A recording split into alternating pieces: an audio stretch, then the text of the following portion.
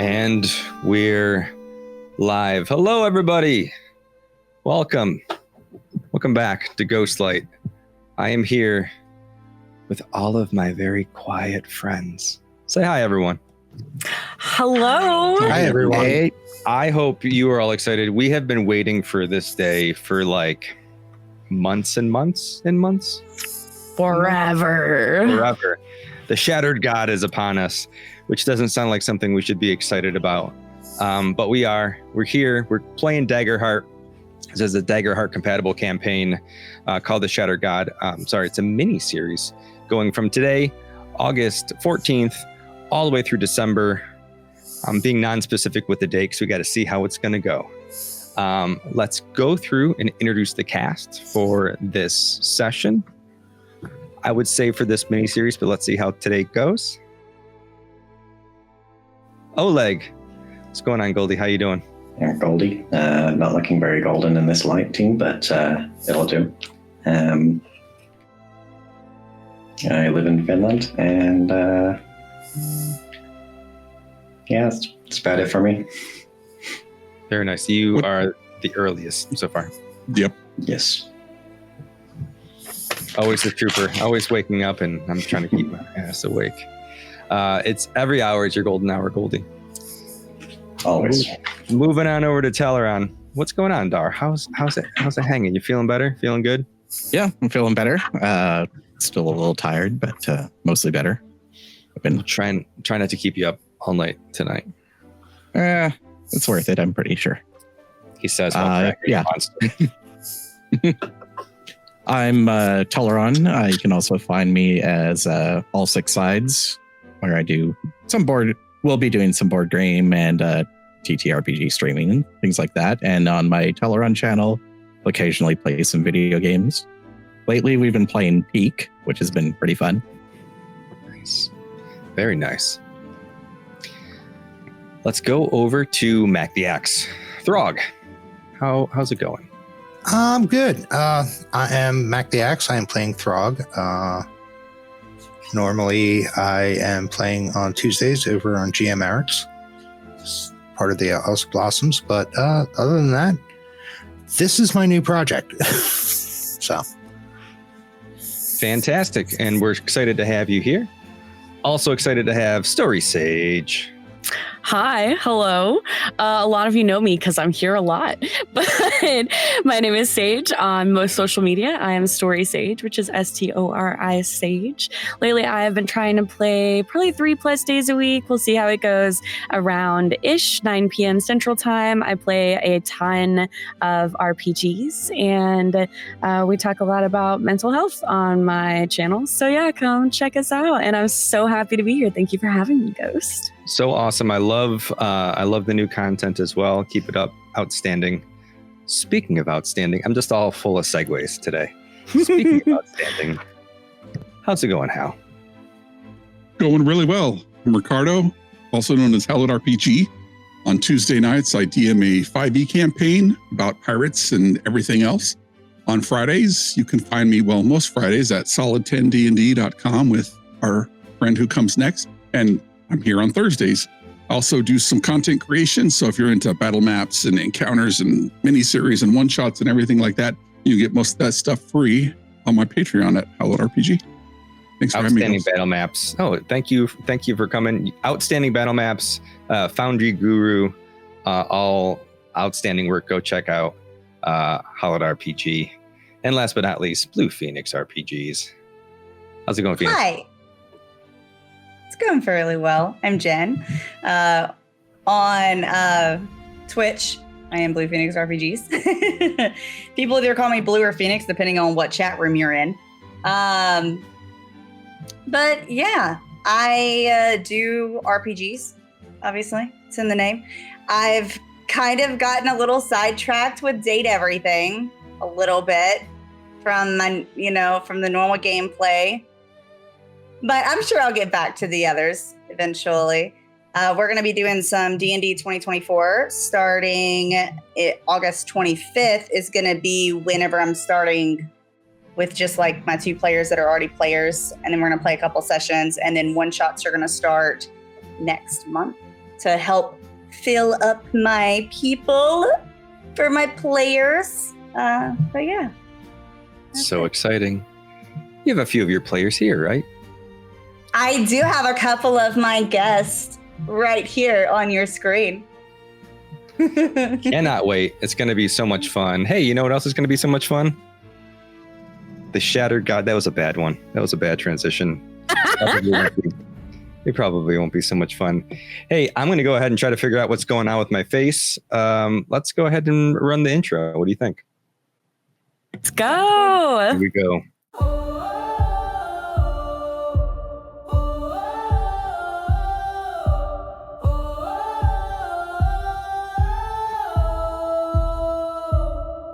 There's a crack in the sky where the stars used to be, and the prayers that we whispered now fall at our feet. What we thought was eternal was only a spark. Now the gods are just echoes that fade in the dark.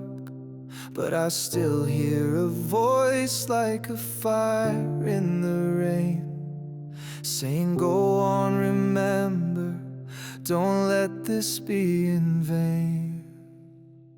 We were born from the ashes, we rise from the pain, carving names into silence, rewriting the flame.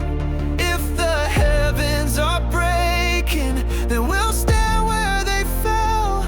We are more than their echoes. We are the story we tell.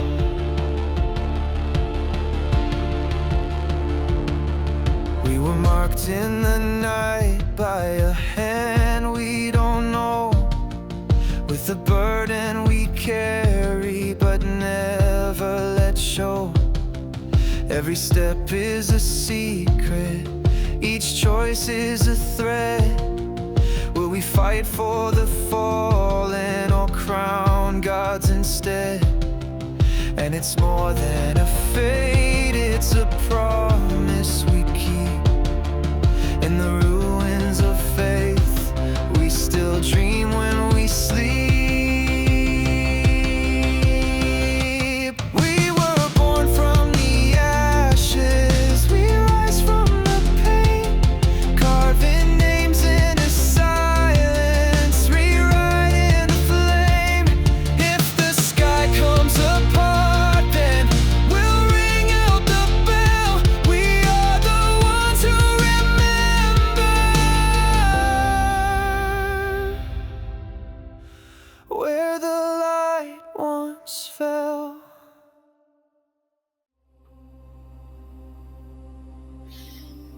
All right. And we're back. We're doing it. We're doing the thing. So as you know, we're starting in our world of Arendor. Some of you have played in it, some of you haven't. But in the heart of this world, the realm of gods and mortals weave together in a fragile balance. Here, empires rise and fall with the turning of the ages, and the will of the divine still shapes the fate of kings and commoners alike. At the center of this vast land lies Vel Drannon, our main continent. It's a tapestry of the 7 great kingdoms bound together by an uneasy pact that started an age ago, and by the shining jewel of the coast, the city known as Lunessra, known across the world as the city of the eternal glow. Lunessra is a marvel of white marble, silver inlay. Her elegant spires crown with crystal domes that shimmer under the twin moons. By day, sunlight dances across the streets. By night, the city blooms with light from Atheris prisms, rare arcane crystals embedded into her very bones. Channeling the breathins of Atheris, the god of light. The gentle radiance spills from every wall and arch, bathing the city in this perpetual glow. Now from above, Lunessra forms like a perfect hexagon. Each of her 6 great districts radiate outward from the heart. In the center is the Velastra Keep.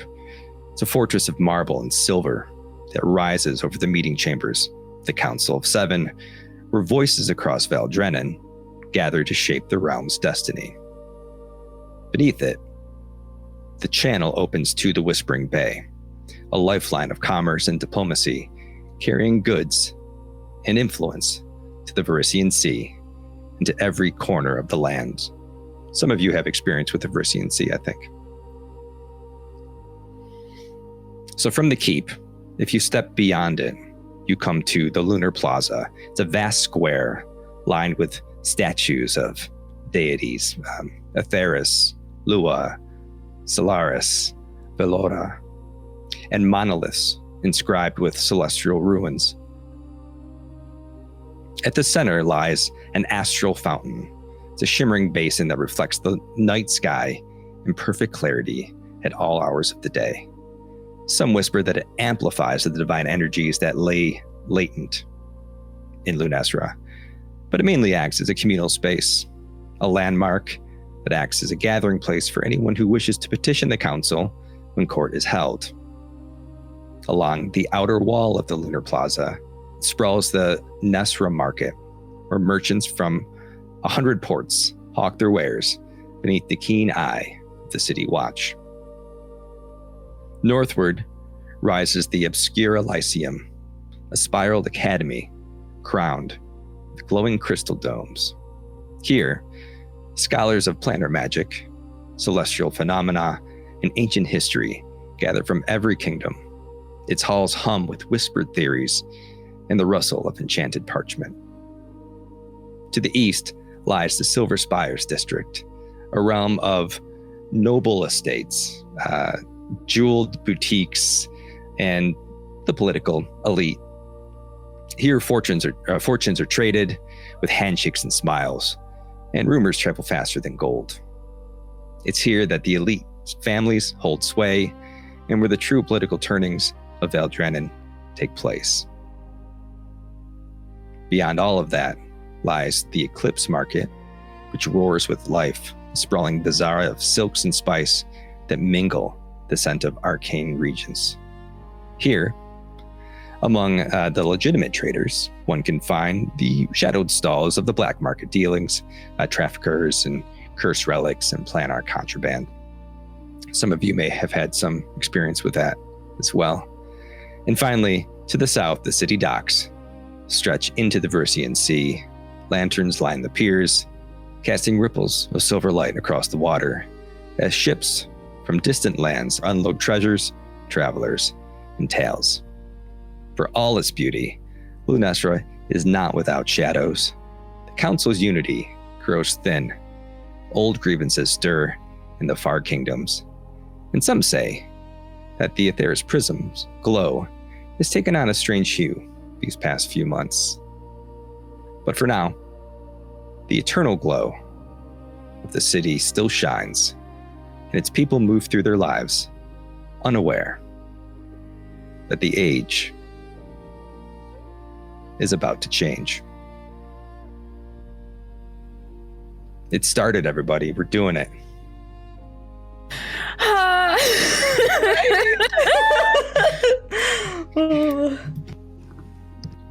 So, we're going to take the spotlight.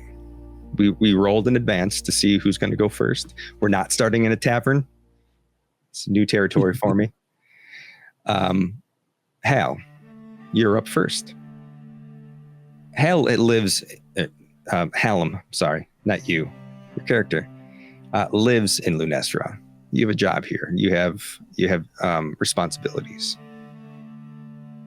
Today is just like any other day. You're on your way into the chamber. The heavy oak door to the Ragos chamber closes behind you, muting the distant murmur of the council's outer halls. Sunlight spills through the tall arch windows, catching the fur-lined cloak of Mari Bloodpelt, the representative to the Beastkin tribes. His broad shoulders are slumped. Not in defeat, but like in the weight of his own thoughts and anxieties. They seem like they're too heavy to be burdened with alone. You don't believe that he heard you walk in as you approach. Hell, if you would, introduce your character, give us a quick description, and then tell us what you see as you enter this office. Alm Lion is a male Tari. He's got dark fur, almost like a panther. He's tall and lithe. His twitch muscles stand out, but in this fine robe provided by his family that he wears because he's a minor noble serving other non-minor nobles. He's carrying a large stack of books that he goes about from day to day, daydreaming of last night or even weeks past, the tall steeples in the city that sometimes he finds himself on. And as he's looking around the books and not really paying attention, he walks into this chamber and there's a large desk and it smells like old leather here, leather and brittle parchment. And it's extremely clean because nobody really ever uses it for anything other than reading. And the individual is standing before a bookshelf, large bookshelf, looking at what volume he needs to pull for whatever happens in the chamber today. And you see Hal walk in, daydreaming, and kind of bump into this person. The room is pretty large, but square, 20 by 30, books on each side, a nice desk polished of maple, a high-backed chair made of wood and iron that has some upholstery that's almost emerald green like Hal's eyes. Oh, excuse me. I'm sorry, my lord. Where would you like these books to be placed? And as you bump, Mari is suddenly aware of your presence, sort of like he's snapped back into reality. You see he's fumbling through some of those papers. He has small little spectacles that kind of hang at the end of his nose. His big, he's a Qatari as well, but he's more of a lion than anything else. Big mane, small itty bitty glasses that sit at the end of the nose. And he's looking through these papers and he says, yes, of course. What time is it? I didn't expect you here so soon. How was your day going? Did you break your fast?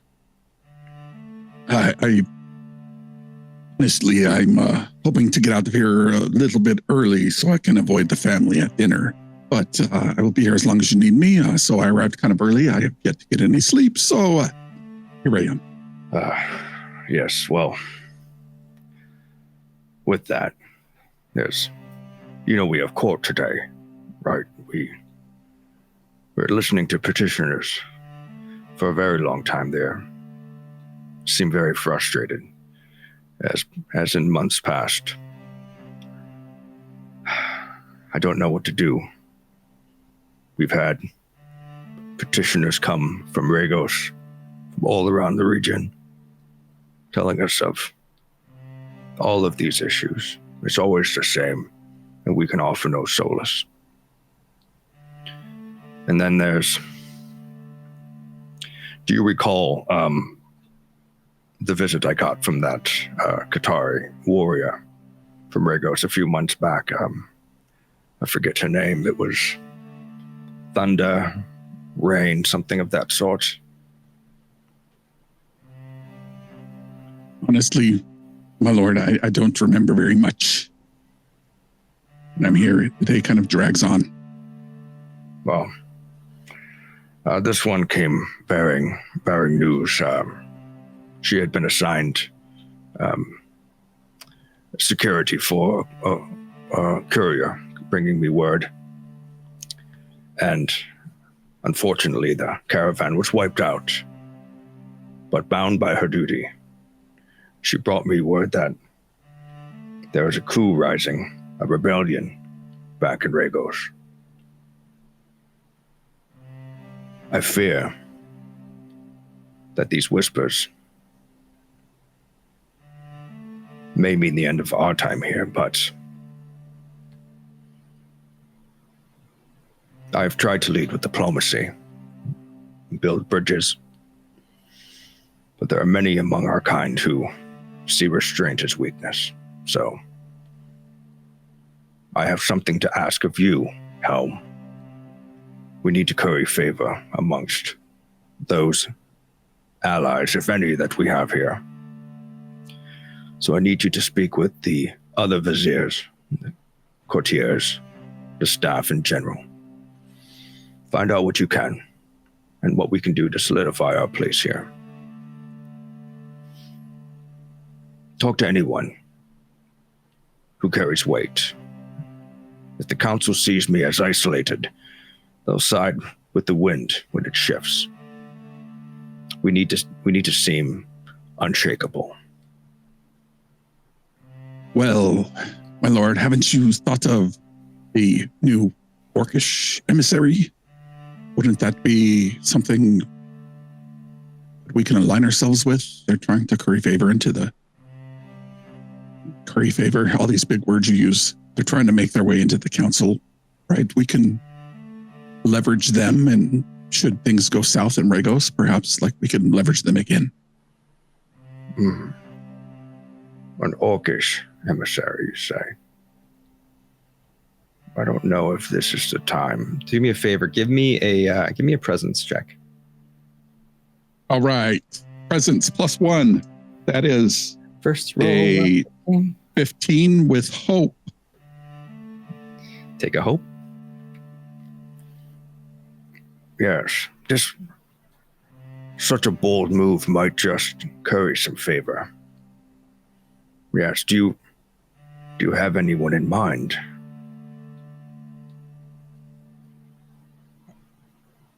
I sort of know the guard or the second. I don't know what. I mean, to be honest with you, I don't pay attention to titles or otherwise. I just tell you, do what you tell me to do. Yes, well, hear me now. Look into this person. Maybe find out their title. We don't have many orcish representatives here in Lunessra, though we are welcoming to all in policy. I fear that socially, we may not be as welcoming as we pretend to be. Work this. Let me know what you can find out. This might be a good angle. In the meantime, also touch base with the other viziers. See if this is something we can get some backing on. Expanding the council, something that no one has done in an age. I like this idea. Well done, Helm. I know most people, many in political circles, prefer your sister, but you do have the wit for this place, Helm. Never forget that. And as he finishes speaking, he stands up, realizing the time, and starts making his way towards the other door in the room, which leads directly to the chamber hall. He turns back and says, Are you coming, Helm?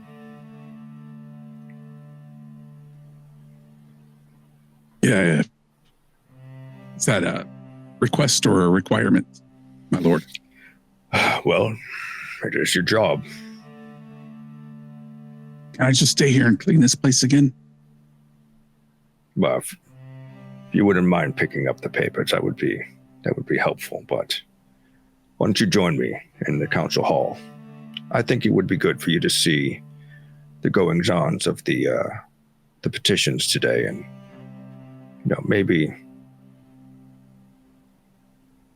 sort of dip your toes and see what political aspirations may come of this.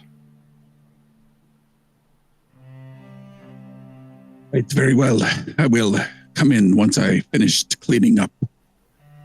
Very good. He turns around, walks out the door. Not a request, Helm. Closes the door behind him. And you're left alone in this room. Hal was almost sprinting for the door before he said it wasn't a request. It was like, the place is spotless. And he thinks to himself, maybe I'll just take a quick cat nap. He sits on the bolstered chair and puts his feet up for a moment and just rests his eyes. Cat nap. Good job. All right. Helm's taking a little nap. We'll take this opportunity to move our spotlight over to Throg. Mac, would you care to introduce yourself, which you already did? How about your character? Tell us a little bit about him. Throg is completely, if you ever saw a person who was completely comfortable but yet uncomfortable in his space, he is a large half-orc, and he gave into some conventions. I mean, he was born on the wilds and, roaming the plains and stuff like that, and had a lot of traditions as far as like braids and hair and the braids and stuff like that. He adopted some of those styles where his black hair is now very cropped short, almost militaristic for humans, imitating the other human guards.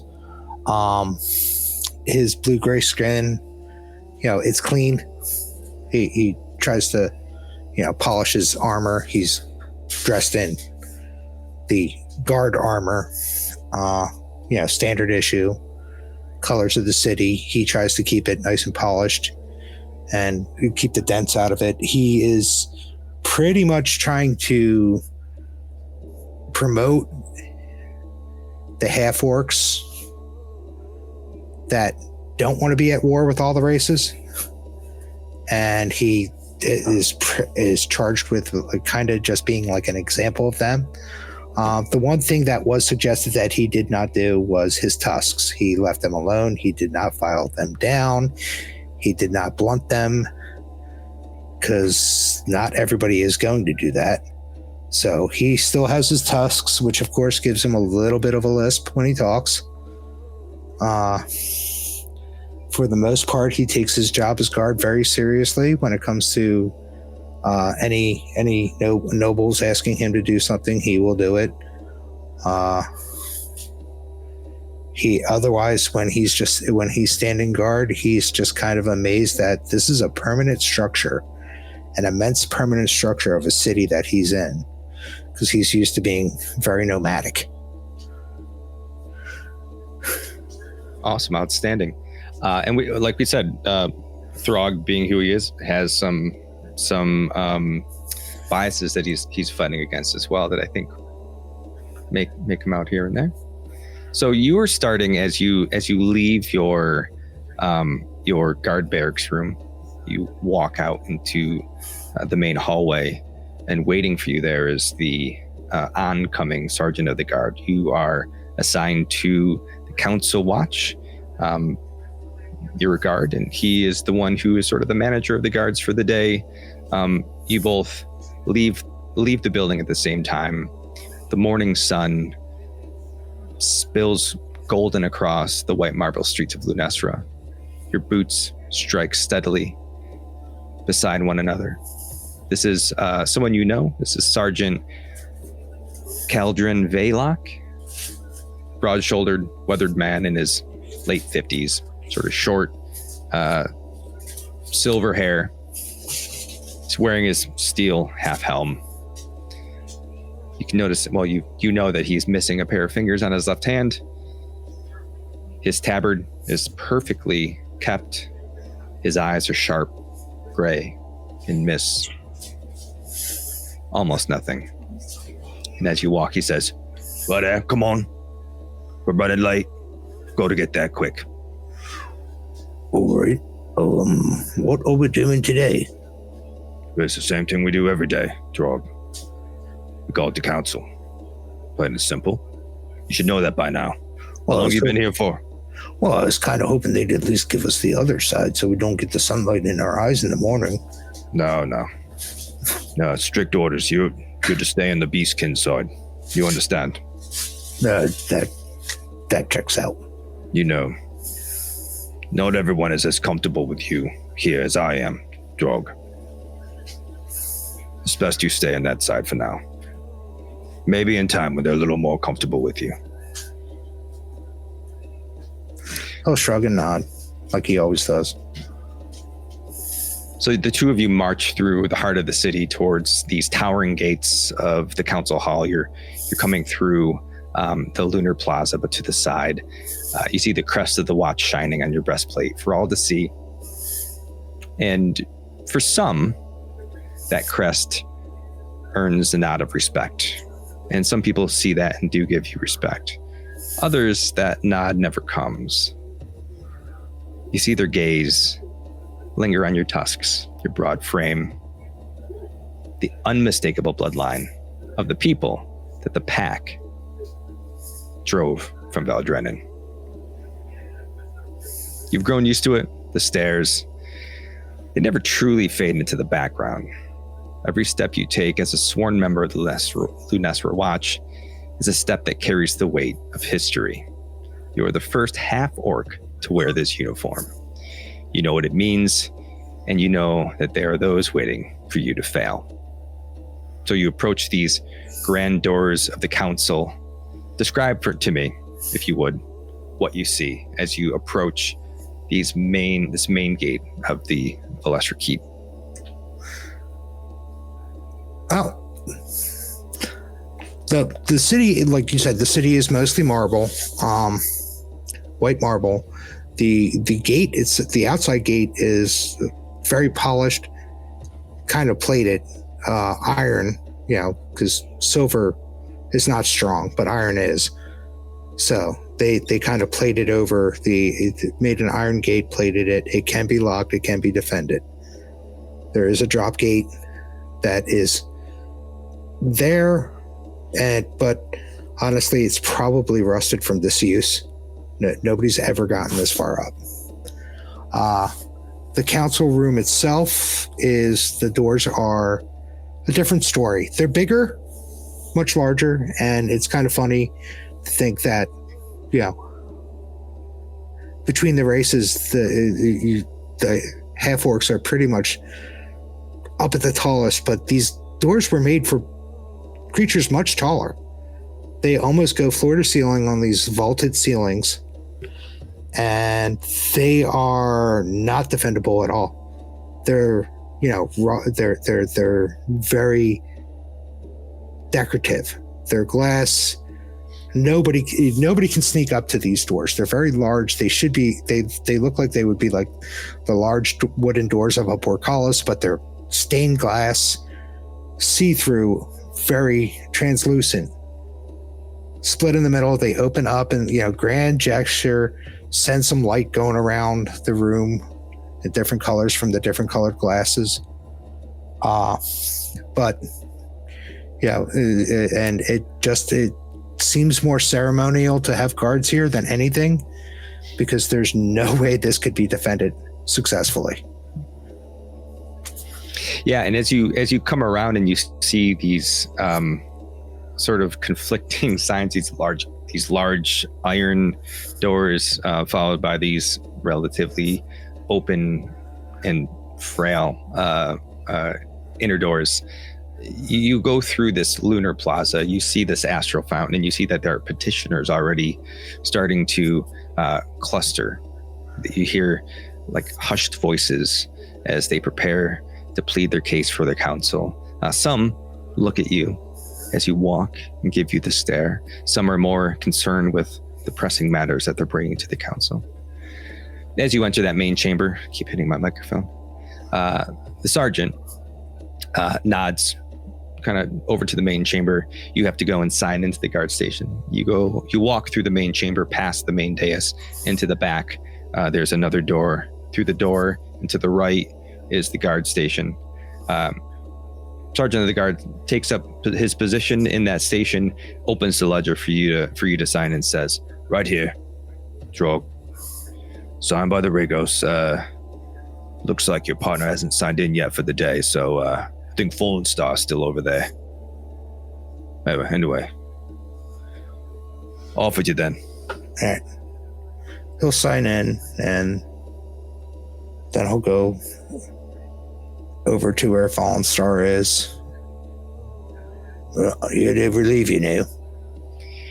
If only it was that easy. No, you're, the one that you were leaving left a while ago. You are right on time.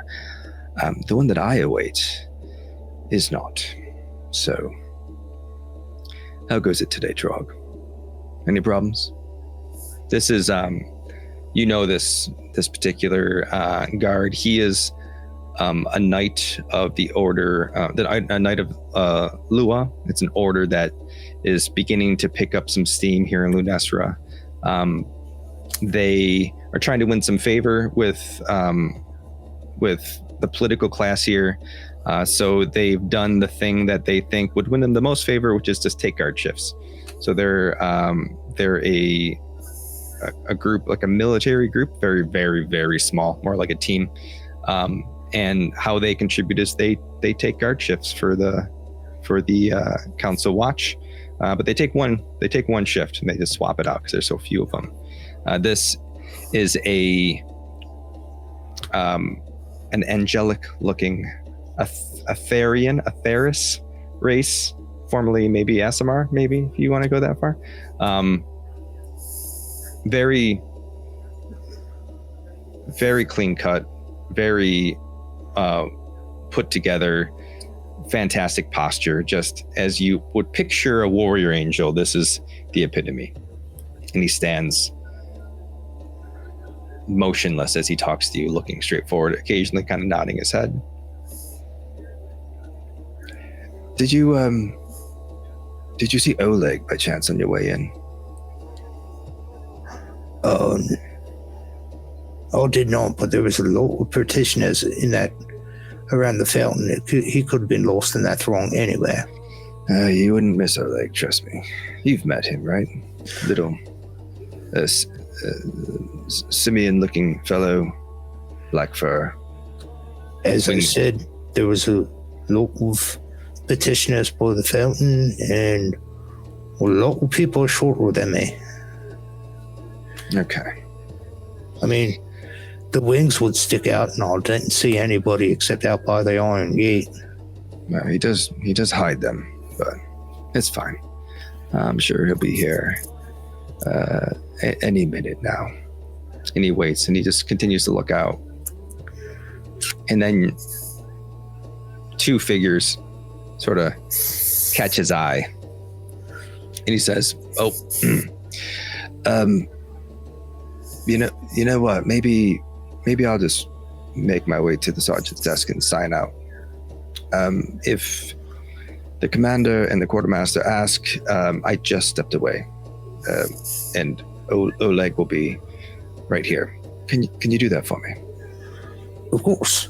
Okay, fantastic. And he'll move over to the other side and just kind of imitate that posture as best as he can. Okay. And as he turns to leave, he just says, "Do your best not to get in the middle of whatever's going to happen, okay?" He raises an eyebrow but doesn't say anything.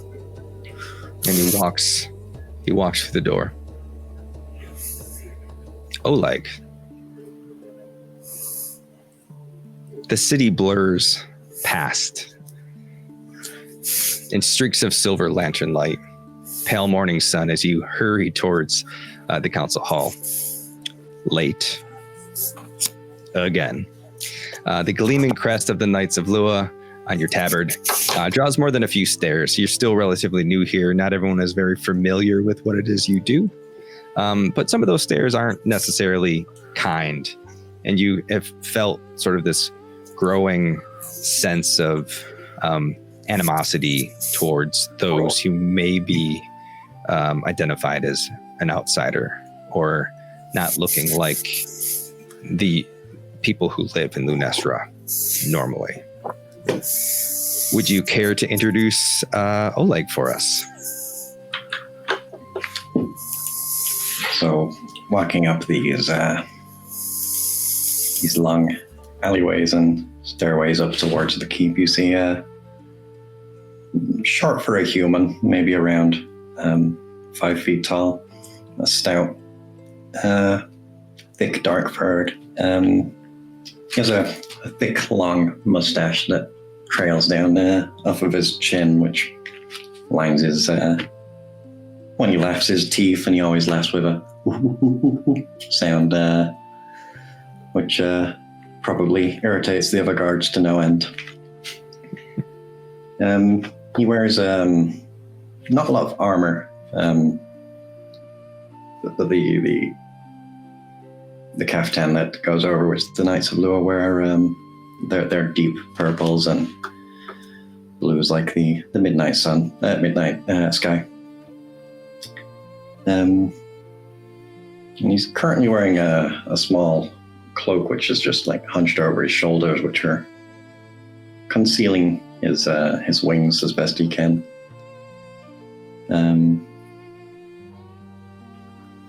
I assume in that hurry, he's consistently being distracted by whatever seems interesting as he moves on up towards his duty. Squirrel.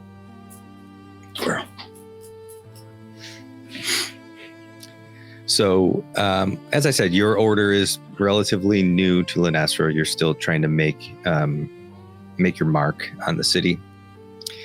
You're outsiders from another plane.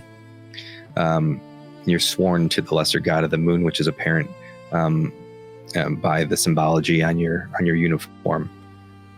You've taken up residence in an abandoned temple that once belonged to Caloris, the god of knowledge. And as I said, you're trying to establish that permanent presence here. Maybe with dreams of having a seat on the council one day yourselves, but I think that your group knows that doesn't happen very often. The council isn't something that's so easily changed. But so for now, you hold these watch shifts, token gesture to prove your worth to the pact. But you dream of a day that your order holds a seat at that table. So as you enter the council hall, you come in through the back and you approach the guard station, and you see Sir Brendan Fallenstar waiting for you in his gleaming armor and his picture of perfection. His golden hair catches the light, shines like a halo. As he walks down the hall.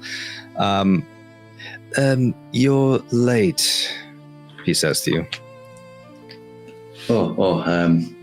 One moment. You've got a little something right on you. And just like pointing towards his armor where he's pretending there's a smudge on his pristine. He quickly goes and shoves it off. I don't see anything at all. Oh, I bet that looked really weird. All shift that did. Did I say you're late? I meant you're late again. Well, there's only so much time in the day. Of course, yes. Well, just a little heads up. Gareth and Stormwing are currently in there waiting for you, so, have fun with that. Well, when you have a moment to rest, just remember to smile a bit. I'll do my best. And he sort of just turns away with a slight little grin and walks down the hall the way that you went. So as you open the doors and walk towards what your guard station would be, the Rego side, where you notice your duty partner for the day, Throg, standing at attention, doing his best to appear just like Fallenstar was. But you also see a couple of people waiting for you. You care to describe what you're walking into?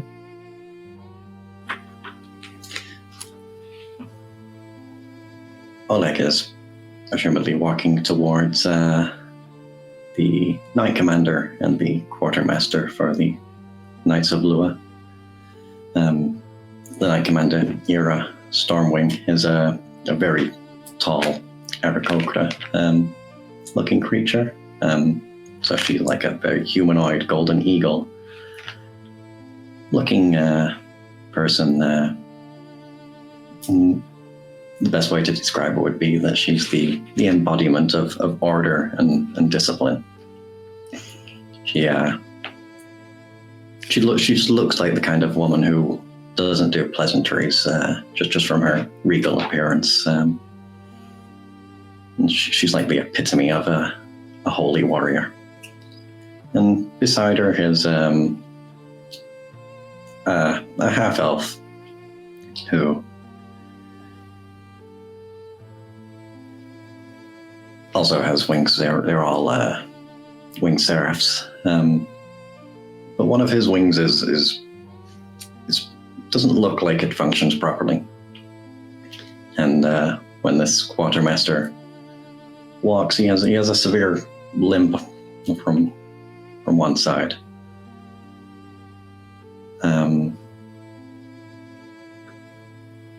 He appears more warm-hearted than Ira does, but he, I assume in this situation, looks a little more serious. So as you approach this group standing before Throg, waiting for you, Sareth, the quartermaster, is the first to sort of clock you as you come in. And as he turns and looks at you, he gives you this look like, and then he says, "Hey, Commander." And then very regally, Commander Stormwing turns, Knight Commander Stormwing, and says, Oleg. Commander? You are late. No, it's right on time, I swear. No, you see, this half-orc was right on time. You, Oleg, are late. Again. Well, you see, there was this thing that happened on the way. I'll tell you later. Yes, there's always a thing that happens on the way, isn't there? Sergeant. Always.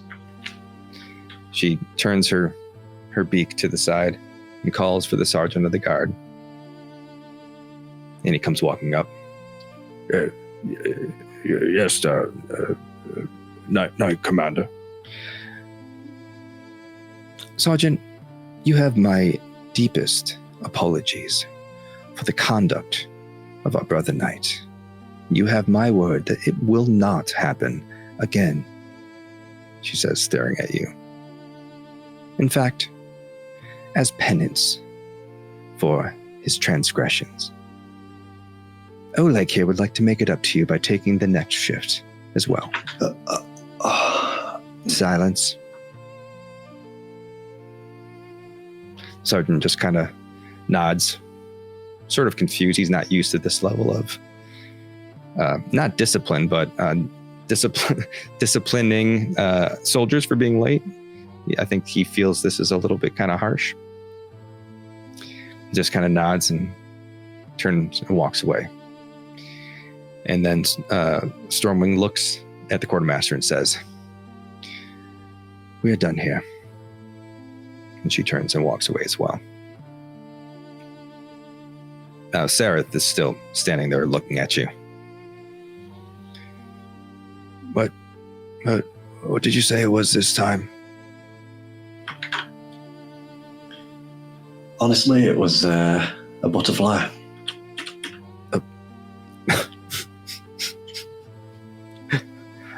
A butterfly. Okay, well. In the city, might add. Yeah, certainly a butterfly in the city. Yes, of course. I'll be sure to write that in my reports. Anyway, when your shifts are over, find me. We'll go get a drink. We'll head down to the Gilded Lantern by the docks. Here, the service there is divine. Be there, sir. All right. He turns and walks away, and then you're left alone with Throg. Alex sort of gives Frog a little nod and there's greetings there, and then sort of like half slumps against the wall, not particularly serious person. She's just sort of leaning against there, waiting for anything interesting to happen. This Throg, see him doing this? And Throg will nod in response, not really knowing what else to do in this situation, and just kind of smirks and just keeps scanning the plaza in front of him, thinking, Oleg might not be as much help. Paying attention with him slumped like he was. Awkwardly just stands in the situation. I relate to that a little bit too much. Yeah. All right, so we're going to take this spotlight and we're going to move across the city to the Obscura Lyceum. Now, this is the academy here in Lunessra. This is sort of what they at least would like to think is the pinnacle of knowledge for all of Arendor, the world. They feel very strongly about this. So we're going to go into the library of the academy. These great blackwood doors to the Obscura Lyceum open, and there's this like low resonant hum. As you walk through, you see these carved runes flare faintly as Echo steps inside. Phoenix, would you care to introduce your character? Sure. Echo Lightsprout is fairy. He has tri-wings, so it's beautiful. They're blue. He's wearing, leaves and leather as his clothes. But yeah, he's not too tall. It's kind of shortish, but spiky hair. But yeah, that's Echo. He's walking through. I didn't know if you were going to explain something else that I see or not. No, I'm going to ask you as you enter this library that is so I would even go as far as say famous, well-known, well-renowned library of arcane knowledge. What do you see as you enter these front doors, these great blackwood doors? Well, the black wooden doors seem to be perfectly closed, like it's airtight somehow, magically. Maybe have to make sure the books, not too much outside air, moisture, not too great for books. So they got to make sure it's perfectly sealed, magic and all. There's the smell of books. You walk around and you see tables and books sprawled out and different people searching through some things. There's always people standing there watching everybody handle the books. There are certain sections that you can't go in alone at all. And some books that you aren't allowed to touch with your hands. At least not your material hands. If you have some form of magical way to do that, then it's fine. But you're not allowed to touch them with your oily hands. But yeah, lots of tables and chairs and books. Everything is very neat except for where people are actively looking through books and have books stacked. All the books are lined up perfectly. How I'm a little bit of a perfectionist. So all of the books are perfectly lined up. Doesn't make sense, but it happens. You can see the staff walking through the stacks and making sure everything is aligned to perfection. So as you enter this space and you walk up to a main desk of some sort? What do you encounter? Who do you encounter? Well, probably halfling, human. Well, someone that's the same height as me. So we'll go with like a short human. and we're eye to eye. They're kind of focused on what they're doing. She has brown hair to here. And has these glasses and she's just humming to herself, kind of to the rhythm of the hum. It's almost like she's kind of like creating her own music as she's sitting there flipping through some records of some sort. So as no, go ahead. No, I was gonna say, as you approach this, you said short human? Yeah. Short human. She's paging through. She's like, oh my dear. Hello there. She looking around to see if anyone else, if everyone else is witnessing the same thing. If like, is the acid kicking in? Like, what's going on? She's like, oh. Can I help you? Yes, I would like to try to find some books. Yes, I need books. I need lots of books about like magic and, like when things happen and there's lots of stuff going on and just changes in magic and, like what can change it, Are you a fairy? Why, yes, I am. See the wings? And he'll fly up in the air. Oh my, I have only ever read of you in books. Huh. Oh, yes, I know. Most of them that I've encountered are kind of wrong. But Oh, do tell. It's fine. I could help you update them at some point once I'm done, with my research. No, I don't. I just I keep the books. I don't write. I read the books. I don't write the books. This is so exciting. Okay. How can I help you? I'm sorry. You need books. Yes, I am Echo. Oh my goodness. What is your name? My name is Marley. It's so nice to meet you. And she reaches her hand out across it, like stretching across this big desk, reaching it down to your height because she's a little elevated. She's shorter. She's sitting on a stool up above, reaching downward. He'll reach out, shake the hand. My name is Marley. It's so nice to meet you. It's nice to meet you too. But yes, so magics about, I need books, sorry, about magics of all sorts and kinds that like change things, Marley pulls out this big, very like ridiculously large phone book-esque tome, slams it on the desk. Yeah. Magic. Could you be any more specific?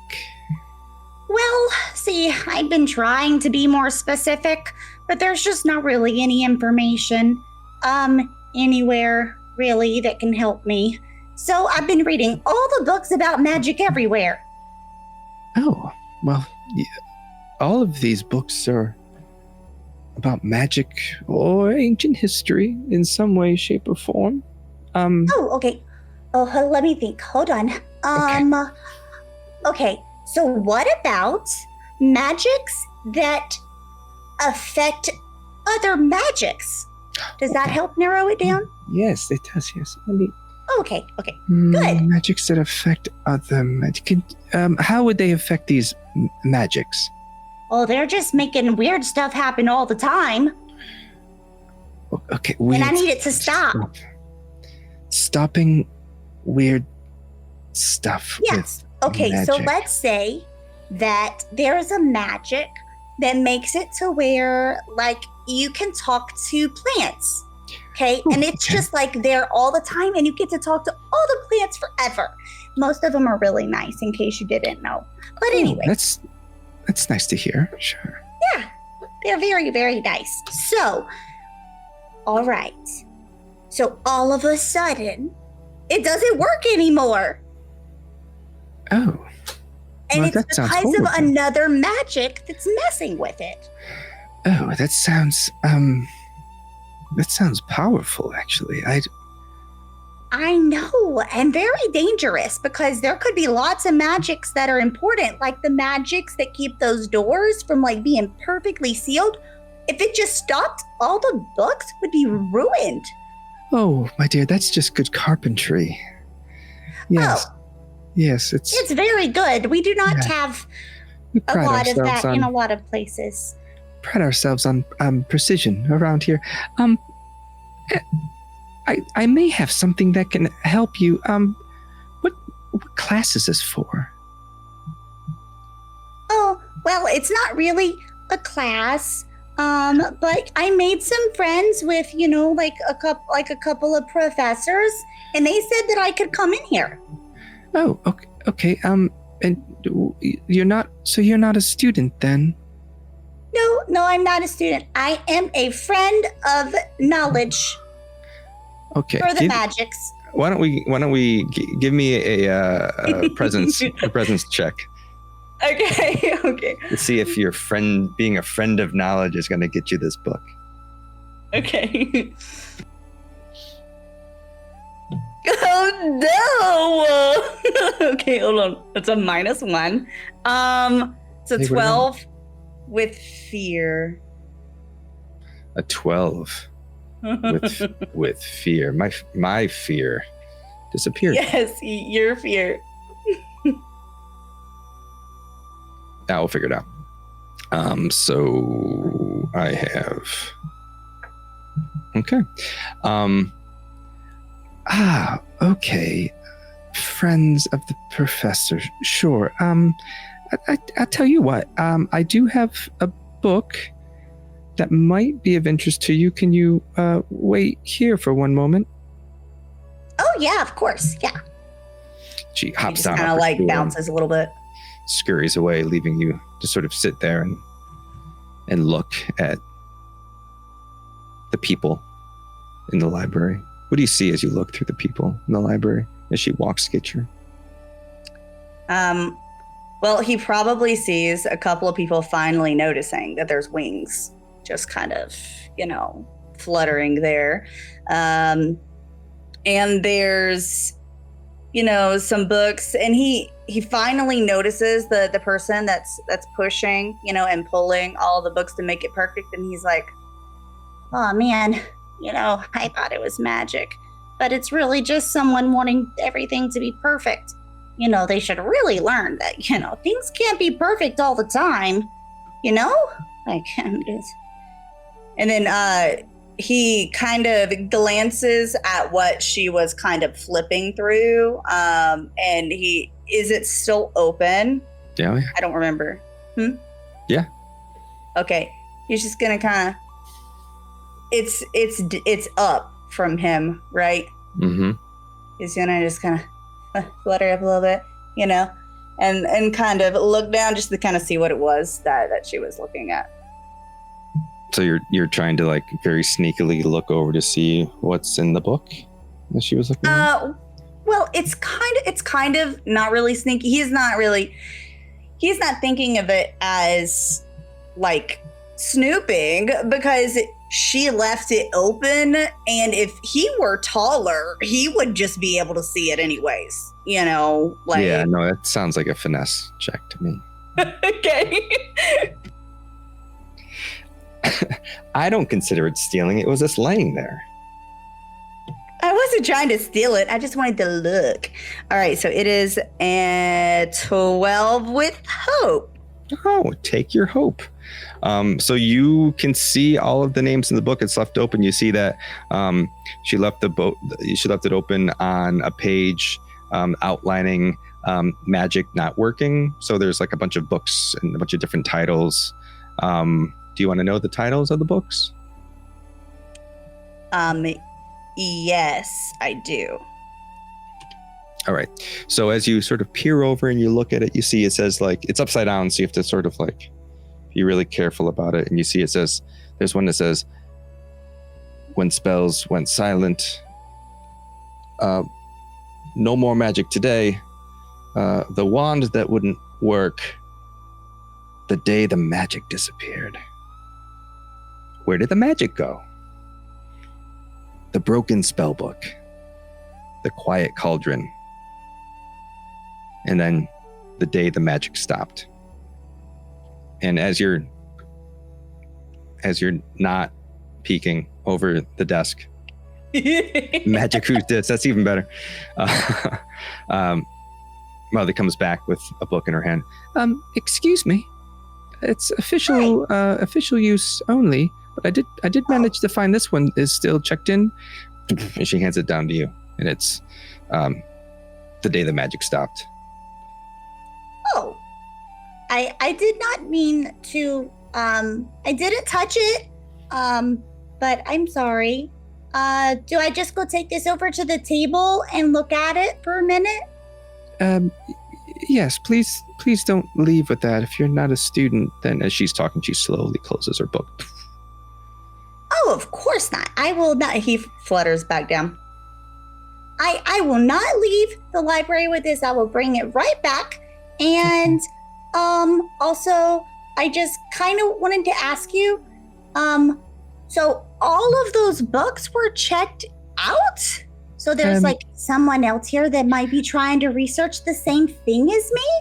Oh, I'm sorry, dear. We're a school, so lots of research and whatnot go on here. Are they all from the same person? Let me. No, I don't believe so. Okay, well, if they happen to be all from the same person or like half from the same person, could you like give them my name? You don't have to tell me who they are, but Echo, and I'm a fairy. So, there's not, they should be able to find me, yes, if they need to. Echo the fairy, are you staying locally? Yeah, I kinda, I don't remember any name of any inn or anything. I stay, downtown some, I think I understand here. There's a couple of taverns by the dock that offer very cheap rooms. Oh, that's good because I don't really have a job. So, it's a little bit easier if it's cheaper. Well, why don't you come back tomorrow and leave the book here? Just because the door isn't locked doesn't mean you can take the book. And then come back tomorrow and maybe I can get you some more information. Okay, but I can still read this book right now, right? I don't have to give it back right now? Yes, here in the library, yes. Okay, well, I'm just going to go over there and I'll try to not get too excited if I find what I'm looking for. But yeah, thank you. Yes, I'm going to go read this now. Keep your voice down. Yes, thank you. Yes. And she's just going to sit. I will keep my voice down. She's going to go back to her papers that she was reading before, but still keep her eye open and looking at you. He'll just kind of fly over and then hover sit in a chair.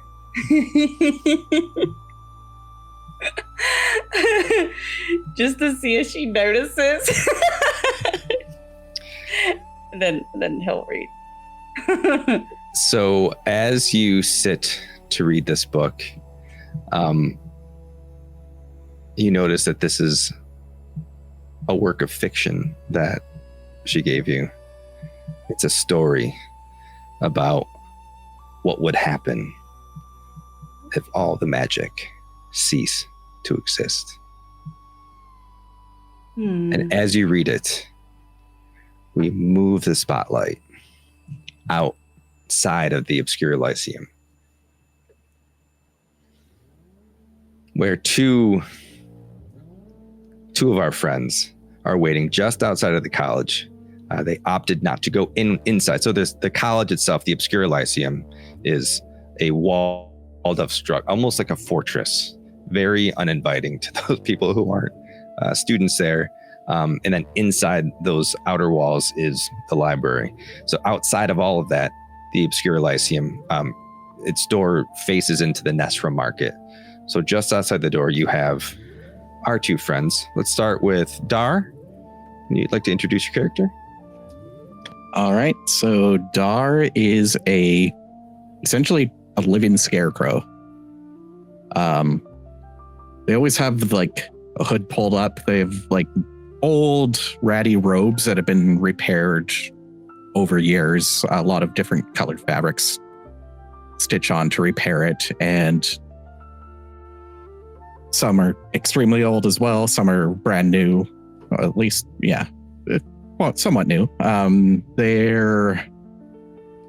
have like a burlap face, like the usual scarecrows, but their eyes are glowing and kind of flashing, almost like, lightning kind of somewhere in their head is making their eyes glow.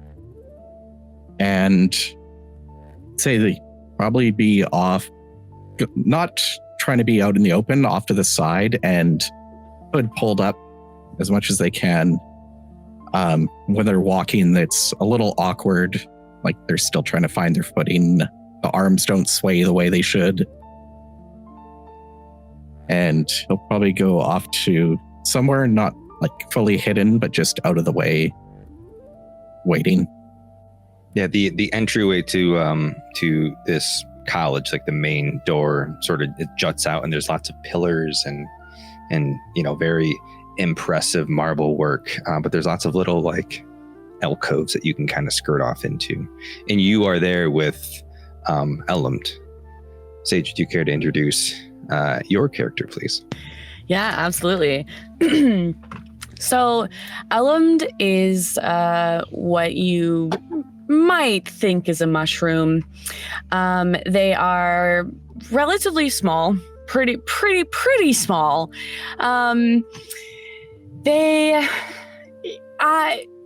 Just imagine, a mushroom, but like kind of a marshmallow, just a little bit like discolored of a yellow.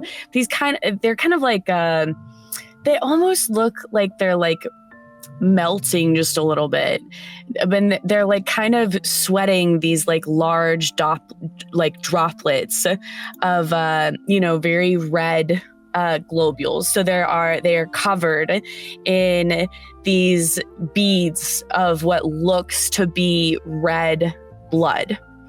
They're wearing very tattered and old clothing, almost as if this is a creature that has entirely forgotten the purpose of clothing itself.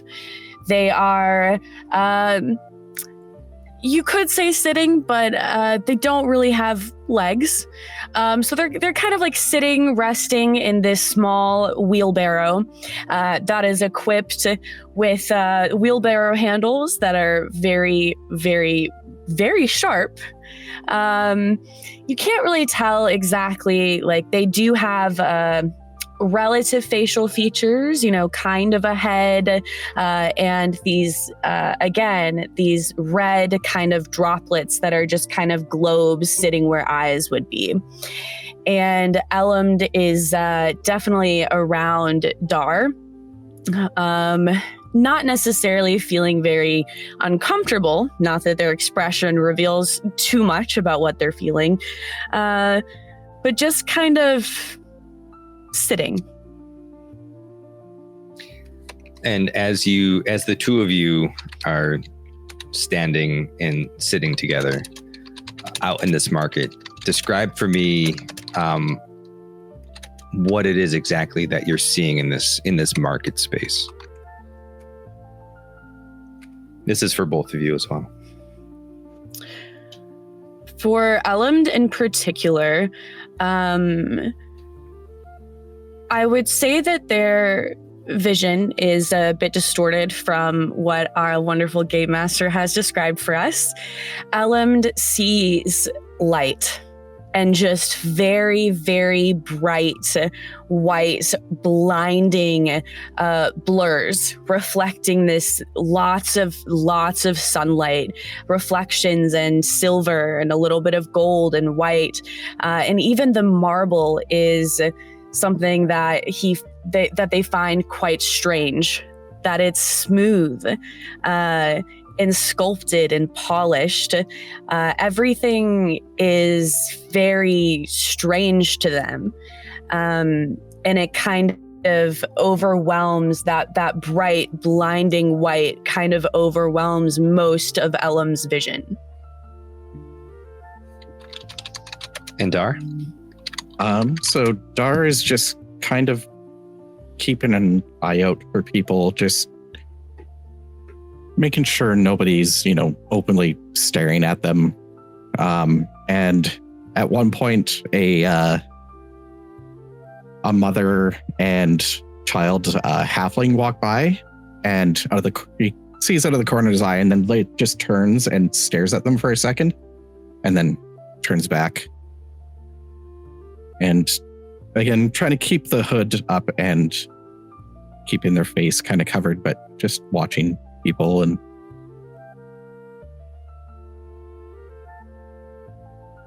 so as you stand there, just beyond like the steps of the Lyceum, you see all of these people moving through the market.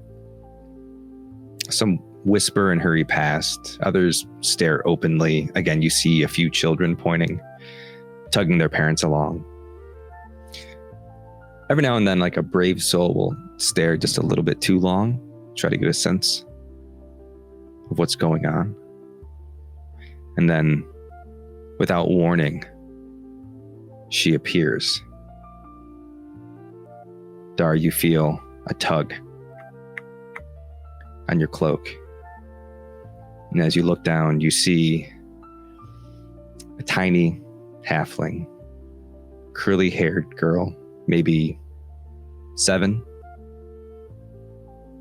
ribbon frayed on one end, a dress that's been mended and handed down. She has a little rag doll with like the little yarn bits on the head. She plants herself in front of you, sort of between you as she's tugging on Dar's cloak, and her head's tilted, and she says, "Are you statues?" No. Are you alive? Look down and touch their chest. I think so. Can you eat? What is that? Do you sleep? Why is your face like that?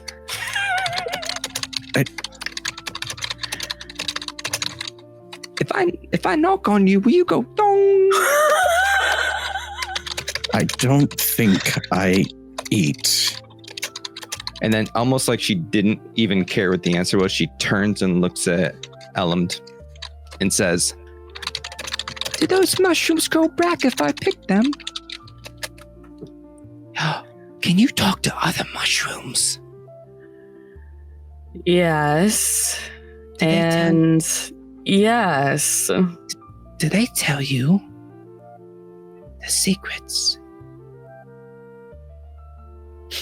You smell like soup.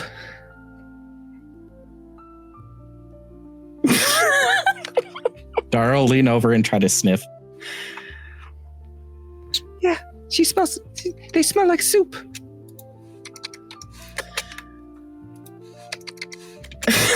Is soup? It's a food. We don't get much. I'm here with my mom, and she says that we were gonna get some meat and maybe some vegetables, but all we can afford are potatoes. I hate potatoes. Do you like potatoes? What? I have never eaten. Wow, that sounds dreadfully boring. You've never even had a pie before? I have no need. You speak very slowly. Doesn't she speak slowly? And she looks at Dar. I haven't noticed. Oh, I did. Dreadfully slow. What are you doing here? Are you here with your mom too?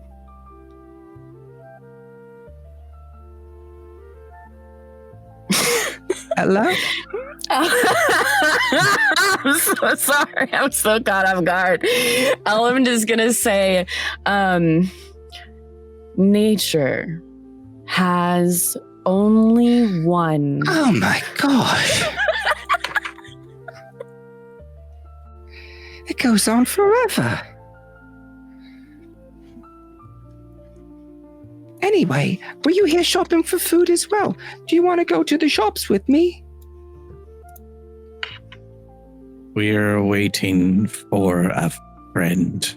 I can help push this thing. And she starts pushing or trying to push Elam's cart. Again, little girl of 7. Oh yeah. Even if she was strong enough, I probably wouldn't go anywhere.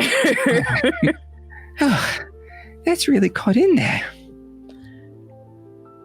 Please don't push me. Well, I'm sorry. I thought maybe you needed help moving around. You're stuck here and you're going really slow. And I thought maybe you want to go have fun. It's dreadfully boring in this place. There is no fun. Oh. Yeah, I suppose you're right. There isn't any fun, is there? I mean, people are leaving and never coming back. There's no food. My mom cries every day. It's dreadful.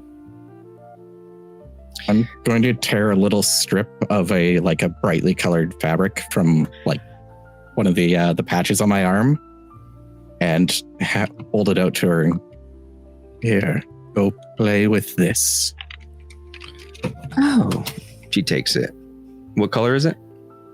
It's maybe red and blue kind of. It looked like there was a pattern to it, but you can't really see what the pattern is, with such a small strip.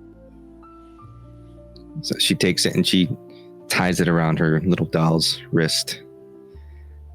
Oh, that was so nice of you. You're such a darling. Elam is going to start saying, "Take care of Dar's gift. It is..."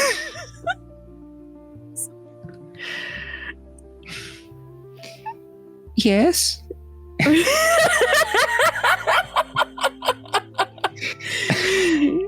It is of special importance. Oh yes, it's very, like I said, he is a darling. And as you're speaking very slowly to this little girl, you hear this this voice from the distance, Lily! Frantic screaming at the realization of where her daughter is, and this woman scurries up real quick and says, Lily, I've been worried sick about you. Where have you been? I'm so sorry. I hope she hasn't been in trouble. And as she looks and meets eyes with the two of you, she stops dead in her track.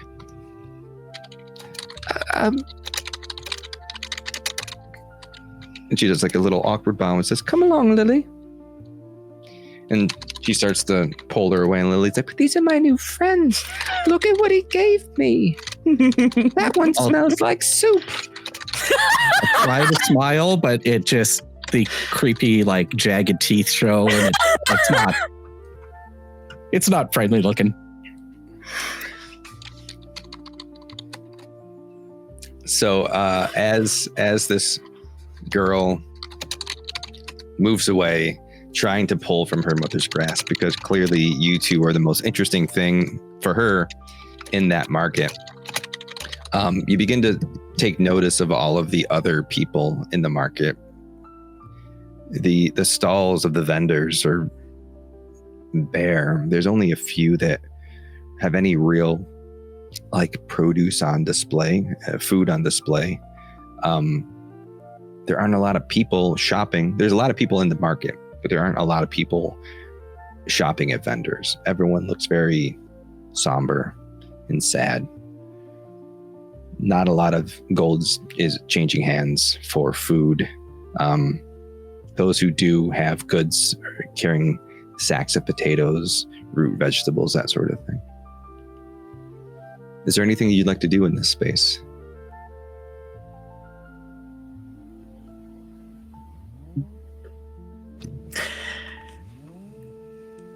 Elland, definitely not. Yeah, that probably just gonna wait, and not even sure how long we're supposed to wait for, or what what exactly is going on in the building. But as luck would have it, after this occurrence has happened with the small girl, Echo pushes through the large doors and exits the Lyceum to meet up with the two of you.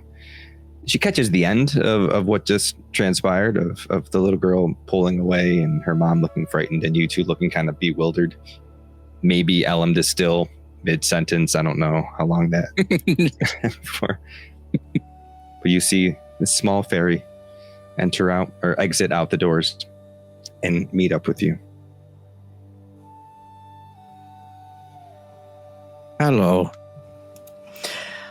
Moss. Oh, hi. Are we ready to go? Have Hi, you Elland. uncovered anything of importance? No. Almost all the books were checked out. And the only one they gave me was fake.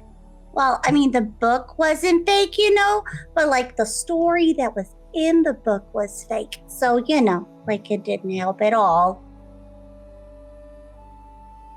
This bright library is not of use to us. And you notice Echo waits an extra second just to make sure that Ellen's done. Oh, yeah. I mean, well, it could be useful. I told the lady that if anybody that had checked out a bunch of books that were what we were looking for, that they would come find Echo the fairy, which will be really easy because no one sees fairies, because.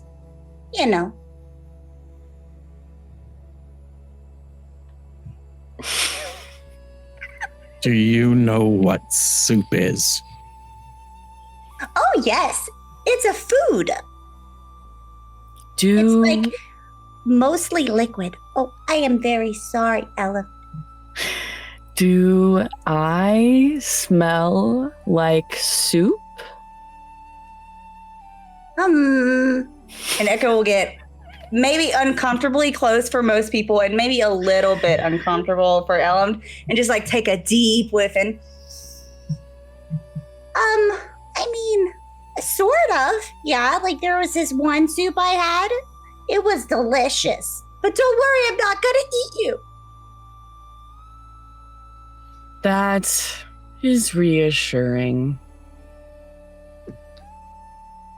As you're carrying on, you hear from a nearby vendor. Hey there, you fairy. Hey. Oh, how's Mother Key? Come here. Okay. and then he'll come over. You see this sort of it's a human, kind of scraggly looking, soot on his face, worn clothes, sitting in this kiosk. Very small amounts of vegetables in his on his table, and he says, "Do you have any money?" And there were fairy wings there. Do I have money in my fairy wings? Oh, I don't know where the fairies put their money. I don't, wherever, in your leaves or whatnot. I mean, I do have some money. Why? Well, I assume that fairies and their, I want to say mushroom friends, and I imagine some of you all must have to eat some food at some point, yeah? Well, I mean, neither one of them do. They don't eat food. Oh, how do you eat food then? I do eat food, yes. Yes, I do. And I'll eat soup. So I don't have any soup, I mean, but how do you feel about, he reaches into his satchel and he pulls out a potato. Oh, Yeah, it's a big potato. Is it a big potato? It's a big potato. I mean, it's a larger potato. It's not like a big potato, but it's a potato. Oh. Comparatively speaking, you're a little small. And he's like, this was brought in from Zaharath. This was brought in, no corruption at all. Do you want the potato? Oh, there's no corruption. There is. Wait, where is there corruption? Was there corruption at your other potato places? Well, yeah, it's all of these stalls are barren because no one can grow nuts in these days. Everything, the land is corrupt, it's cursed or something. I don't know. That's why everyone's going to all these people are going to the keep, to petition the council.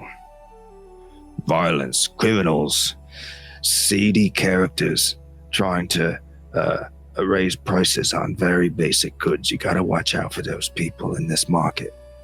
You never know. Oh, yeah. Yeah. Yeah, definitely. But It's not nice to do that to people, you know? Yeah. But if you don't want a potato, what do you want? Yeah, I mean, what are you after? Oh, I was reading books. Oh. That's, yeah, Books. I've been doing a lot of research lately. Do you know if the corruption is from, like, magic? I don't know. I don't know about magics. It's not something I typically deal with, but I wonder if those council people will send people out to see if it's magic, and then we can fix the magic. I don't know that those council people do much of anything, to be honest with you. Oh. But that's what you're after. You're doing research, then. You know, I've heard of some books that might not be in this school if it's worth anything to you. Oh, is it like one of those, And the wings kind of flutter a little bit. one of those, like, dark market bookstores?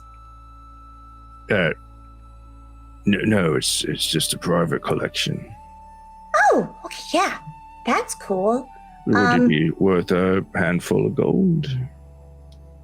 Oh, to know.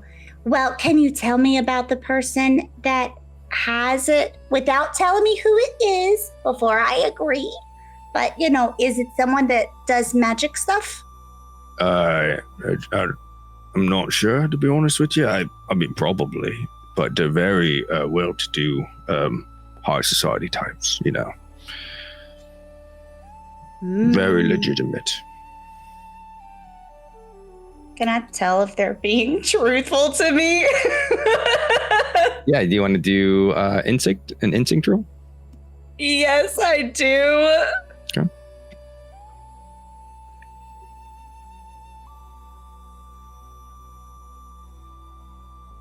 That is a 13 with hope.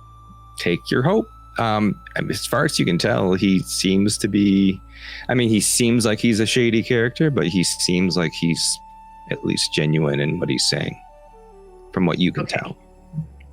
Yeah. I'm assuming this one handful of gold that I have is all of the gold that I have. It's the one. That's right. Okay. Is this worth all of my gold? He's thinking. Well, you know, if not you, I'm sure somebody would pay 2 handfuls of gold for the information. But for this, it's for you. It's like, you know, it's a steal. Not a steal, you know, it's a deal. It's Right, because there's paying. Yeah, definitely not stealing, because stealing's bad. That's right. Okay, so how about this? Yes. for the information and a small potato. The handful of gold.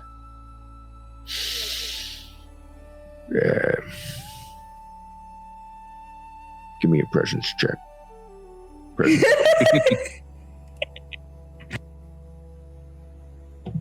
I'm on the fence, to be honest with you.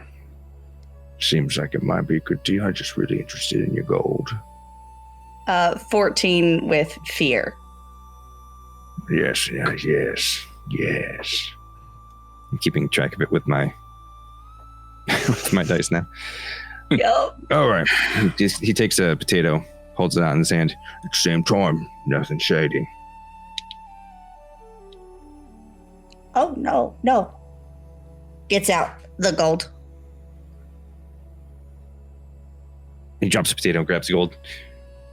All right, so the word on the streets is that the council has a special private library right underneath the council hall. It's like a private archives. All of the forbidden or powerful books and relics and treasures and whatnot get hidden in that library. So you can petition the council for access, but don't have to agree. But that's a deal. That's good information. Yeah. I agree because I did not know about the underground library. But I mean, we don't call it the underground library, but it's under the. Yes, you got it. Yeah. Well, I don't really, but yeah, I guess we should go there. Hey, do y'all want to go? And he'll turn to Elland and Dar, right? Yeah. Are the two? Y'all want to go to the council? They have a secret library.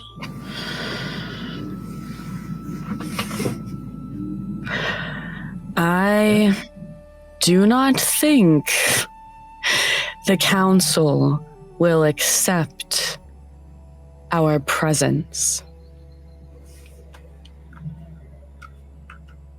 Well, I mean, you never know. They might. We could just tell them all about us, and we could tell them that, we've been doing research, and it might be related to, like all of the corruption and all of the no food and stuff, and maybe, it'll solve all their problems. So they'll be like, yeah, we can send them down there, Go ahead. Sorry. I was going to ask, do I know or remember anything about like any food shortages or corruption in like the farms where I came from? Give me knowledge. That's recollection, right? Yeah.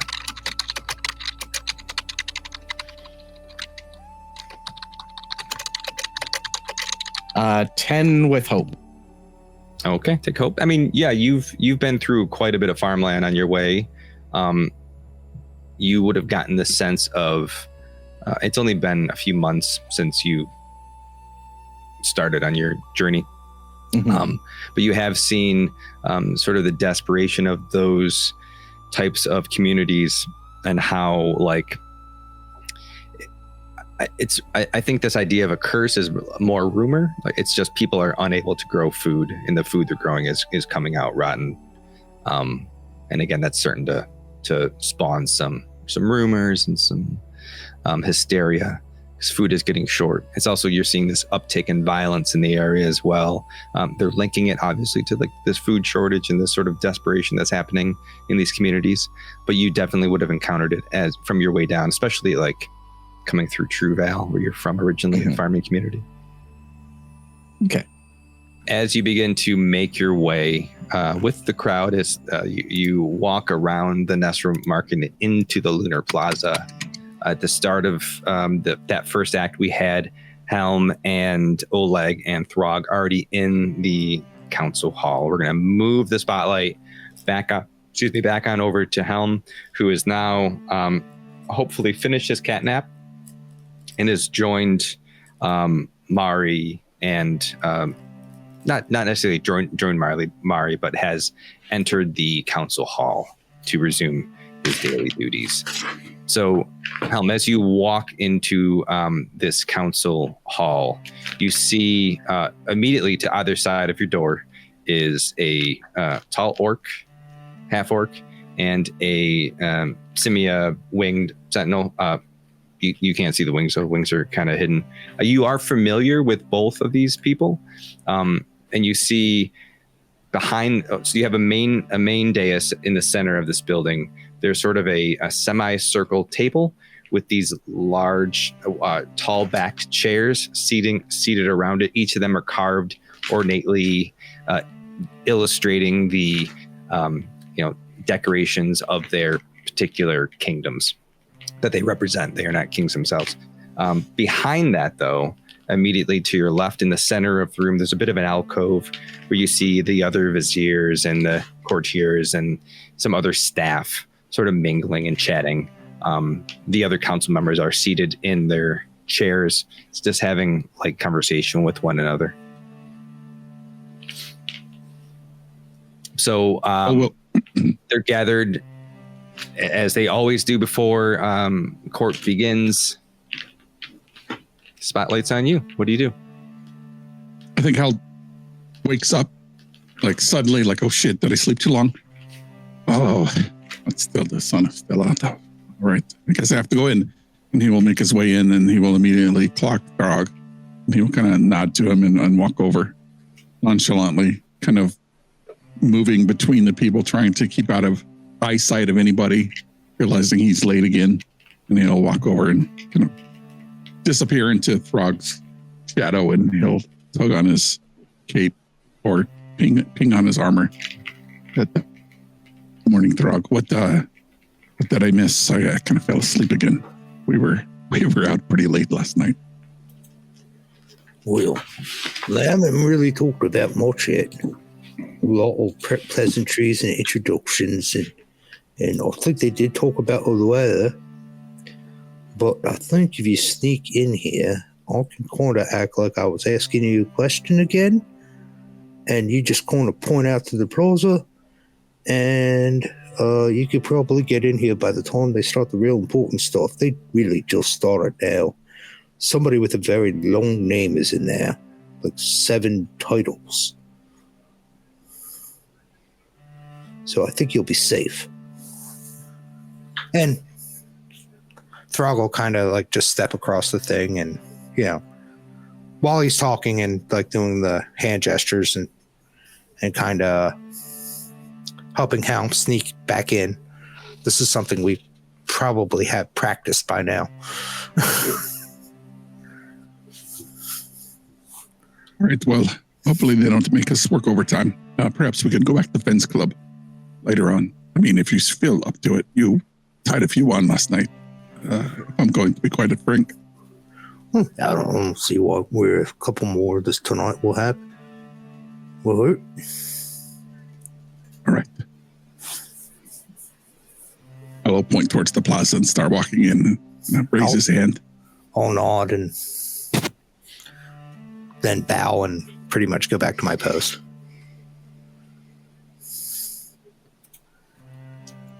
And Oleg, what are you doing while they're doing all of this? Oleg is just, you see his little monkey ears sort of twitch when they start talking about drinks, and sort of smirks to himself, and then resumes his little slumped position against the wall. I will nod to Oleg, give him a curt nod as he walks into the other busiers, and he'll look for one that isn't necessarily too busy in conversation. All right, what is on the agenda for today? Like, what are we talking about? Dog said there was somebody here with like 7 names or something. So as you approach the stall of all of the other viziers, you see quite a few. Some of them, you're familiar with all of them, just through your work. You see a stocky dwarf who you know to be Varnick Craigsteel. You see a human clean shaven, short blonde hair, sort of young and kind of just generally green, new to his post, Caldus Wren. You see a tall, willowy elf, pale skin, sort of silver hair, Tyrell Quinloris. You notice a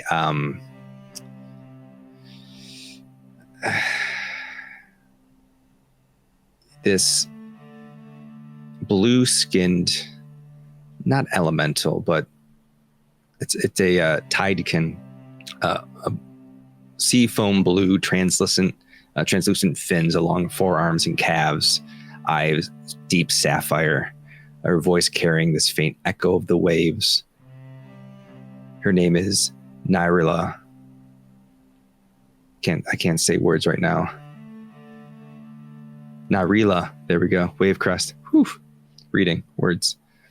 And you also see a goblin who you're very familiar with, Grizik Duneskitter, which is just fun to say.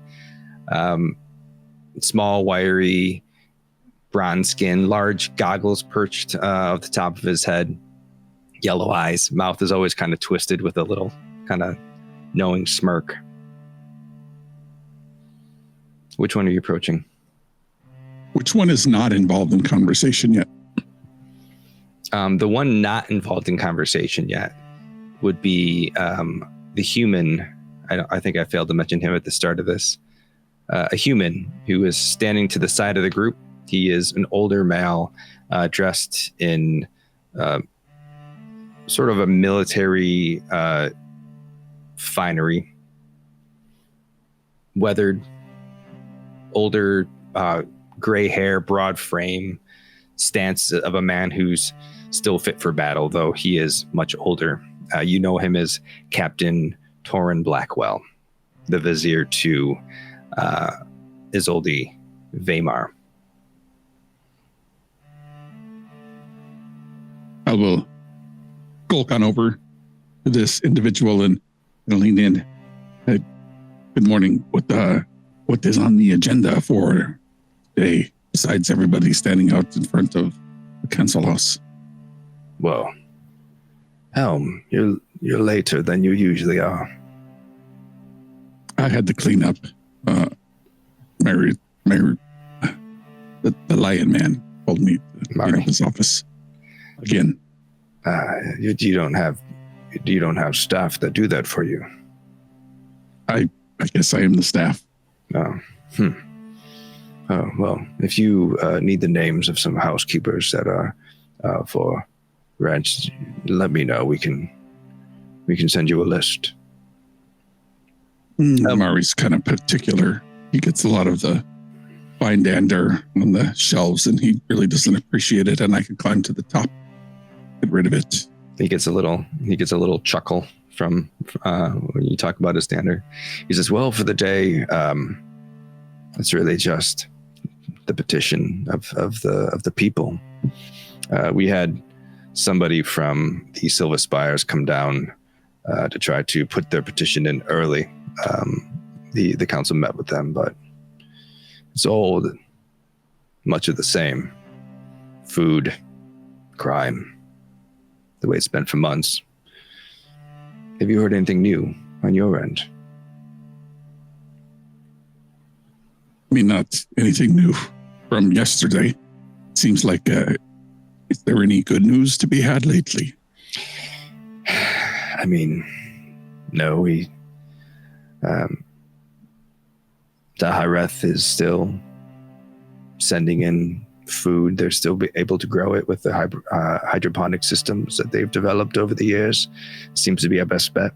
We're working with them to try to get some of that technology in place up here so we can start feeding some of our people a little quicker than just shipping things to and fro.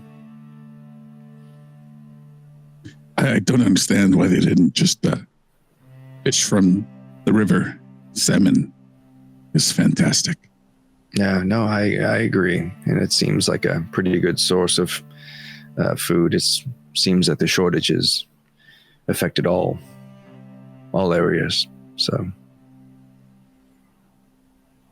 what's on your agenda for today?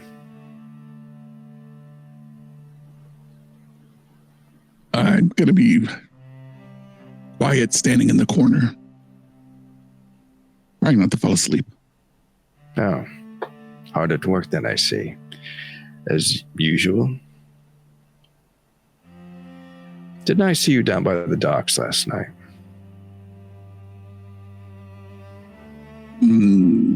That was impossible for you to see me. I mean, I wasn't down there. Give me a presence check. All right. Here we go. I would like to, can I use my experience of a stealthy? He snuck to the tallest spires and the lowest taverns, only to see the city from its perspective. Absolutely. I will burn a hope and add a +2 to a, that's not very good. That's a 9, 10, 11, 12 with fear. Oh. The DC was 10. 12 will get you there. Blackwell says, oh, I must have been mistaken then. You were not last night then. I suppose it's probably a good move to stay rested up, especially with the long day of listening to the petitions of the crowds. His shoulders slump even further. There's a wet cat might, and he's just like, oh man. Only a few hours sleep. He looks back towards where he saw Throg last, and he thinks to himself, does that man just stand up straight all the time? I never understand it. Just want to find the corner and roll circled and anyways. So that's it. Just go over here and carry the books and the papers. Like, you've been doing this much longer than me. Well, yes. Part of my duties is to take notes, log the petitions, although I can say it's pretty much all the same these days. And then we hit the books. We try to find solutions, try to find ways to advise our council members. But we're all putting our heads together over here. We don't have much. We have a strong military, but it only gets you so far.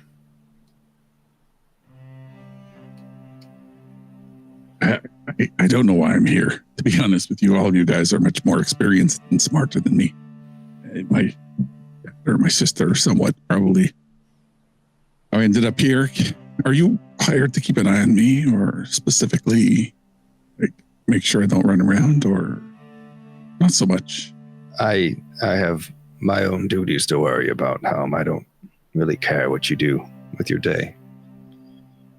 As long as we're servicing the people of this great kingdoms, then that's all I care about. You can do as you wish. You're awfully buddy with that orc they've assigned to the council. I mean, we are acquaintances. I don't know, have connections, I guess, or at least we know people here. And he's not a bad sort, and he's good for a scrap.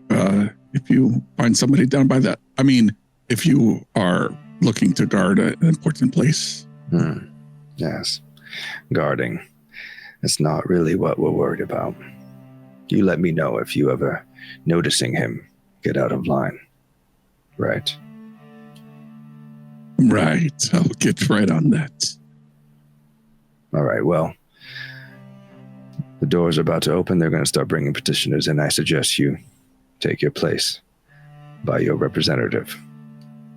In the shadows, in the back. Don't look at my eyes. And he will make his way. Right. And Torin just sort of slightly changes his position, still ignoring the other viziers and just staring directly at Isolde Greymar, this half elf blonde wearing like a fine green dress, but has this stole over her shoulders of white and yellow, the colors of Veltheros. So as you make your way back, you cross paths once again with Throg and Oleg. Throg's still pretty much just scanning the area, and like he steps back against the wall and just kind of leans his whole back against it to make it look like he's still standing up straight and at attention, but he's really just, you can tell by his legs are kind of angled that he's leaning against the wall. And every once in a while he looks over and checks to see if Oleg is awake, considering how he looked when he showed up. And if he sees him kind of dozing off, he'll like clear his throat or something just to give him a sign. If somebody approaches, like with Halm approaching, he'll clear his throat just to get his attention. Kind of helping him out considering the scene in front that he saw when they first got there.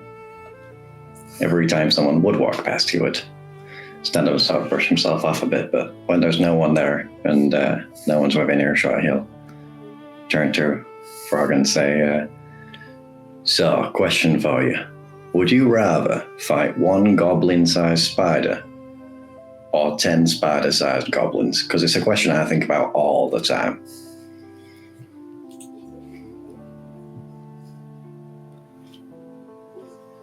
I think I'd rather fight the one spider, goblin-sized spider.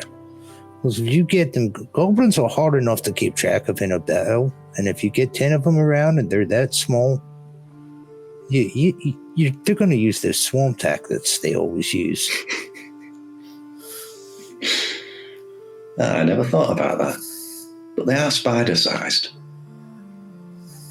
I mean, really, you could just stomp on them at that point, I suppose, or I could just take the axe and drop it sideways and the whole blade would take them all out. It's only 10 of them. Just kind of crush them.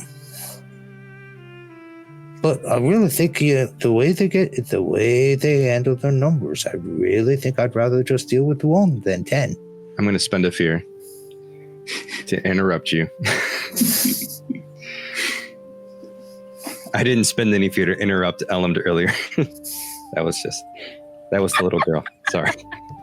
In this case, as Helm has walked back to this region of the hall with Oleg and Throg, I need the three of you to decide between the three of you who would like to lead a group role.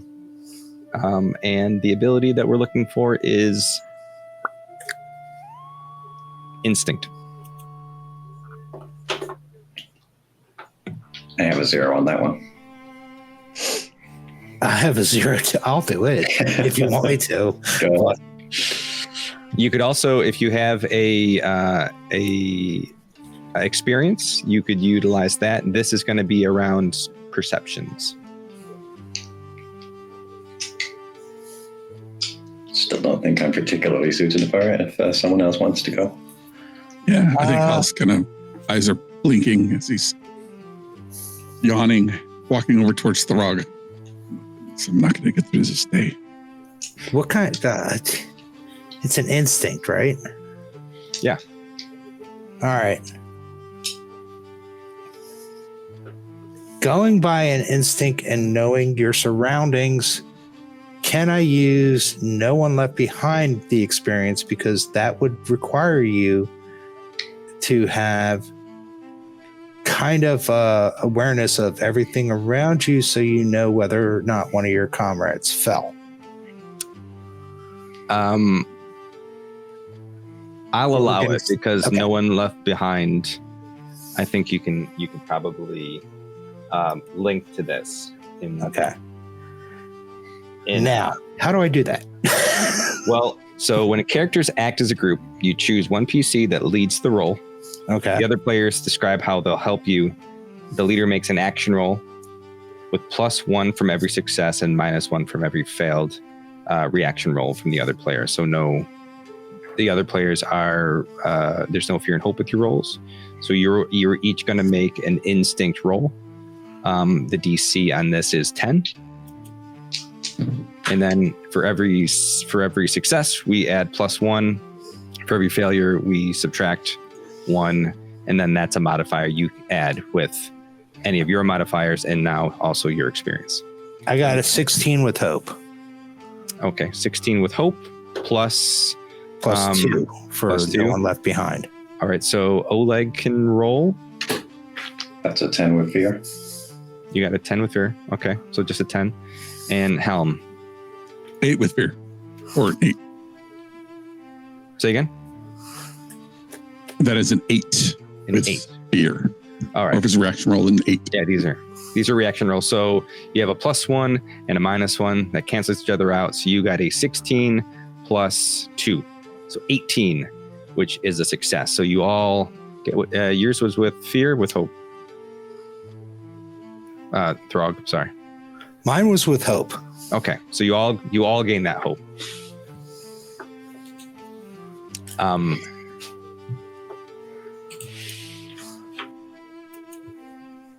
So as you are all chatting, you suddenly are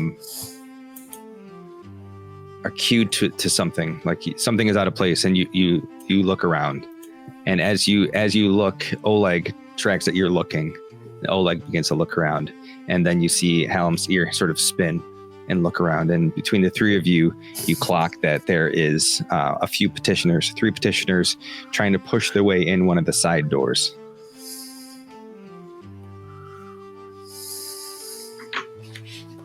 Oleg sort of rests his hand on his weapon, which is a long saber-looking weapon.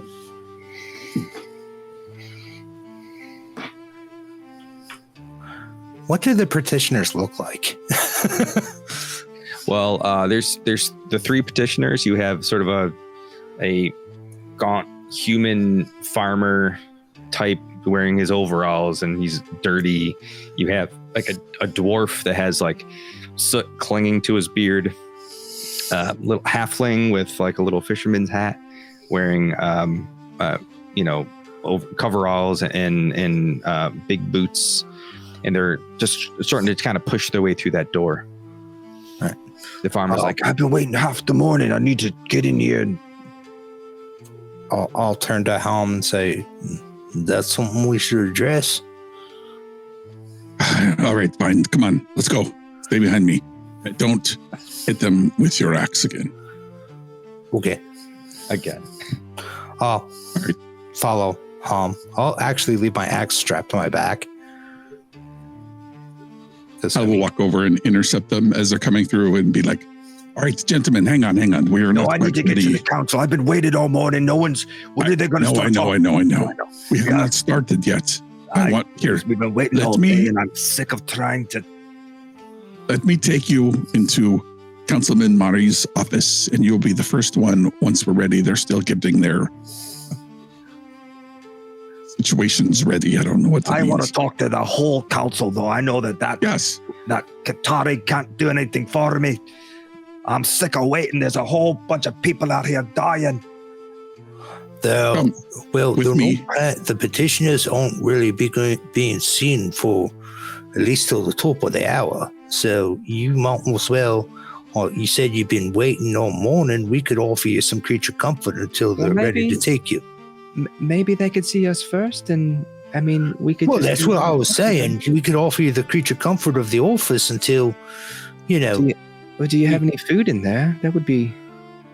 I'll look at Helm. Do you have some food? We have some, you probably won't like it, like me and Council Katari, like somewhat raw fish. I'm not sure that would go well with your palate. Oh, no, I fish for a living. Let's do that. Actually, give me a presence roll to see if you can get the whole group on board. Can I use my ability, Deft Deceiver, Spend a hope to gain advantage to deceive or trick somebody into believing the lie I'm telling them. Absolutely. Spend that hope. All right.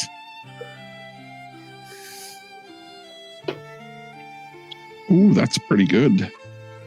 That is 18, 19, 20, and 21, 22 with fear. Yes. Do you need me to back him up with presence? I mean, that's between you two. He rolled really high though. Oh, all right. Then we're So good. I don't know if you want to spend the hope just to. So at the talk of food of any sort, they're all like, Well, I suppose I could probably, take a seat and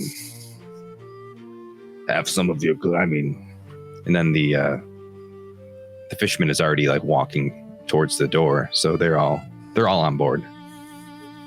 I will walk him over the door and he'll look at Mari and be like, we're going to go out the other way.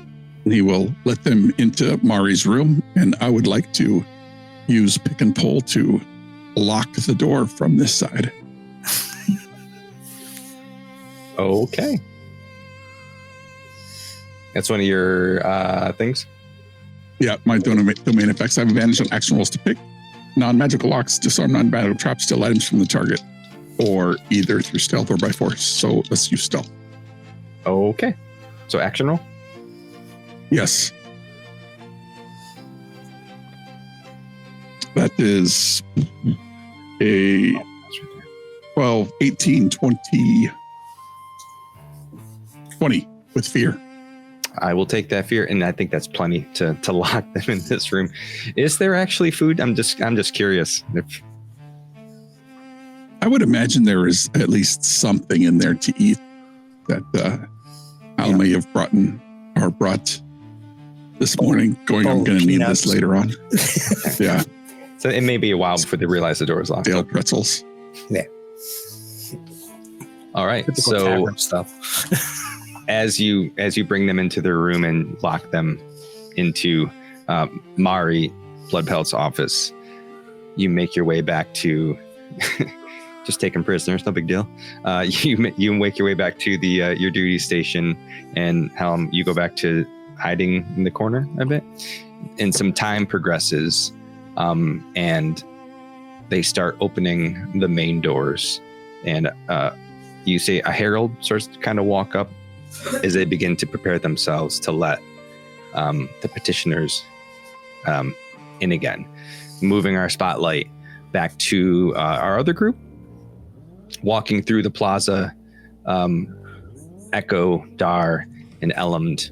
This plaza is just a storm. The smells from the market, the spices, the oils, the leather, they all seem to fade under the weight of so many just unblinking eyes as you move through this crowd. It's odd enough to have, like a hooded scarecrow and a fungrel in a cart just pushing themselves with their minds. Again, this cart's moving on its own. And you faced curiosity before, but this is something colder. This sense of they're not a nation, but it's sort of nationalism in a way. You are different than them, and they are feeling a certain way about their own lives, and they are looking to direct those frustrations somewhere. People do step aside, leaving a clear path to the keep steps. It feels like they're making room for something dangerous, not out of respect, or just to clear the way, to make sure that you've gone kind of quickly. Dar, you too, you feel these stairs getting sharper and sharper as you get closer and closer to the keep. The children are less amused. They don't gawk. They hide behind their parents. To them, you're not a man of steel and straw. You're that thing that comes from the field late at night, stealing away children of fairy tales. The guard ahead kind of locks eyes on you, but their face doesn't change. Professional, trained. Still, the formation tightens a little bit as you approach, And the ripple of motion from the crowd pushes forward and then back as you move through. Echo, it's a little different for you. Though it's a storm, it's not, wind or rain. It's voices, desperation, these eyes upon you. You've felt this before. You've seen the stairs just like others, but it's different. Mothers pulling their children behind their skirts from your companions. But you see people whispering to one another, their gaze fixed on your wings. The crowd shifts around you like water parting to a stone. You've traveled this land. For weeks now, you've met so many people in Drakarn, in Valgar, in Regos, but nothing has ever been this affected by your presence. Somewhere behind you, you hear this voice cut through the murmur that says, "Feed the people! Feed the people!" And it just kind of catches like flame to dry grass. This chant rises, hands reaching towards you as you just hear, "Feed the people! Feed the people! Feed the people! Feed the people!" As they seem to recognize you as some sort of creature of mythos. Yeah. Since Echo has been here, has he encountered the different myths of fairies in their folklore? Are they supposed to be like harbingers of like food and like lush lands and stuff? From your experience, you haven't been faced with anything like this. I imagine that fairies there are much like fairies here, something that you hear about in stories. No one has any firsthand knowledge of. It's probably because magic exists in this world. It's probably a little more likely, but people find your presence just as strange as your companions, but they are just reacting differently to you because it's what you all represent and how that is different from one another. Okay. In response to this, can Echo start flying? And he'll kind of like look where most of it's coming from, which I'm assuming is behind them. Most of the murmurs and feed the people. And he'll say, I do not know what has happened to the food of your lands, but I do plan on trying to talk to your council to see if I can help them figure it out.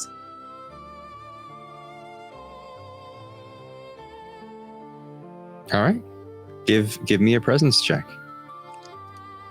the hope is that maybe they'll be like, oh, you should go first then. That's the hope. Now, I didn't roll bad.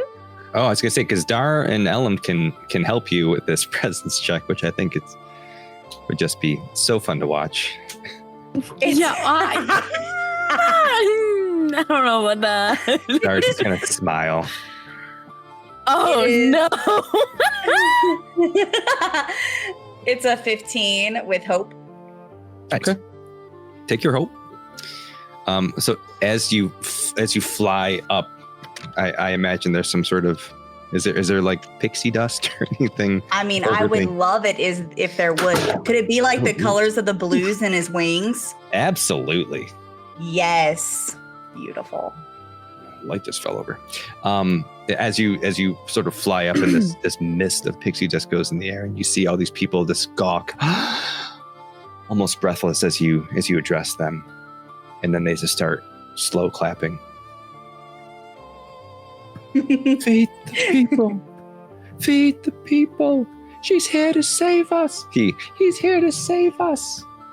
He's here to, we're saved, everybody. The curse is going to be lifted. They just start calling out in this plaza. You hear all these murmurs, all this jumbled talking. They've already parted for you, and you've walked to the front to the guards, and now the guards' tone is sort of changed. And as you come down, The guard looks at you and says, "All right, you three, you're next." And he opens these doors and he leads you into the council chambers. So it's the three of you. Flying. I want him to like land like right in front of the guard before he speaks. And you see a smile on his face as you land. Like, all right, because this is the first time in a long time that he's seen hope in the people, especially since this has happened. So he ushers you into the council chamber. As you walk through these doors, these very, very large doors, you hear as you enter, they close behind you, and you are faced with a large, not circular, kind of hexagonal room. And in the center of it, on this main dais, the council sitting in this half circle table, tall back chairs, all carved. Each of the council members look at you from a bit of a raised dais, looking down on you. The lighting of this room, daylight is just beams of light crashing in different points of this room, shining from all different directions. It's a very, very bright, very, very airy, with the exception of these large doors that you just came through. As you are ushered forward, your footsteps echo across these polished stone marble floors. You see these 7 seats, and you hear this herald call out to you, "Petitioners, come forward and address the Council of 7. The weight of the 7 gazes upon you. You can feel the pressure. You see a female half-elf, a large lion-like fellow, a dwarf. You see a human. You see an infernus, like an infernal. And the last one, I need to scroll up because I forgot what they are. So prepared. And Dracona, sorry. All the different names, you know? It's not a Dragonborn, it's a Dracona. And you see a Dracona, and they're all looking at you, the 3 of you.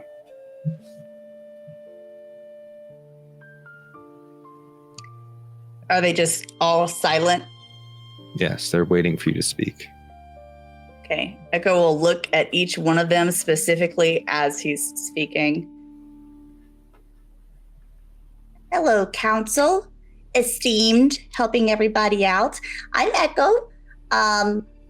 I have been in your lands for a little over a year now and been doing some research on magics from this land that are changing and rippling out to other realms. I feel like it might play a part in the food shortages, the curse that people are speaking of, and he's just kind of like looking at like every phrase. He's looking to a different one. I would like to help. Try to figure out what's happening. I hear you have some texts that might lead to an answer, and he pulls out this journal. I have notes, and he's just like flipping through from all over, this realm that I've collected, that maybe they're the missing pieces. And he just stops talking, closes the book, and looks at whoever is directly in front. You hear from a silver-haired, pale-skinned elf. They're serene. They have this mystical way about them, but very poised. And she says, "Oh, and what was your name?" My name is Echo. Hello, Echo. It's a pleasure to meet you. I am Lady Sarah. Oh, and this is Dar, and this is Ellen. It's a pleasure. Ellen and Dar. Echo, are you a fairy? Why, yes, I am. It has been quite a while since I've seen one of your kind, especially here. You've come all this way to petition us because of the corruption. Well, there has been some magic from this realm that has affected the magic of my realm. So that was my main purpose. But once I heard about the curse, I figured it might be connected. So, I mean, if I help you, I'm helping my home. She raises her hand and says, We have not yet deemed it a curse. That is mere rumors and conjecture. Yes. Though, where you're from is another plane, is it not? Yes, it is. And if this is affecting that realm... And she sort of looks at the rest of her council members. And then you see the human say, Speak plainly. What is it that you want from us? I would like access to your secret library with information. And I would also like maybe some aid for whenever I discover maybe a lead. Maybe a few of you could, you could add some people to our little group and we could go try to fix it. And I mean, it wouldn't hurt if there was like extra things like food that could be supplied, to us as we leave. I know food's scarce, so, not a lot. The Inferus, dark-skinned, sort of oxen-type horns, says, Knowledge is a rare spice, rarer without its price. What do you hope to gain if we let you into the archives? Why would you think there is something there that can help you? Oh, well, I have tried to look through books all over your realm. So my hope is that it will fill in the blanks of some of the information I already have. And we can maybe figure something out. You see the lion-looking one sort of say. He looks behind him and he raises his hand, calling to Helm, and sort of waves him over. Helm, have we looked through the library? Have we looked through the archives for any connection to any of this yet? When you say we... I mean you. Helm, no, have you looked through the library? No. Okay. I think it's worth a try. We haven't looked through the archives in a while. Maybe there's something there. Oh, also, there were some books that might help at the academy, but like all of them were checked out. So I don't know if you could be like, hey, could you bring them here for, research and we'll give them back, or, The half-elf with the gold hair, Isolde, says, Well, the academy is teaching younglings to be wizards. What we have in our archives is far more advanced sources of magic, but I'm uneasy about letting a stranger, even though they may be enchanted, into the archives. Do your friends have anything that they'd like to add? Echo just looks to them.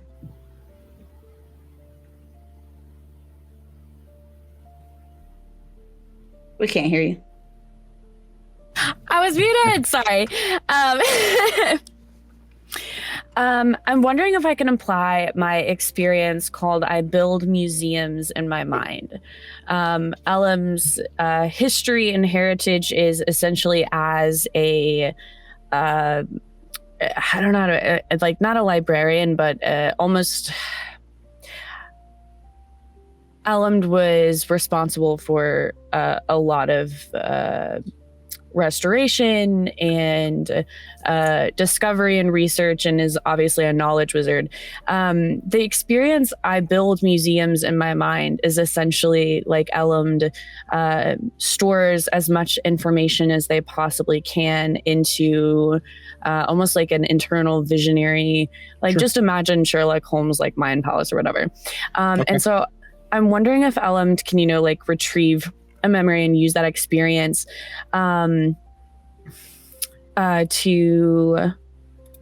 maybe impact, I don't know, maybe even just use knowledge to You're trying to create like maybe a historical link to and I would like to, I don't know like how to express it, but I would like to like just show Elm's experience and respect around like handling these things appropriately and having the knowledge and experience to actually analyze them. Okay. Yeah, I think you can add that. I think I don't know what Elm's gonna say.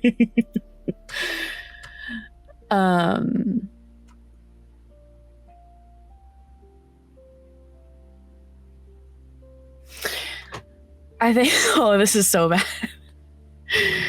I think Elmd is going to say,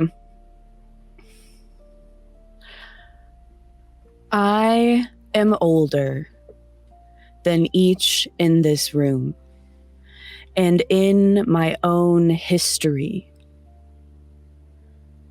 I have studied, researched, curated,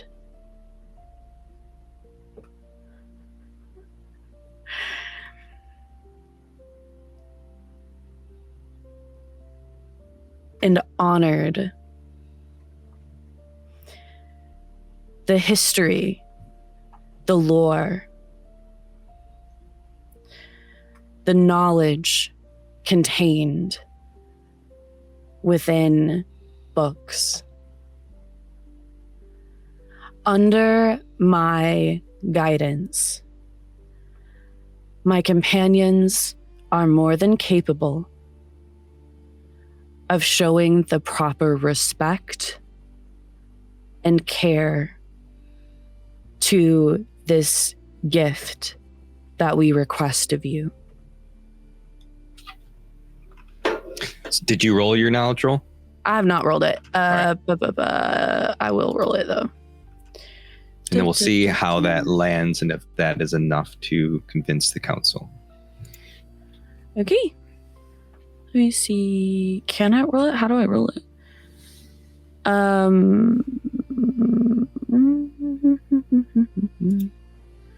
Wait, I'm confused. Sorry, I'm rolling it on a demi-plane.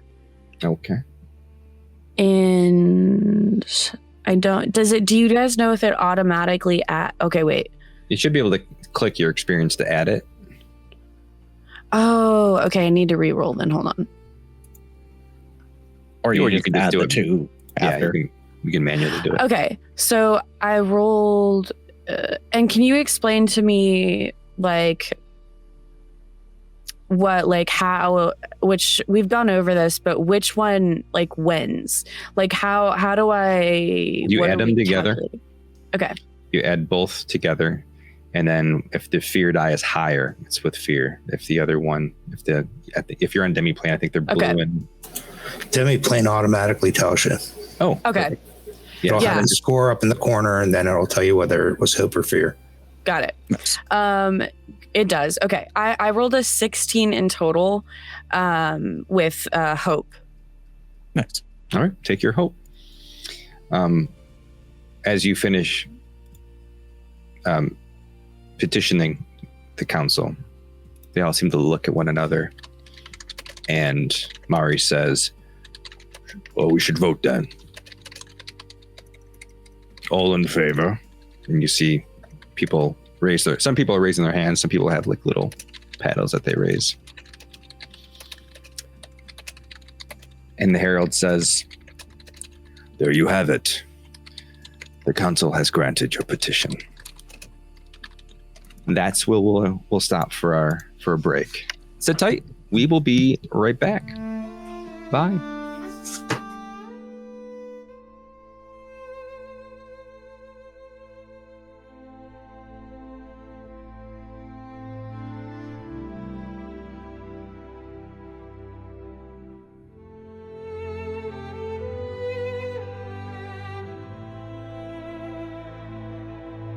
Okay, so here's the story. When I went looking for Daggerheart dice sets, all of the official ones were sold out. I went looking high and low for independent dice makers who were handling Daggerheart compatible products, and I got nothing. So I reached out to Nat20 Dicery, and just wow, they immediately jumped in, researched the game, figured out exactly what was needed, and began crafting their own custom Daggerheart compatible products. And I got my first package from them in the mail just this week. I'm really excited to show you what I've got, so let's take a look. They made me this custom Daggerheart dice set in the ghost light colors, complete with 2 large, striking duality dice, each distinct but perfectly tied together in the theme. And here's the wild part. As a bonus, they also sent a fear tracker with these 12 skull tokens that fit across 4 individual spikes. And let me say, every time your players roll with fear, they'll feel it. This is dramatic, it's thematic, and it's just plain awesome. You can grab your own custom Daggerheart compatible dice set by going to nat20dicery.com and clicking on custom dice sets. Now, they have everything from handcrafted dice to monthly subscriptions to mystery boxes, if you like surprises. And as a bonus for fans of the Shattered God, you can use code GHOSTLIGHT at checkout to get 10% off your order. And if you want to roll with them in person, you can catch Nat20 Dicery at Gamer Festival in Modesto, California, August 16th and 17th, and at Pacificon Game Expo in Santa Clara, California, August 29th to September 1st. Remember, Nat20 Dicery, because every roll should be legendary. This episode of Ghostlight is brought to you by World Anvil, the world-building platform we rely on to keep our lore organized, our timelines straight, and our gods, well, mostly under control. If you're a game master, author, or storyteller, World Anvil gives you everything you need to build immersive settings, track character arcs, manage maps, and connect every piece of your story all in one place. We use it to run our campaigns, our one-shots, and our miniseries in Arendor, and with all the chaos unfolding in the Shattered God, trust me, having a tool like this is essential. Now you can support the show and start building your own world today by heading to worldanvil.pxf.io/ghost25. That's worldanvil.pxf.io/ghost25. Use our link, support the show, and start shaping your next great adventure. Now, on with the show.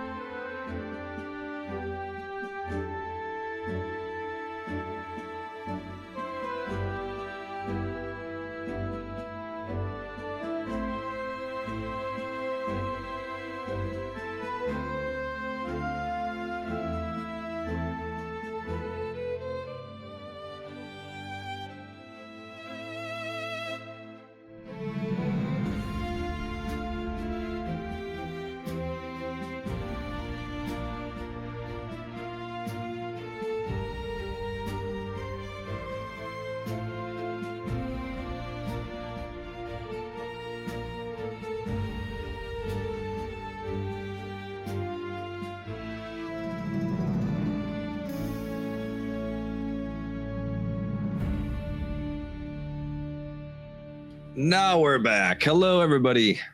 Welcome back. So the chamber was tense as you were saying your piece and petitioning them. The pillars gleam faintly in the filtered daylight, which is bouncing all around this chamber. The hush between the council members and the petitioners are so taut, as if the air itself might shatter before you get your outcome.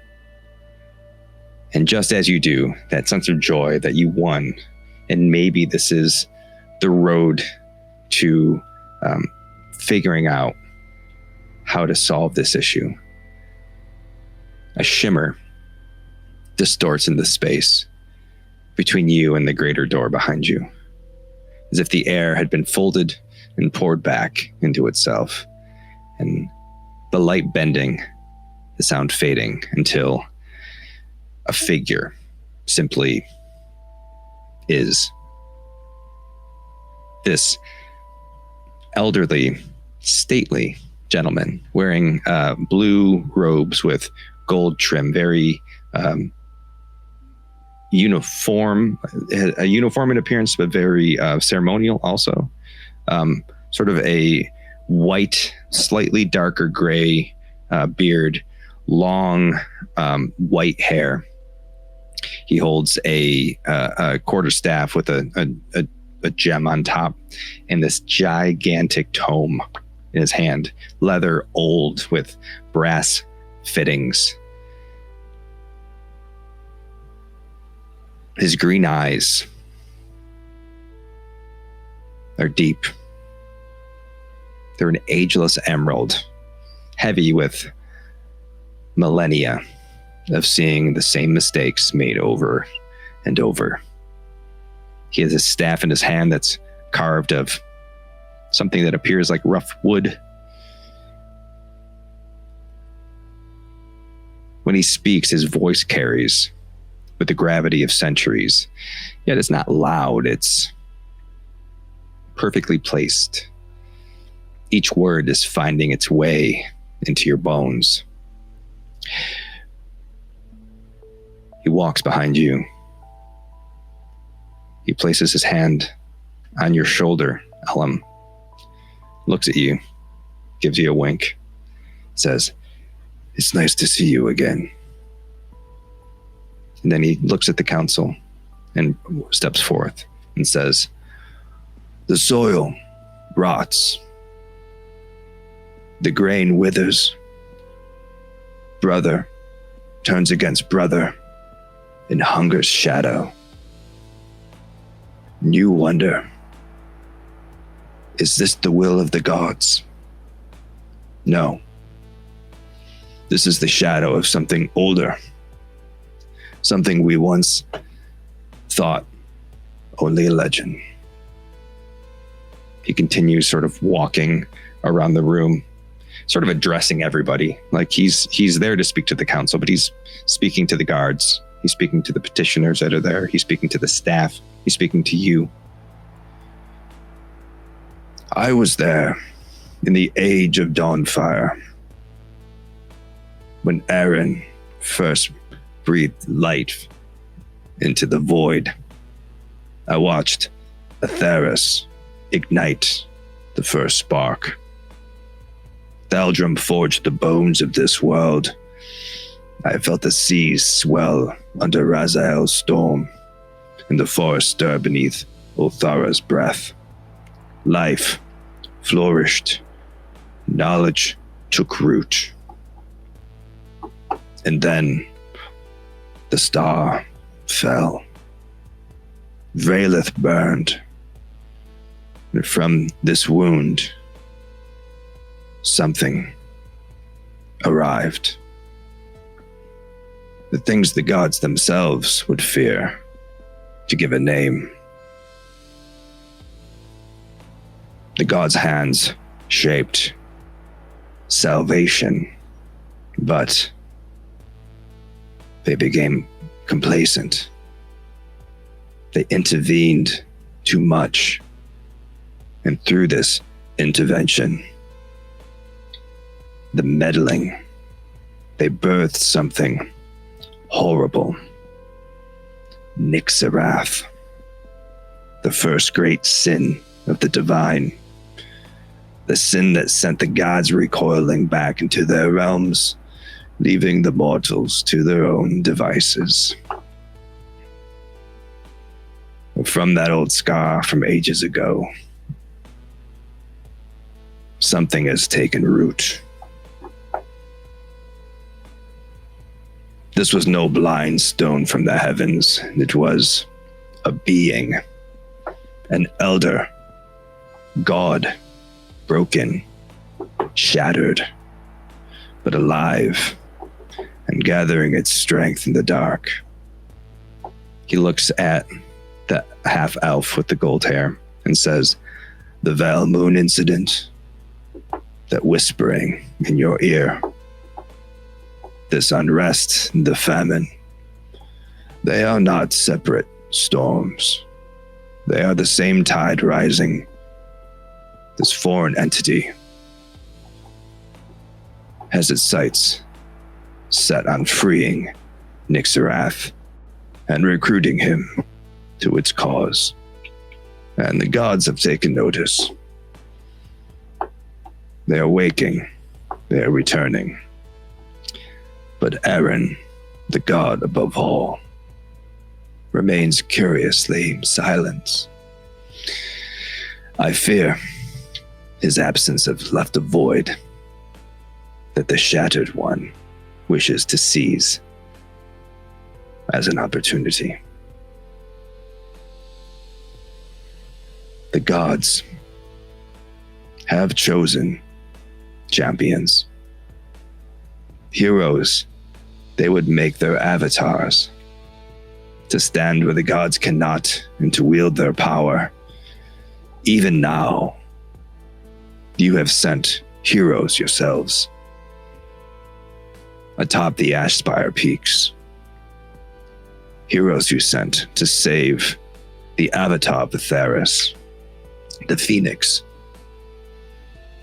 But it will not be enough. Even now they fight, but they have already failed. He opens his tome. It's time to call forth the champions chosen by the gods.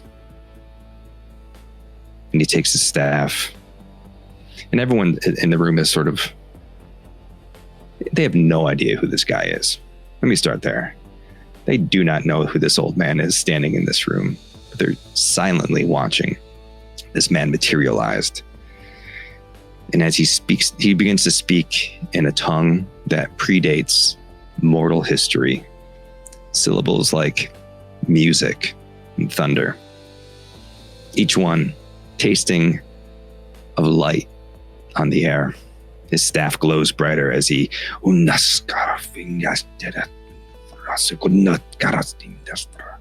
and then as his staff glows to a point where it becomes hard to look at, he slams the staff on the ground. And this light mist flows onto the marble and begins to take shape. And he says, "I call to you, Elias Vex," and the form of this dark-haired human rogue wearing leathers, a quiver, though no bow, and where his left hand used to be, there is a silver hook. "I call to you, Storm."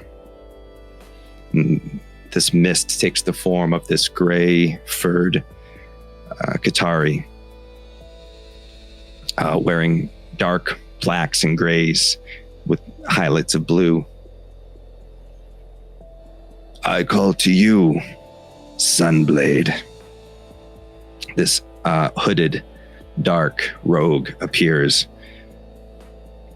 wielding short swords in a stance as if they were in the midst of battle.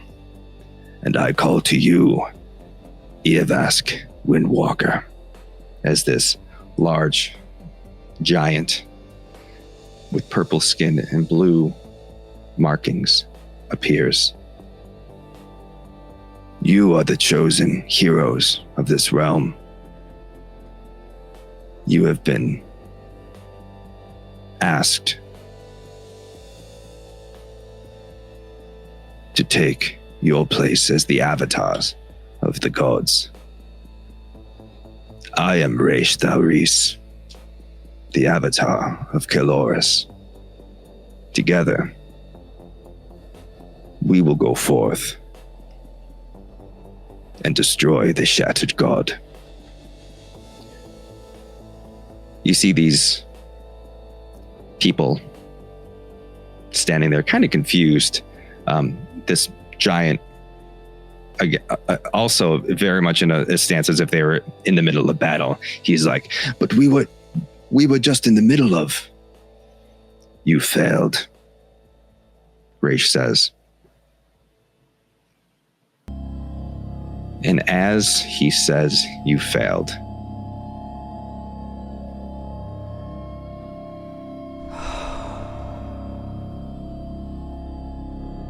the daylight shining into this room begins to vanish.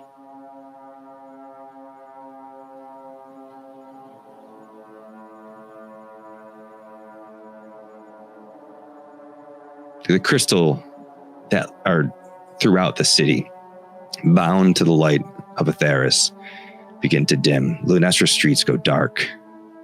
Through the windows overhead, you see the two moons begin to converge in an unscheduled, ominous eclipse. He raises his staff again and says, you must accept your role. Complete the ritual. Take your marks and become the avatars of your gods.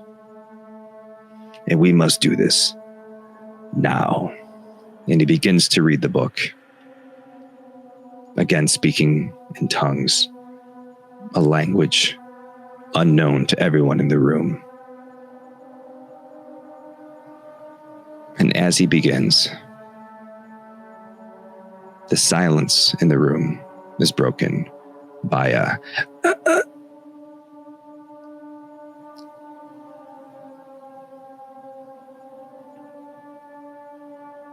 as you see this this blonde-haired half-elf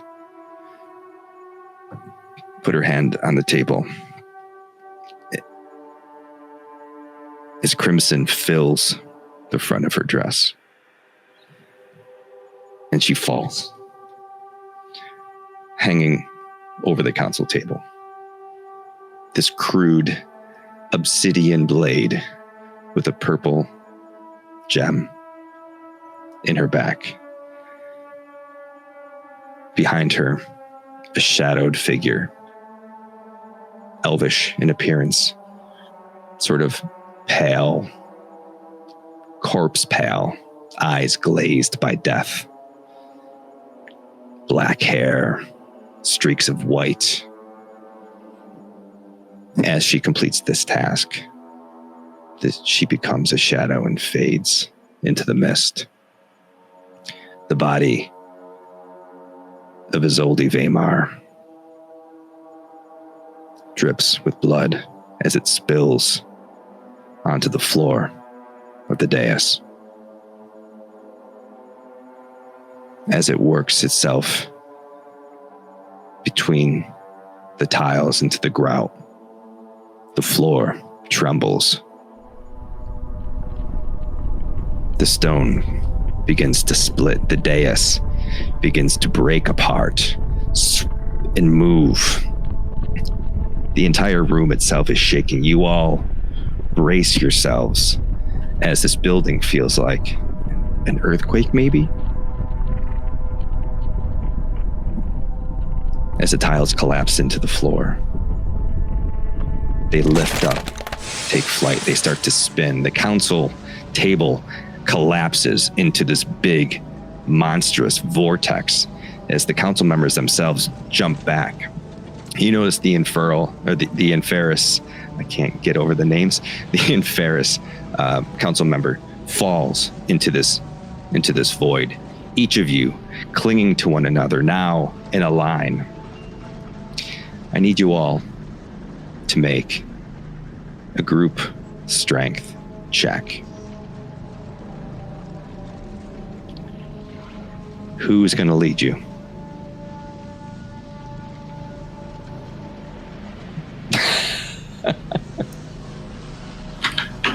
It ain't gonna be me, y'all. I'll do it if nobody else will. I can't. It's not happening. That's fine.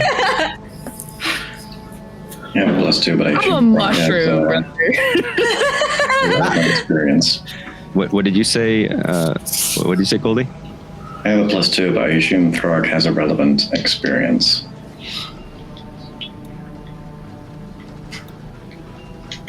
What say you, Throg? The only relative experience I can have is I already used No One Left Behind. You can still use them. You can use them as much as you want, as long as you have the hope to. Oh yeah, I do. I have the hope to do it. Okay. All right. So you're not like being pulled into it. So this isn't that high. It's still a DC of 10. Right. So each of you, let's say this, you can do agility or strength because you're just trying not to go into it. So if you can jump somewhere, you can hang on to something. Okay. Wait. I would like to use my experience of agile Okay. to jump from. You are super quiet. Somebody said I was super loud. I turned myself down. So I'll turn myself back up. I may have turned you down also on my end when they said that. Maybe it was the combined turning of downs. Okay, so you can apply spend a hope, apply your experience.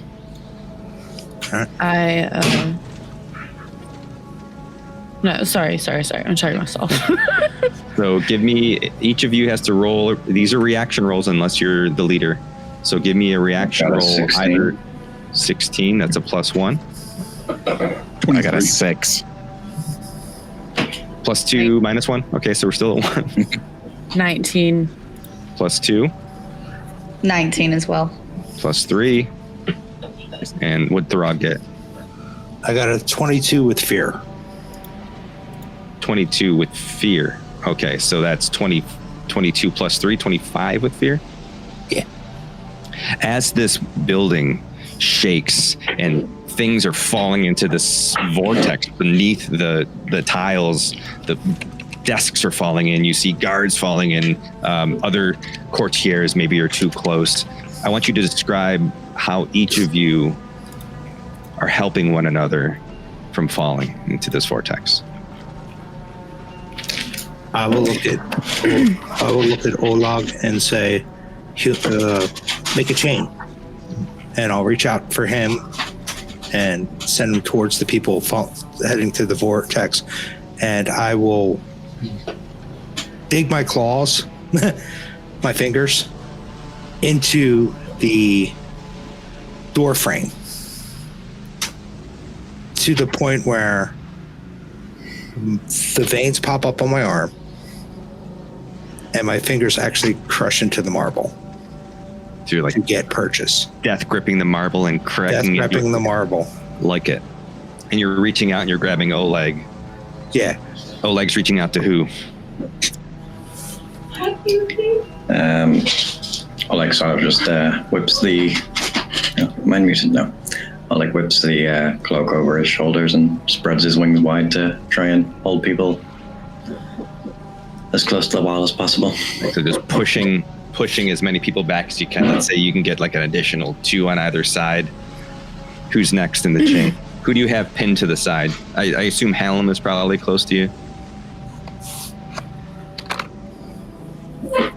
Yeah, I think in this moment, Hal disappears and then appears into the shadow that's fallen over this chamber, and he grabs Oler around the waist to like pull back, and he uses his claws to dig into the dais, and he starts to pull the rest of the party.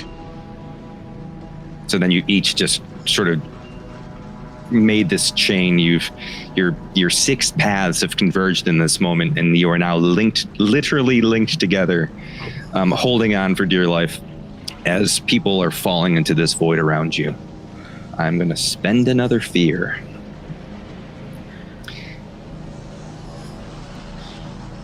As this happens, as this vortex opens, you see this monstrous arm reach out from the void. It's a claw, reptilian, dragonish, but it's shadowed, and it slams down on the ground, and as it comes down, it lands on the human rogue with the hook hand. But where you would expect to see blood and viscera, shards of crystals and dust come up from between its claws. Its next arm comes up and comes slamming down.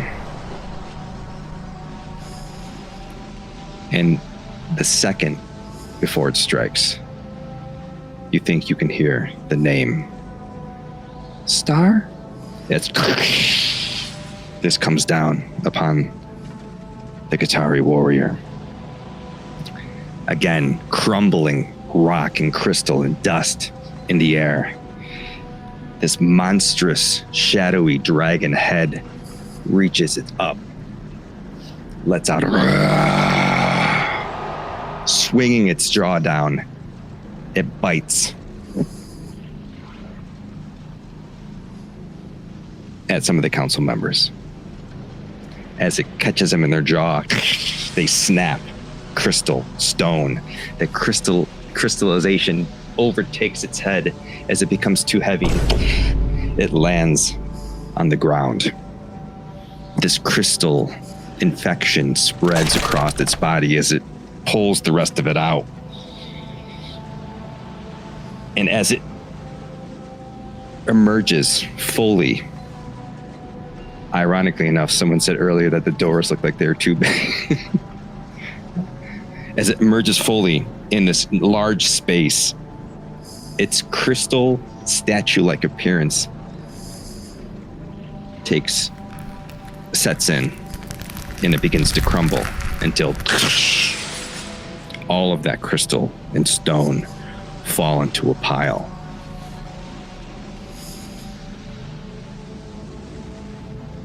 The lore bard, unshaken, is still chanting. His eyes emissive, yellow light beaming from them, his staff glowing ever so bright, his book wide open. He continues, even as people are being crushed around him.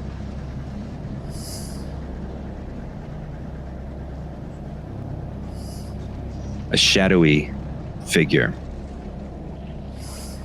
hauls itself free of this jagged onyx pile left behind by this monster that emerged. It is a dark black knight, wide-framed, red emissive eyes beaming from behind a helmet, a face you cannot see. You see dark fur lining its shoulders. To look at it isn't to see it. You simply see the shape of its shadow. But one thing you can make out is this great sword, glowing purple. Its blade seems to be moving like crystals, constantly reconfiguring. And that's the first thing you see as it plunges into the chest of the hooded rogue, the Warforge, as crystal overtakes its body. and you just hear as it takes over its mouth, and its head falls back, shatters to the floor. It rushes forward, a fraction, an instant. You see this giant purple skin reach into the ether and pull out this weapon, the sword, ablaze with its own magic. And as he swings it down at this creature, it's too little too late. The purple blade cuts through its chest in one quick swipe. And where that sword hit, just crystallization begins to overtake his body as he looks in the direction of the only people that he can see, you, and just shakes his head as he crumbles to the ground.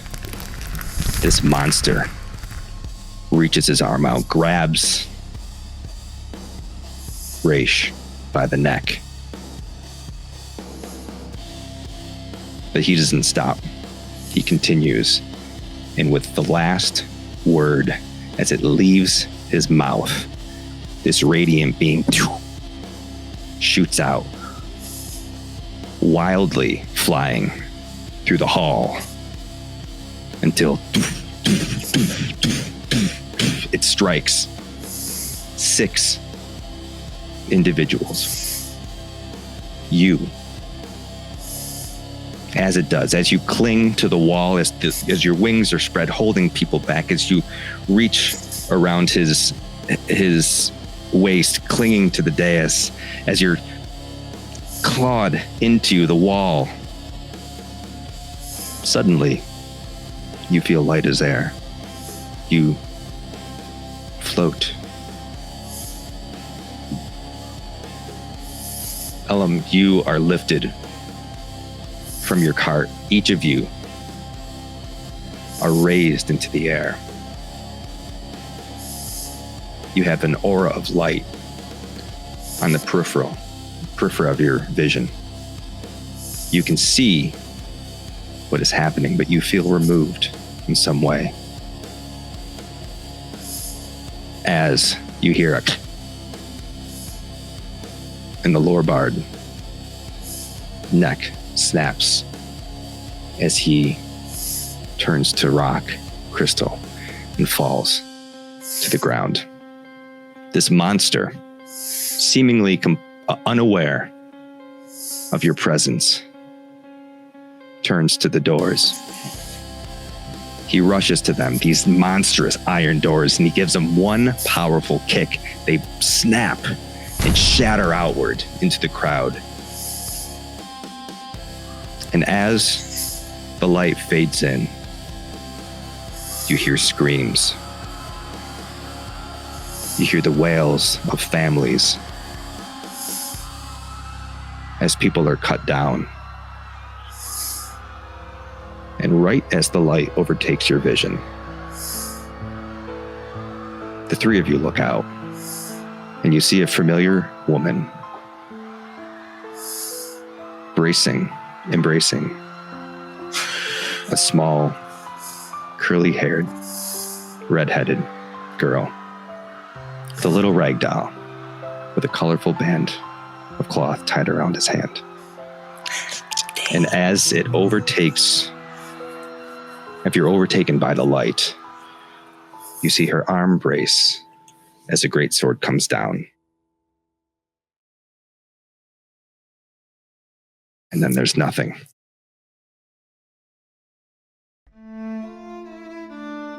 How y'all feeling?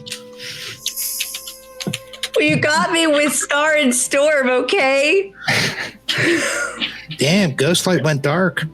Well, you said it had to be tragic, but not difficult combat. Your words. For those of you who don't know, we've been playing in this world for a while. We just killed one of Goldie's characters. We killed one of Sage's characters, and we killed one of Phoenix's characters. Also, JC, one of JC's characters. Do you want to keep going? How is everyone feeling? I'm fine. It's great. I'm good. I'm good. I might cry. I've been holding it back as soon as the whole star. I was like, no, stop it. Yes, the star part was stuff. Thanks for that. In case Love you the didn't know. emotional In damage. case you didn't know who it was. All right, so I know. you know. I asked you to each write a vision. A couple of sentences, nothing crazy. Did everyone do their homework? You can also just make it up on the fly. I did. I did. So you've been struck by this thing, this ritual that was not meant for you. And as you each are suspended in the air, you sort of shift temporarily to another plane. A plane with many typewriters. Oh, I'm sorry. It's okay. No, I want your notes. You're temporarily shifted to another plane. And we'll start with Halm. The vision that you see. Toleran, tell me what vision Helm sees. Vision Helm sees. Okay. He sees just a large group of, you can really only see them in silhouettes, but they're like robed figures. And they're moving in towards some kind of altar or something with somebody on it. Can't really make out anything about what they actually look like or anything, just more silhouettes of people. And they're moving in, creating a large circle around this altar, and one moves up and draws a weapon, lifts it up, and that's when it cuts out. Outstanding. And with this, where did the beam of light strike you?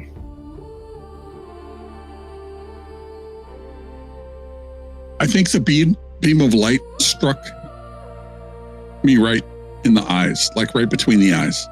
I think it struck me in the eyes, and instead of green eyes, now my eyes glow a little bit golden. Okay. Next is Oleg. Story Sage, tell me what vision Oleg sees.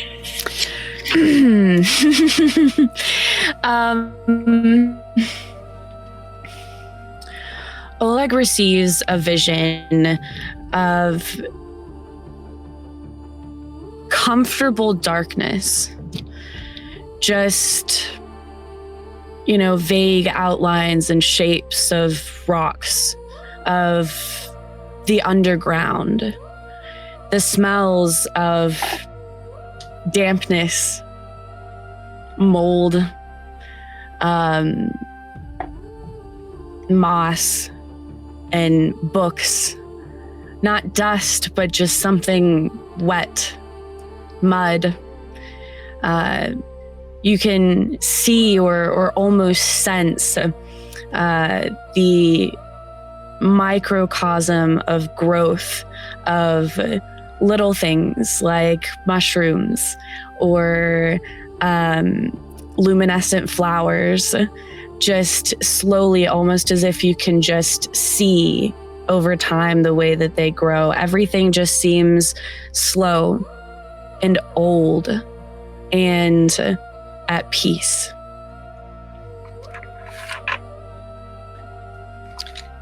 All right.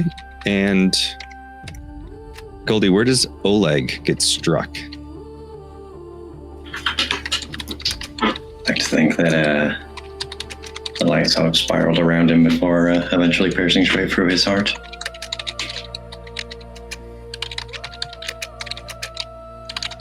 Shot through the heart. with that bardcore playing in his mind. All right, awesome. Thank you. All right. Phoenix, what did Throg see? Something big. Okay. Throg, sitting at the base of a tree, leaned up against the back. The cool air moves freely, whistling among the branches of the trees. It dances along your skin as sunlight gracefully streams through the canopy. Nestled within the light forest is a small meadow, which you're facing and looking at, bursting with life as butterflies flutter amongst the small opening with beautiful, vibrant flowers everywhere. And where was Throg struck? Well, Throg was leaning, reaching, and stretching to hold everybody out of the pit. So Throg got struck right in the eyes. Okay. Both eyes, one eye? Full face, both eyes. Full face. Yeah. Full face. Okay. Let's go. Goldie. What did Echo see? Echo sees that they are in almost like the vacuum of space, but I don't think that Echo would understand quite where they are. And they see a sun and a moon sort of spiraling around each other, almost forming like a yin and yang sign. And a sort of darkness starts to tug on them and pull them towards itself like a black hole, trying to consume them.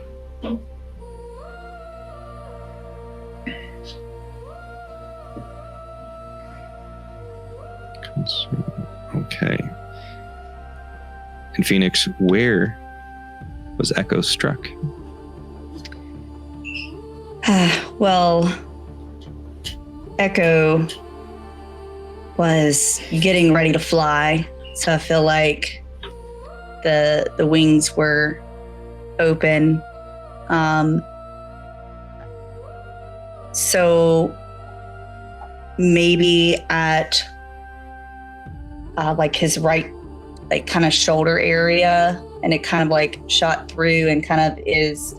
I love how Hal said like his eye got golden, so I'm thinking there are like a few streaks of just kind of like some gold kind of going through that wing a little bit. Mm-hmm. And maybe as it flutters, the pixie, some of it will be gold now.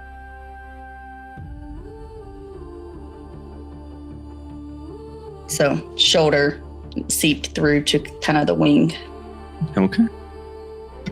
To wing. Let's go. Mac, what does Ellum see?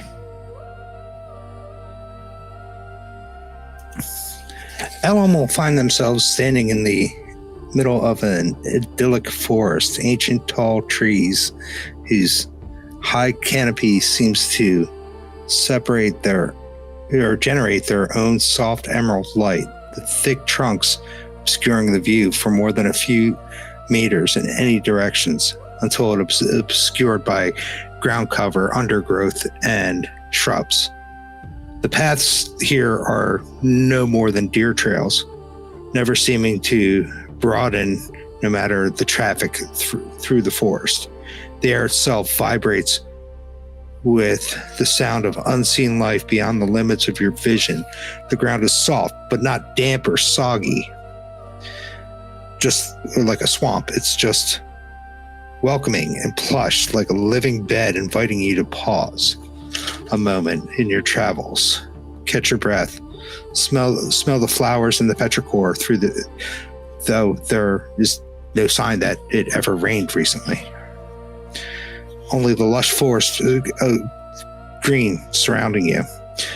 There are no foreign sounds, only those far off calls and songs and rustlings you would typically hear in a forest. You feel as if your own voice would resonate loud and obtrusive, even at a whisper in this piece. There's a earthy smell of campfires, warm and inviting, but no lights to appear between the trees to signal such presence that would have them. Just an overwhelming sense of serenity.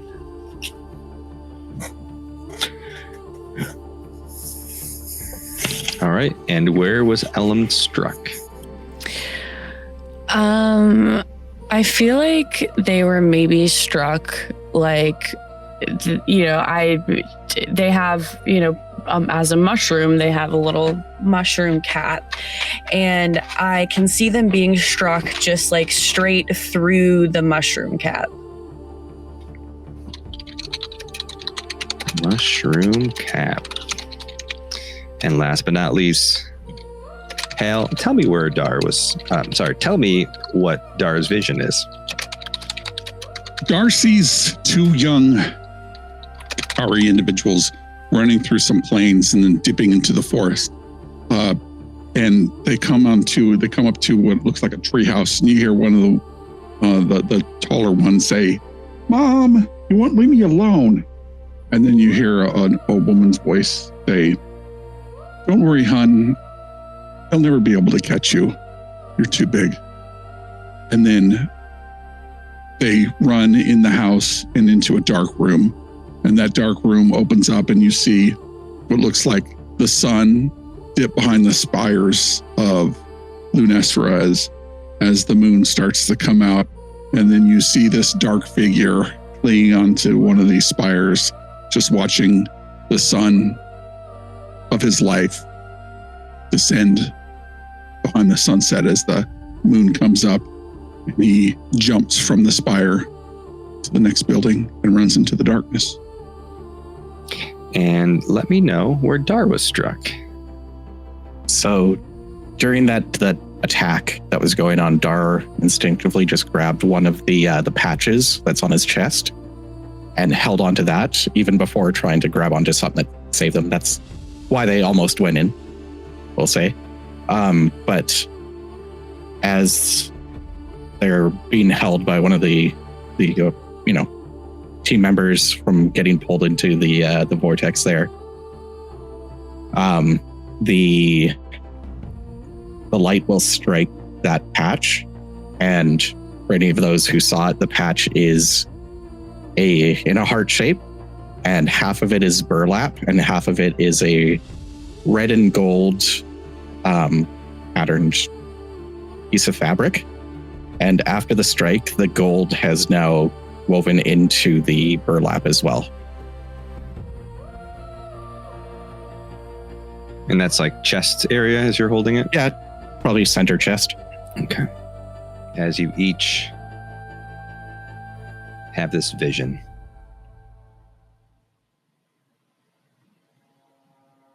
the light slowly fades from your view. And as you come to, you find yourselves laying on a stone floor. It's tile, but it's not the marble of the room that you were in previously.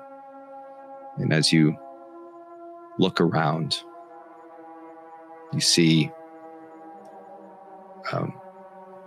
just stacks, that is bookcases, stacks of books. You see fires and rubble all over around you. You look up and you realize that the council hall was above you, and you have somehow fallen through the opening in the floor and now lay in the library below. You see these shards of purple crystal everywhere lying about. You see arms and legs. You see heads that look as if they were statues. Broken. You look around and you see people you recognize, either you came here with or you recognize from the hall previously. And the spotlight's to you.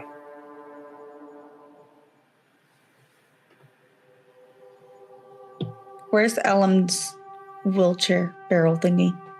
It's nearby. It's like Elamd is, if you're, so there, it's so the room itself has an upper level, and then there's somewhat of an amphitheater style seating, steps coming down all four directions, and then the area kind of where you're located for the most part is sort of set downward a bit more, of tiered seating to a lower level. Elamd is sort of on one of the seated step type of areas nearby you. Helm is like up very, very high top, sort of behind everyone. Throg is laying almost center to this lower level, with Oleg just kind of off to his right, but behind him. And Dar is near Elamd, I believe. Sort of on the same thing, like up on that tiered step. Echo's gonna kind of like flutter the wings and like I guess dust off powder crystal things from him that are like purple. And look over to Elamd. Oh goodness. Do you want some help? I can. And then like starts flying and heading towards Elamd. I am actually gonna go ahead and use the Book of Typhar from my grimoire to cast Magic Hand, which acts within far range, to then pick up my cart and just bring it to me.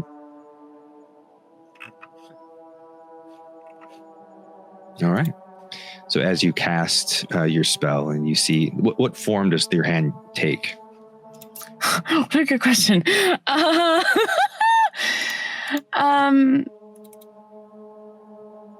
feel like my hand is almost like that of the branch of a tree.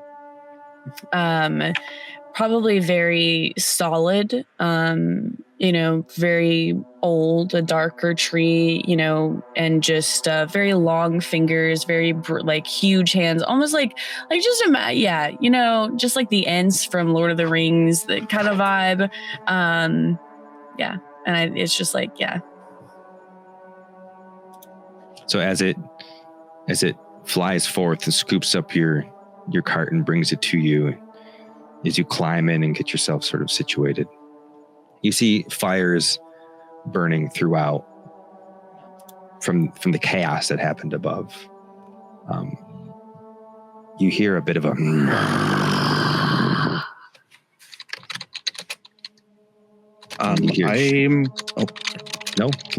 hop on it. I'm going to say when I get up and start looking around, I have arcane sense. I can sense the presence of magical people or objects within close range. Are those crystals magic at all? The purple crystals? And do I notice anything else magic? The purple crystals themselves aren't magic. The ones like sort of laying around aren't magic. You are pinging something moving throughout the room, something big. You said within close range? Yeah, within close range. So that's what, 30 feet-ish, I think.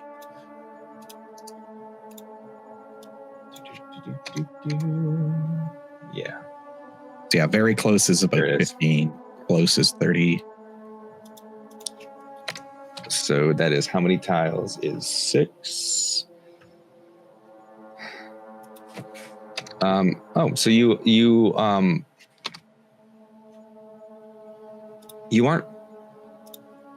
you're getting a strong sense from your friends, the magical beings that you arrived here with. But you don't really, you're not really getting any pings themselves. You are getting a ping of something larger because I said it already, but there's nothing else that's really pinging for you for your magic sense. Okay.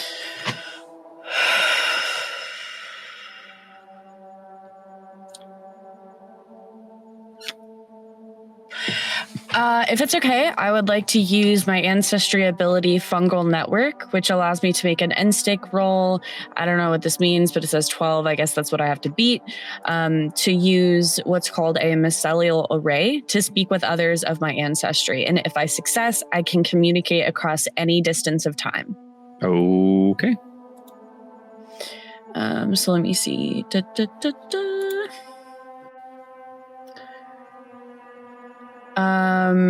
Yeah, it was a 7 total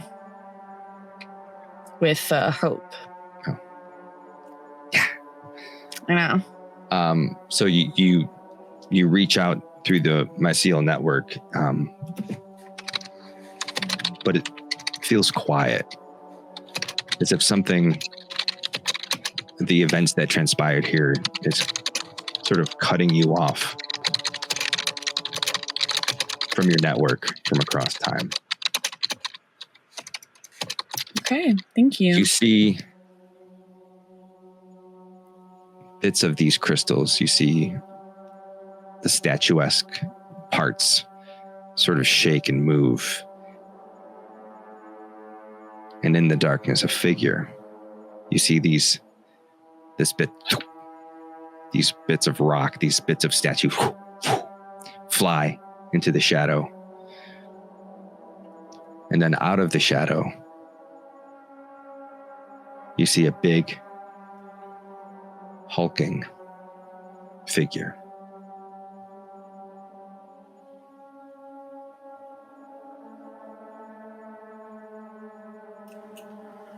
I will stand up and try to get my bearings and figure out where everybody is, look around.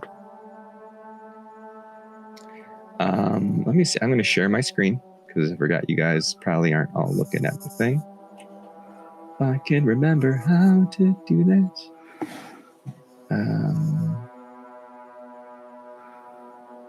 There we go.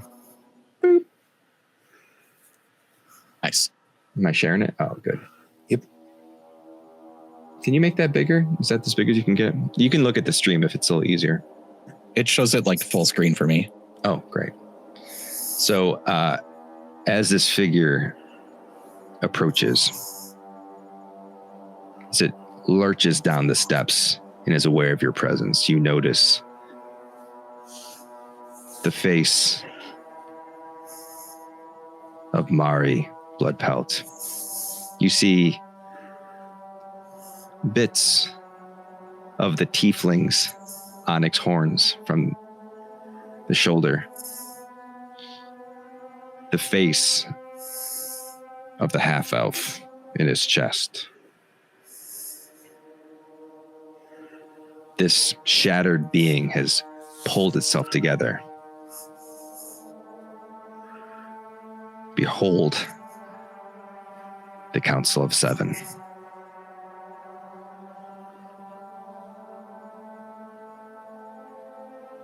The spotlight's to you. I'm beside Elland, right? Because I ran over to Elland. Yeah, right you're there. right. You're right here. Okay, good. Does this thing seem aggressive towards us? It's looking at you and it's going. I'll like jump straight in there and tries to slash it. All right. Throg's running up as well. So you can move to close range, right? Close range is that's close range, right? What is that? Yeah. So you can get to 6 squares, right? You can move further in a turn, but you have to pass a check. Oh, would you like to try a check for it? Agility? Yeah. All right. Although I don't know exactly how that rule works. I also have a question whenever you're about how something works. Okay. You can move past your close distance. You can move within your close distance as part of your action. But if you want to move further than a close distance, you need to make an agility roll, and that would be considered your action. Yeah, I wouldn't. I would say that the DC is pretty low. It's pretty flat terrain there, so we'll keep it at 10. That seems to be the standard for your tier 1. Your tier 1 units. Okay. That would be not a 10. And with fear. Ooh, say that again? Not a 10 and with fear. Hold on, let me do that again.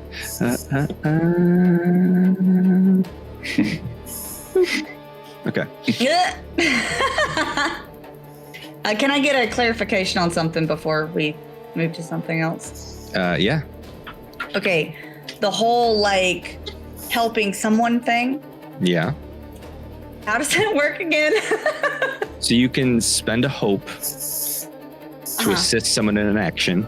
Depending on the action, you speak it narratively, and then if you spend a hope, you can give them advantage. So you can roll a 1d6, and they can add that to the roll.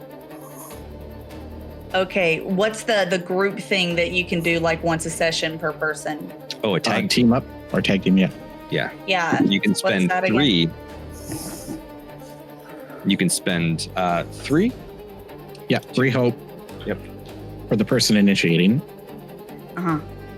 And then you both do an attack, and you take the higher of the 2 rolls or the better of the 2 rolls, and you both do succeed, kind of thing, or fail together. Yeah, so you would, if you both attacked, you would both roll an attack roll, and then you would choose which one you were going to take. And then if you chose one that was going to be successful, you would both roll an attack, and then you would add that together. Okay, so if someone else is like, oh, I'm going to attack, and they start attacking and be like, can I tag team? Like, is that like how it would happen in the game? Yeah, somebody has to, you can use it once per session. One person has to spend the 3. Usually like the person initiating it would spend it, but you could definitely negotiate that. Okay. And then you would, and again, it's not just for attacks, it's for a multitude of things. So it's just the action and then the result we'll talk through narratively. Gotcha. Okay. All right. So so you want to get to your 6 tiles. As you run up to attack this beast, you jump forward, you rush past Throg, and you catch yourself on this step here.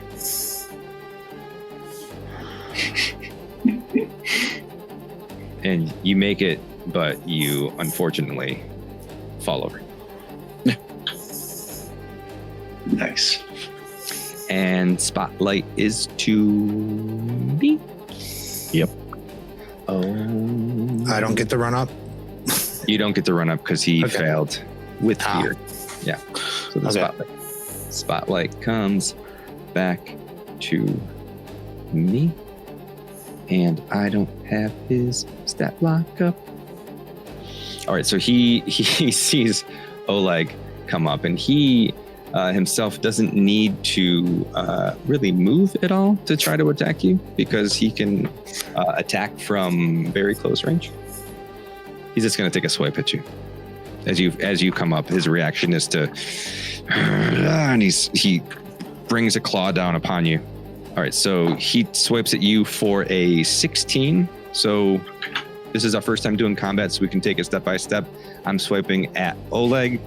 Oleg, your evasion, does 16 beat your evasion? It does. My evasion is 10. All right, so as he swipes down, he is going to 1d20. Wow, okay. As he swims at you, he does 11 damage. Okay, I'm going to spend an armor point to knock that down from major damage to minor damage. Okay.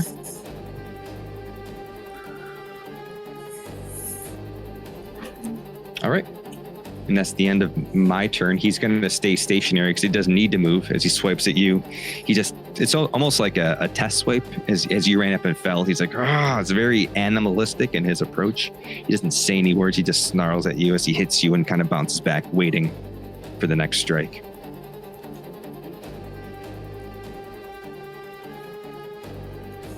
Who is going to go next? All right, I'll run up to Okay. to attack. So you can get right in front of him. Is that where you want to stand? Yep. Okay. Let's get you a little closer here. So as you run up, he might not be quite this big. Just there's not a lot of options for making it bigger. He is gigantic. And this big hulking patchwork zombie stands above you. His eyes just stone and death. Sees you approach. All right. Well, gonna get no surprise, but I get to hit him with the battle axe, right? Yep. It is a 17 with hope. All right, you take that hope, that hits. Okay. I guess I got to calculate damage now. You can just roll it, and I'll let you know what the threshold is. Seem right.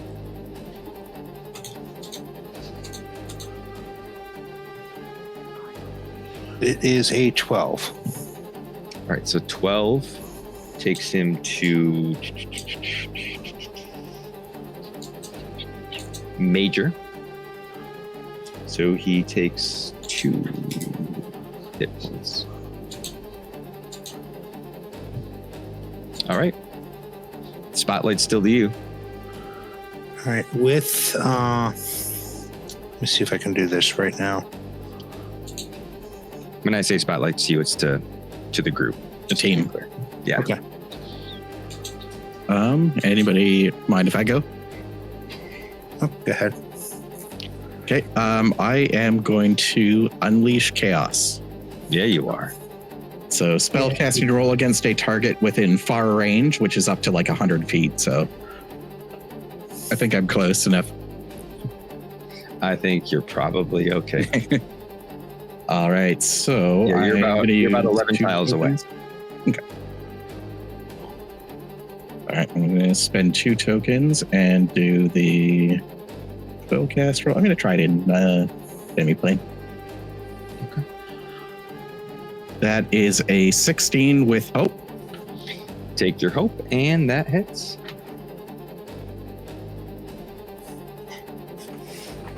And that is 2d10 magic damage. It'll be lightning.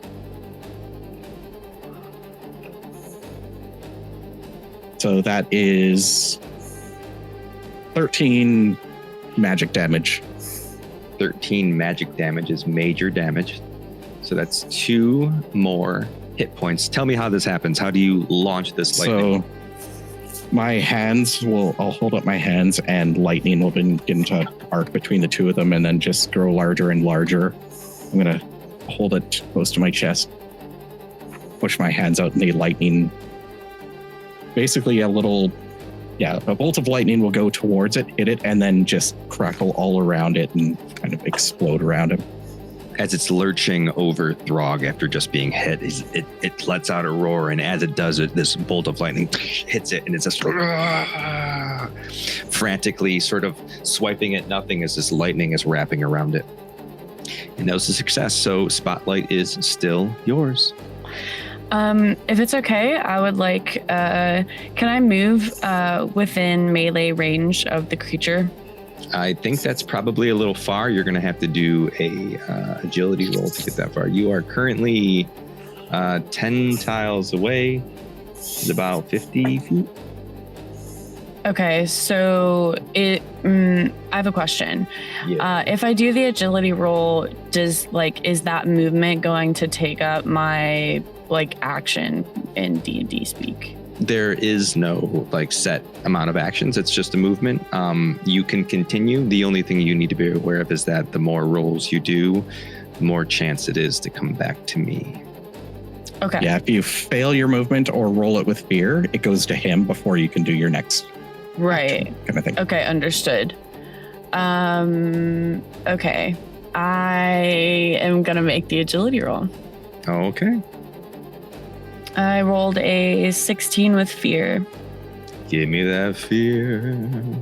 All right, so you make it as you roll down using your telekinesis pushing. You roll through. It's a bit of a bumpy ride. You come you come all the way through as you're clack, clack, clack, clack, clack, clack. In the surprise and the shock of it, as you get approaching this thing, it sees your approach because it's so loud, and it wails its head around at you. And in that shock of this monster's face in your face, you take a stress. Okay. I shall take a stress. And can I still cast a spell? You cannot because you rolled with fear. Okay, got you. I got you. So I'm going to spend a fear to bring this guy into play. Oh, that's fun. Great, thanks. So this other stony figure moves to the top of the stairs. Can you zoom in on that one? Okay, cool. Cool. I don't like this. I spent my fear on that. I will spend another fear to keep him active, and he is going to perform his tormented scream. He's going to mark a stress to cause all the PCs within far range to make a presence roll, DC of 13. If you fail, you lose a hope, and I gain a fear for each failure. Targets who succeed must mark a stress. So roll. If you fail your roll, you lose. Within far range, right? Right. If you roll, you lose a hope, and if you succeed, you mark a stress. And I mark a stress. And while we're doing this, I just want to say, so excited about this whole thing. I told Hal about it today. I found it. I didn't know that they had like playable, markable stat blocks in the back of. I was copying things out of the book. Fantastic. What did we need to roll again? You need to roll a presence roll with a DC of 13. Question. What happens if I get a critical success? Oh my goodness. Success too! You both. I would also like to announce that I too got a critical success. Wow! Kidding! All right, which rolls are we doing here? Oh, we're only accepting critical successes at this point. Okay.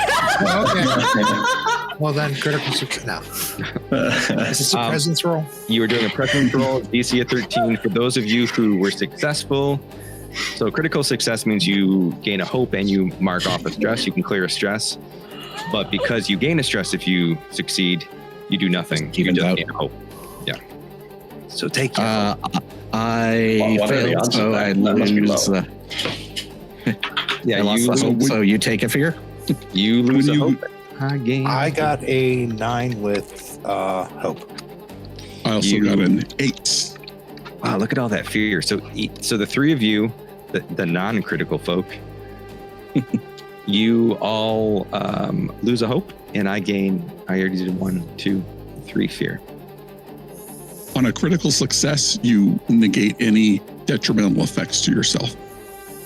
Okay, so don't worry, don't negate the stress. If you have stress, you can clear it. I don't know if any of you do. Oh, Ellen does. Yeah, I did. Who else was it that got a critical success? Me, Echo, and who? Goldie. Okay, I got you. I thought so, but I want to make sure. All right, that's the end of my turn. Spotlight's back to you all. I'm gonna attack. Okay. Only because I'm right here, he's right here. It seems appropriate. Yeah, he's trying to kill you. Why not? Yeah. No one's helping Oleg, just laying on the ground back there. I kind of am, but I can't do anything yet. Okay. You're helping him by protecting him. I got you. Yeah. Standing in front of him with a shield.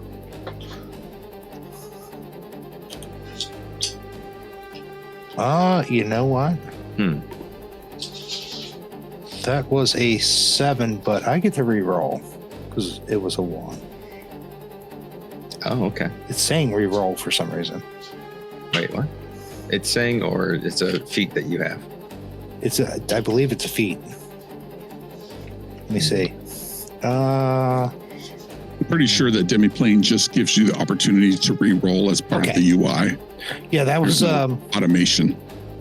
That was a 7 with fear. 7 with fear. I will take that fear. So as you, let me see here.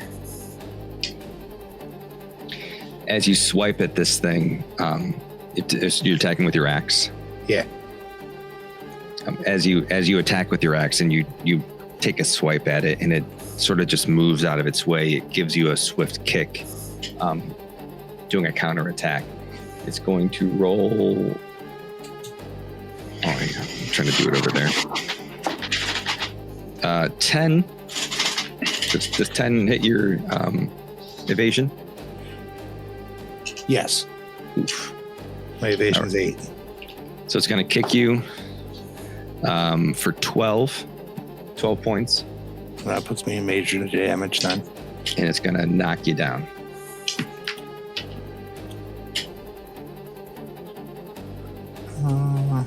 Okay. So that was a result of your roll and his attack. I'm going to spend a fear to. He's going to, feeling a little bit like everyone's coming at him, he's going to jump to the other side, to the open way, but still look back. I love when it shakes when I drop it. All right, Spotlight's back to you. Echo hasn't been yet. Either his helm. I was about to say, can I see this guy coming in from the side. He's obviously a bad guy, right? Like made of stone. He's snarling.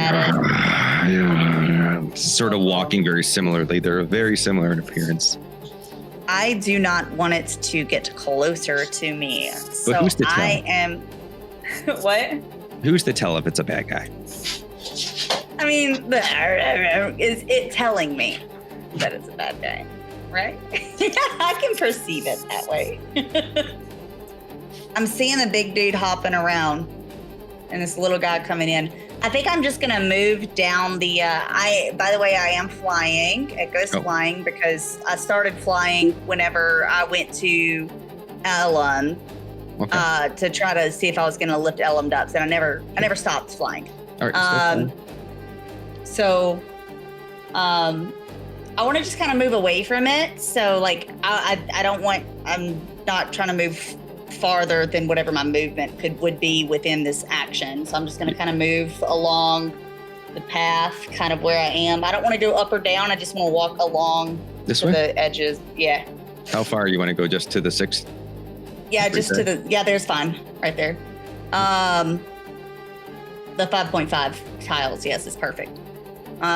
So we are going to use Vicious Entangle on the guy that's trying to hop away from people. This guy? Okay. Yeah, because I don't want him to hop away from people. I want the people to be able to stay next to him. So I'm going to go ahead and do that to allow people to get close and him not leave again.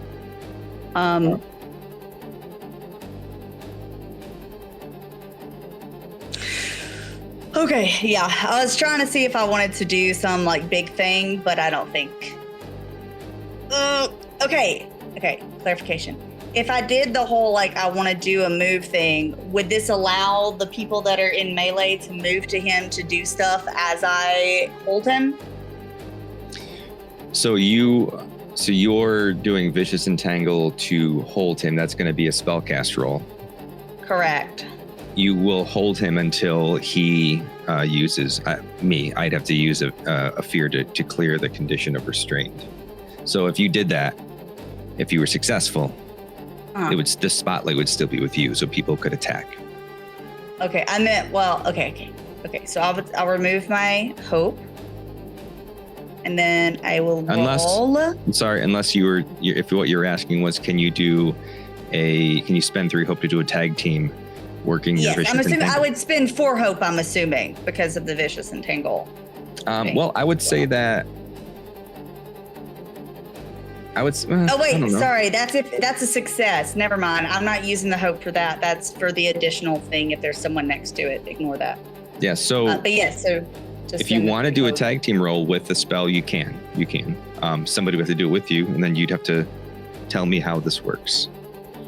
Because the goal of the tag team is to make it to where he can't get away from people. So I was hoping that like people could move in to attack, like as I'm like, all right, go now, and I like attack, and entangle him. Who would like to do it? Who would like to tag team with you with Echo? I'll do it. All right, here's Helm.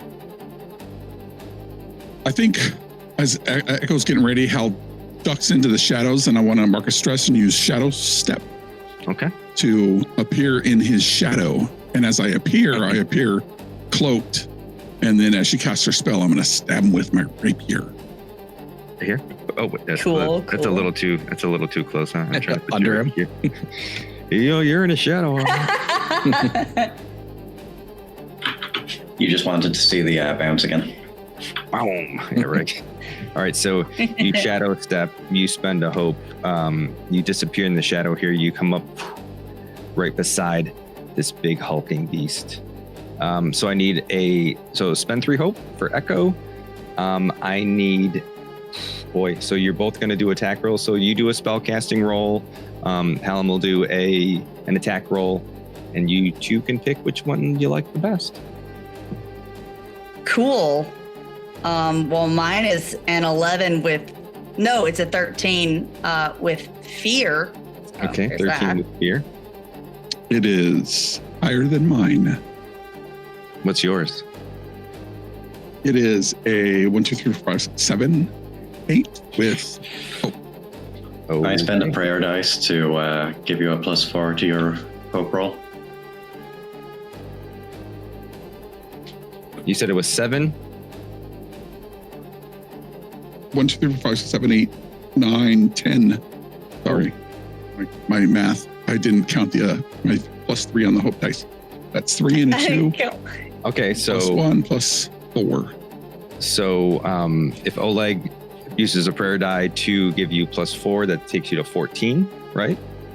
With hope. With hope, that would be enough. Yeah. That would hit that difficulty of 13. So, do you guys want to do that? Yeah. All right, explain to me Yes. how you're going to do it. All right, so Echo calls out, "Get ready!" and does that. I didn't do it in his voice. Hold on, I don't know how to do stressed out and telling people that they need to attack in Echo's voice. Hold on. This will be No, I can't do it. Hold on. Get ready. And there are vines and roots that split the stones beneath and start wrapping around the legs and up the torso and around the extra appendages and just kind of like holds it in place for my thing. And then Hal will appear in this person's shadow, and he will probably whisper to him and say, "I am not cleaning the office again," and he will stab him in the side. So as these vines wrap up this monster, and this Qatari panther appears in the shadows and starts stabbing make your attack rolls. Damage rolls, you mean? Damage rolls. I'm sorry. Yes, thank you. All right, I get a sneak is a attack on this because I'm low. 4. 1, 2, 3, 4, 5, 6, 7.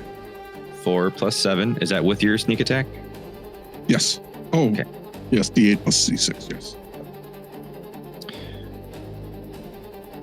Okay, so 11 takes it to major damage. So that's another, I'm looking at the wrong thing, but it's still.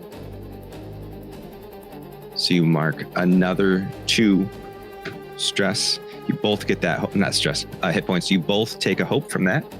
And the spotlight is still with you. If it's okay, I'd like Oleg to stand up and move into attack. If it's okay with everybody, can I get off the ground? Yeah.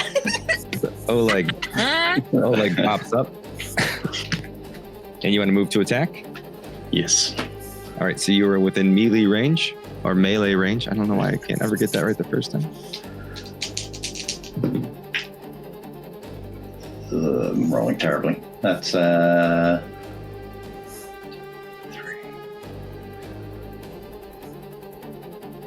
That's a 7 with hope. 7 with hope. Oh boy, what just happened? Oh. Sorry, I just realized that I have a thing. So that does not hit. My bookmarks bar messed up my thing here. So that doesn't hit. I'm sorry, you said with hope? With hope. Okay. Doesn't hit, so as you appear and you start to slash, it's just getting over this entangled, but it sort of parries off your attacks. And it is going to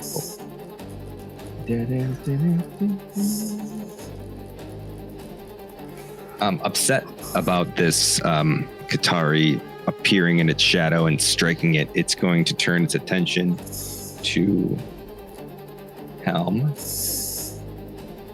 Can I hit more than one person with this? What range? Oh, I'm sorry. I actually... Wow. Okay. I missed a feature. Whenever this adversary takes major or greater, they mark an additional HP. But he's still kicking. So what range are Hal and Oleg in from me? From you? Yes. They are pretty. They're close. They're 3 tiles away, so they're within very close range. Okay.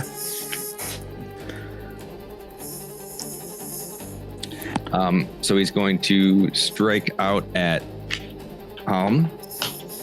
with an 11.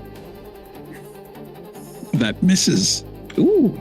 So he slashes out at you, probably thinking you are going to clean the office again. No. As he's just this mindless swiping as you duck and dodge and dip and duck and dodge your way out. I am, however, going to spend another fear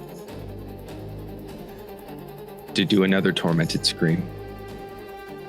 Presence rolls for everybody. I'm going to mark that stress.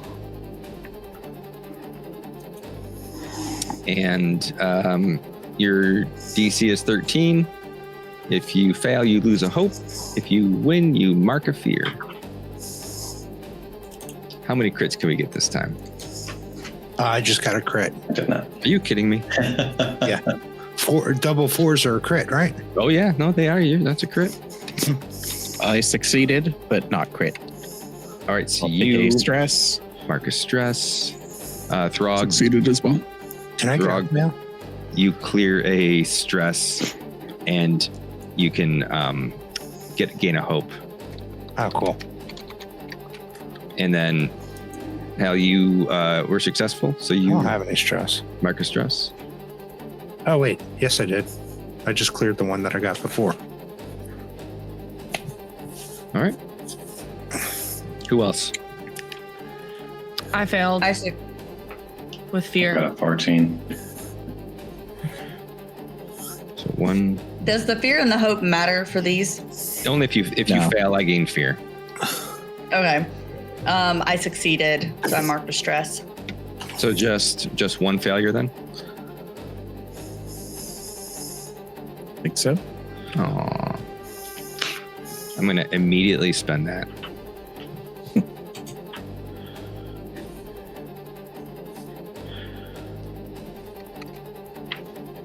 And activate this guy. Oh.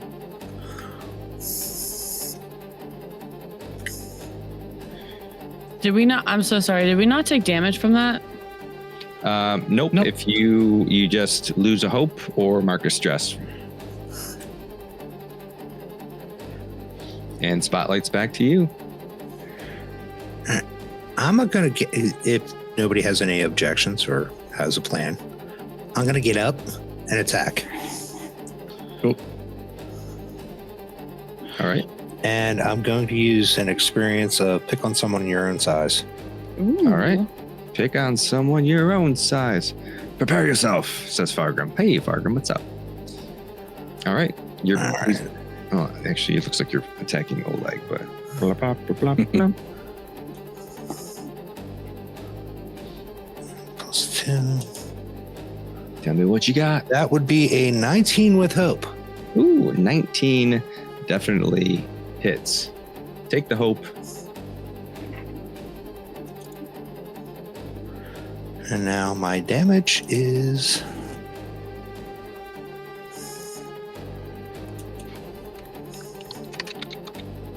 Excuse me while I re-roll this because I have the feat of... What the hell is it? I get to re-roll 1s and 2s. Oh, nice. Yeah, not good enough ability. You can re-roll Nice. as many 1s and 2s. Oh, so that's what the 1 was before. Yeah. Oh, cool.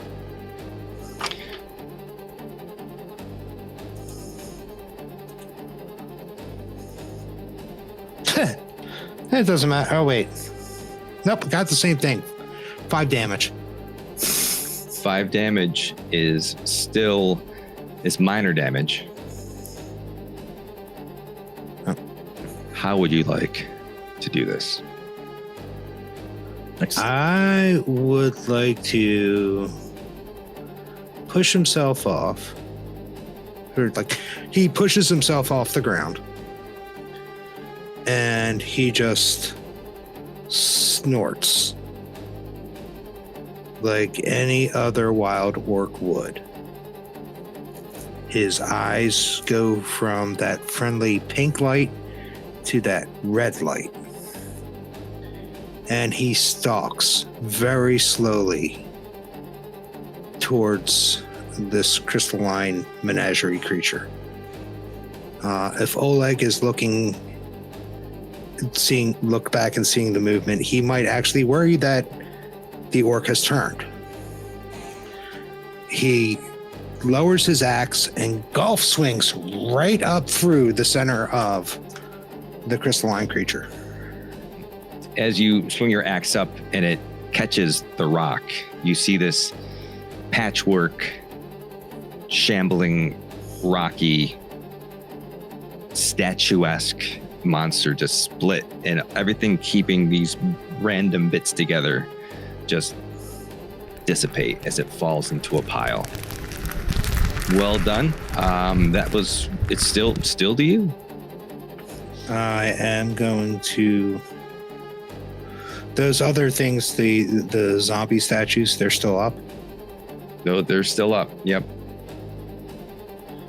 I'm going to turn towards them, but I will let somebody else attack them first. Anybody have anything? I think you do, Taylor. All right, I'm going to mark a stress to get my Unleash Chaos back. All right.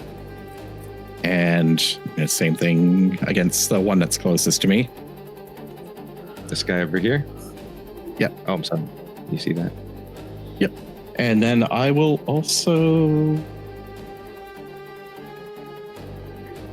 I'm going to also channel Raw Power Oh no, not channel fire. Where is it? Elementalist. I can add my lightning to either boost my attack or my damage. Okay. I'm gonna boost the damage and hope I hit. So I'll spend that hope for that. We'll roll.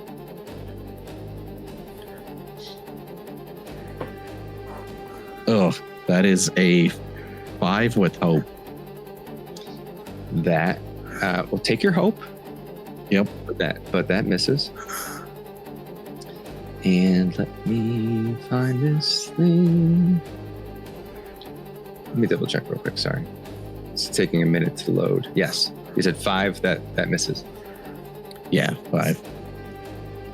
And it's a failure, so it's going to go back to me. This thing is going to, seeing that this this lightning shooting past it, it just sort of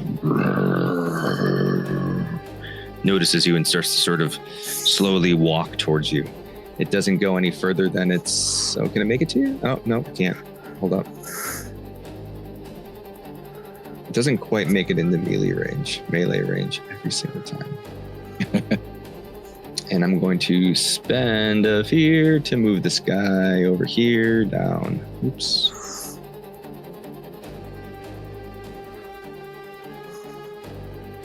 He's going to come all the way down to the bottom here.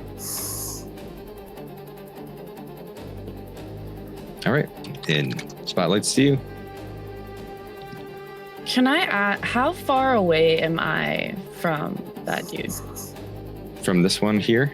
Yes. You are about 35 feet or so. So you're probably like just outside close range. Can I cross into melee range? I mean, if you roll if you roll an agility roll, you can get there. No, I'm not doing that again. I mean, you're just about there. Actually, if I drop you here, you're just about there. I think it's just because I clicked on like something closer to the center of your circle.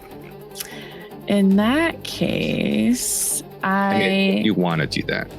I do want to do that because I would like to attack him with an ability that I have. It's a Book of Typhar ability called Wild Flame. Okay. We don't have. I don't have multiple targets here, so I'm going to make a spell cast roll. So, quick question. Mm-hmm. My spellcast roll overall with my wheelchair as my primary weapon is +3. But under this ability, it says my spellcast roll is +2 for this. Is that so? That's weird. So what it is that when you're attacking with your arcane frame, yeah, it gives you +1 to attack rolls. So if you're using your wheelchair as a weapon to attack, you get an additional +1 to your spell casting modifier. So that's where that 3 comes from. But if you're just making a spell cast, if you're just casting a spell separate, you only get your. Okay. Yeah. That makes sense. Okay, cool. Okay. I will make a spellcast roll with my natural thingamajig. Okay. I rolled an 8 with hope. An 8 is enough. Is it? It is. Roll your damage. All right. So you're going to have to mark a stress. Wait. Target succeed against it. Wait, I'm confused. I think I have to mark a stress. But it's weird. It says targets you succeed against take 2d6 magic damage and must mark a stress. Oh, so you do as so you do mark a stress. Okay. So I'm gonna roll I'm gonna mark a stress because you succeeded, and let me know what the damage is gonna be. Yep. I'm confused. Don't be confused. 2d6. So it was a 10. Yeah, it was a 10 damage total.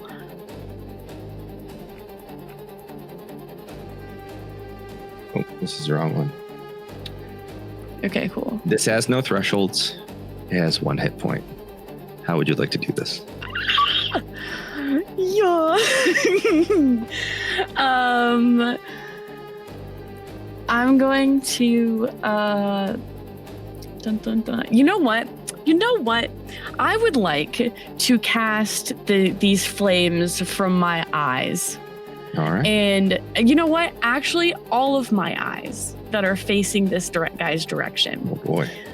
Which I didn't say this before, but just so you're aware, all of the little red dots on my body are eyes. So I'm just covered in eyes. So I'm going to use that to just direct it at this guy and just, set him completely ablaze like a pyre.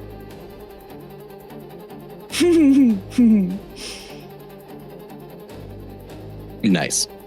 That's awesome. fun. Bam. There. So as this flame shoots out of all of your various eyes, even them on your hands, as flames just envelop this slow-moving stone structure, it just burns, and as it crisps and blackens, you see chunks begin to fall its jaw until it just crumbles into a pile. Cool. You did. Boom. He did. You did. All right, you guys are killing it. One left. How far away am I from this creature? You are. You are about. Oh, yeah, you can get there. Okay. I would like to move up. We really okay. And then Do you want to get up on the step, or do you want to be just below it? No, I just want to be below him. And attempt to stab him with my rapier. Stab him. All right. Stabby Let's stab. roll. That is 8, 9. Oh, You hit him.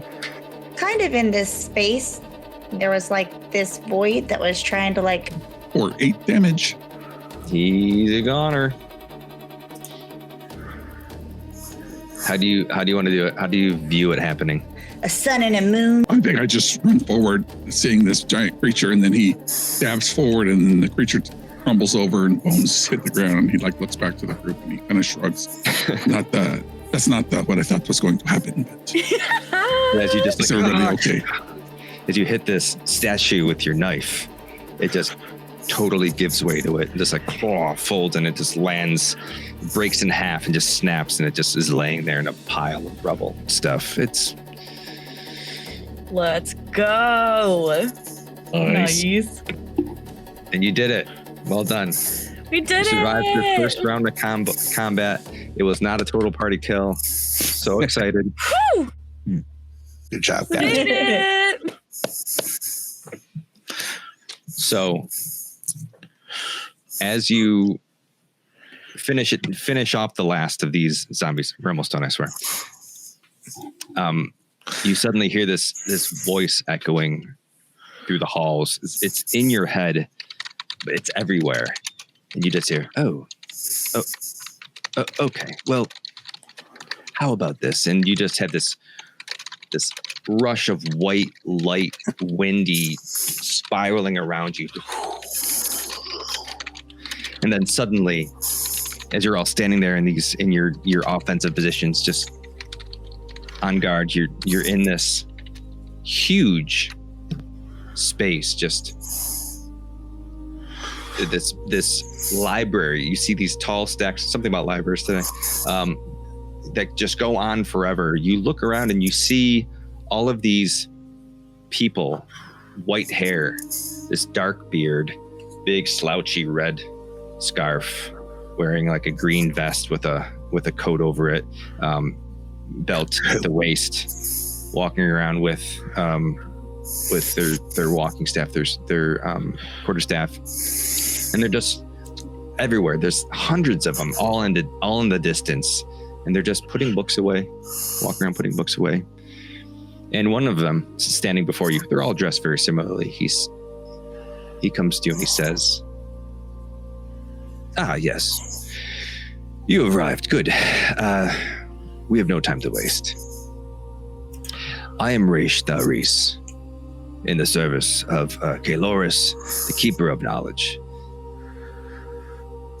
It's nice to meet you. How are you all doing? Are you okay? This is a much younger looking person than the one that you encountered in the council hall earlier. Much more youthful, clearly not as aged, not as haggard and tired looking as the one that you saw's neck get snapped in the hall above.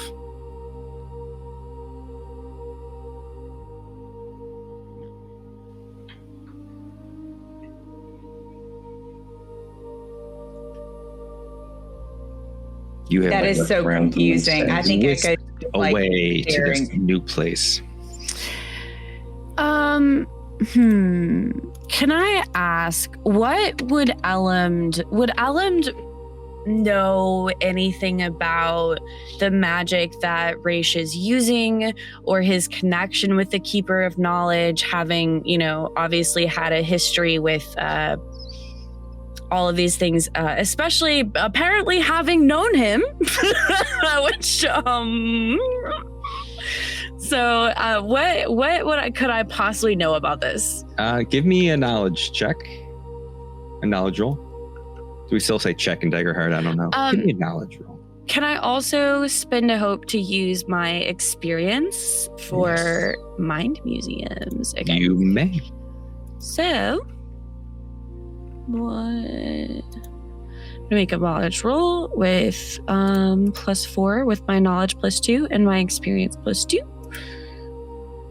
And I rolled a 15 with fear. I'm gonna take that fear. You recognize the magic that they used to whisk you away. It wasn't anything too divine. It was a kind of a basic spell, something you have experienced before. You are familiar with the god Kaloris. Kaloris, I'm sorry, I'm subtracting syllables. They are the god of knowledge.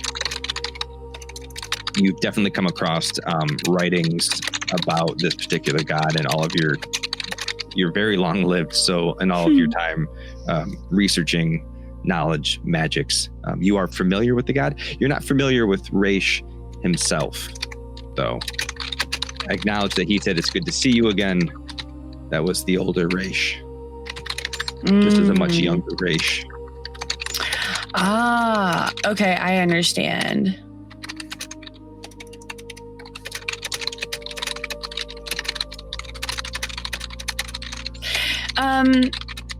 With my experience, not giving too much away to all of our audience here, but with my experience in terms of age and time in, from my history, would I know or understand anything about the older versus the younger versions of him? You would have, with your already rolled knowledge roll, you would have heard rumors of people in the service of Kaloris. They serve one function, and that is the documentation of history. So though you don't know anyone particularly who's done this, you imagine that if someone was going to document all of history, there must be some crazy timey-wiminess at play. You could just ask them too. This is true. So I think I'm going to ask this younger version of Raish.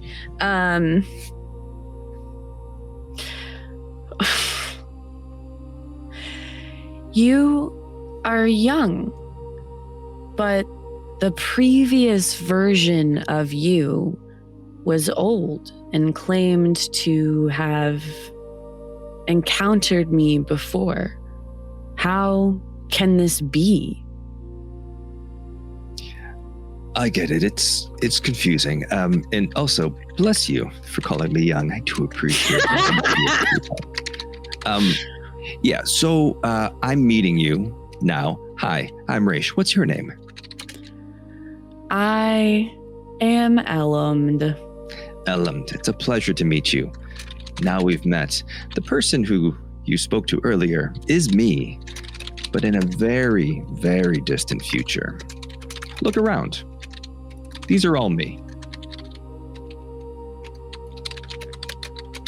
Time flows differently for me in the service of Keloris. I have to go out and attempt to document all of Arendor's history. I've been to the Dawnfire and, well, not quite through the Dawnfire yet. These are all different versions of me at some point in time in my timeline, but I jump around. It's never linear. So I've met you now. We've had a conversation. The future me, I realize didn't end well for him, but the future me had already had this experience. So I hope that clears this up a little bit. So when Keloris calls, I answer, no matter what the time is, the past, the present, or the far-off future. That's why you see me now, and that's why when I met you, the me that met you earlier had already met you. Then what is your function in this moment in time as an ally to... And Elum, well, no, never mind. Elum has eyes everywhere. And Elum says, in this moment in time, to all of us, what service has brought us together? Well, that is an excellent question. You are quite astute, aren't you? Things did not go well. I think we can all agree. The gods chose some champions. Those champions are all dead. You have been marked.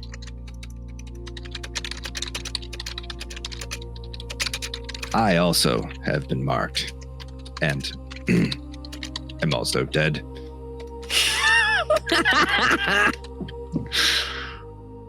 So my job now is to pick up where my older self left off and lead the champions to hopefully stop the Shattered One.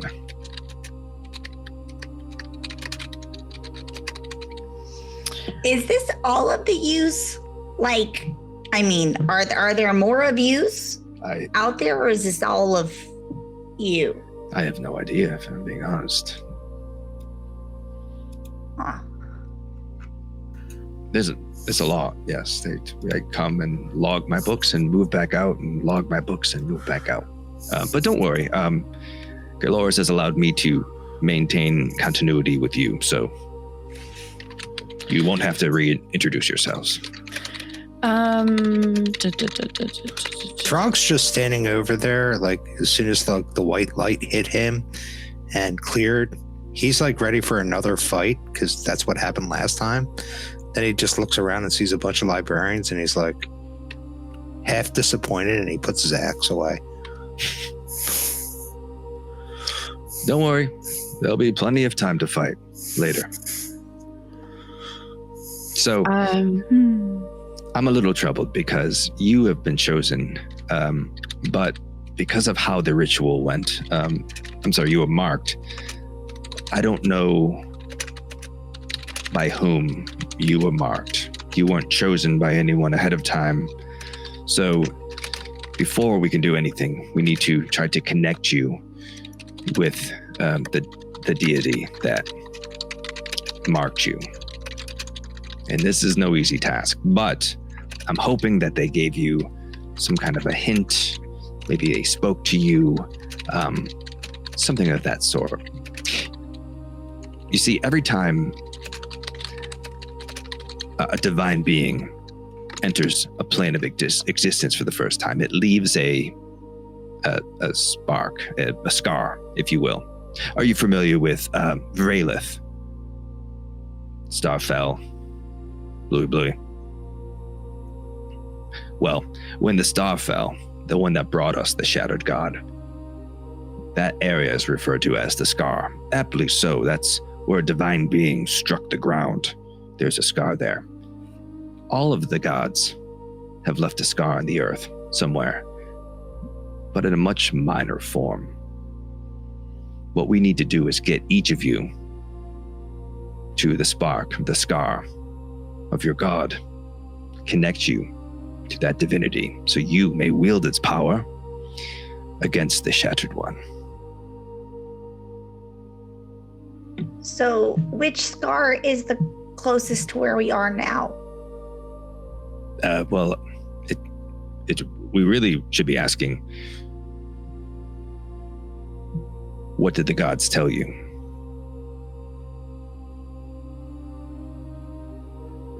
Did anyone hear a god, hear a voice, see a vision? I mean, I was kind of in this space. There was like this void that was trying to like pull me in, like a black hole. Okay. When I got hit. But there was like a sun and a moon spiraling each other. Interesting. Anyone else?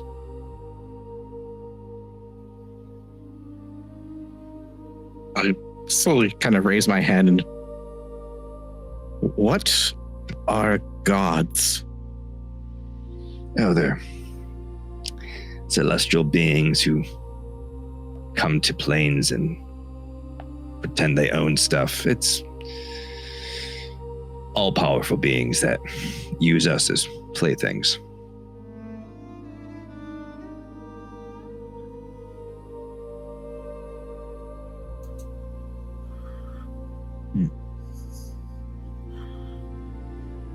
I saw a vision when I was struck as well. Two small cat people, one I believe chasing the other, and then spoke to a parental figure, and then went into a room where it went dark.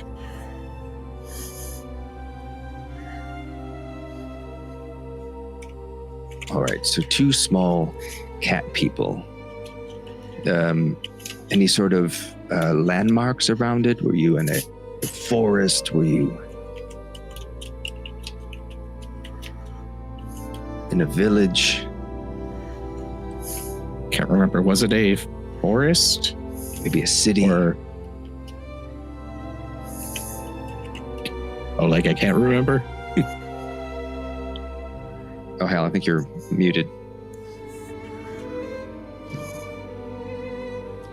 Whose memory is this? Because I wrote them all down. This is Dar's memory, yeah. So what I wrote down is silhouettes of people moving around an altar with someone. No, that was the one I gave to somebody else. Oh, what you see. Okay. Yeah, I don't think you, it didn't say specifically where it was. Okay. Yeah, I can describe it for you. So Dar saw a vision of two young Qatari running through a plain, dipping into a forest, coming up to a tree house, and one of them calling, hey, Mom, he won't leave me alone. And there's a woman who says, hey, don't worry, hon. He'll never be able to catch you. You're too big. And they run into the house. I didn't completely understand something about sun dipping through spires of Lunessra as the moon comes out, seeing a dark figure clinging onto one of the spires and watching, the sun of his life descend as the moon comes up, and then jumping to the next spire and running into the darkness.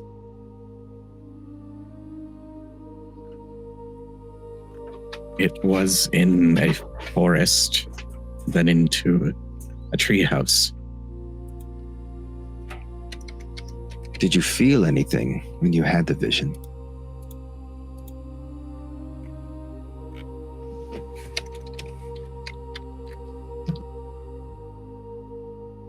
I felt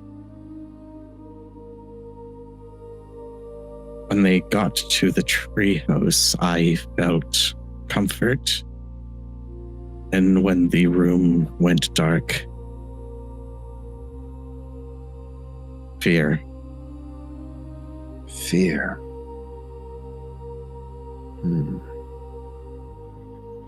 Where does fear live? We'll put a pin in that for now. Anyone else have anything else? Physical location. We have space. We have suns and moons. Well, I'm not too sure, but when I was in whatever that was, there was a golden light that flashed and hit me in the eyes and lost my vision momentarily, but that is what I saw. And then we were here. And what did you see?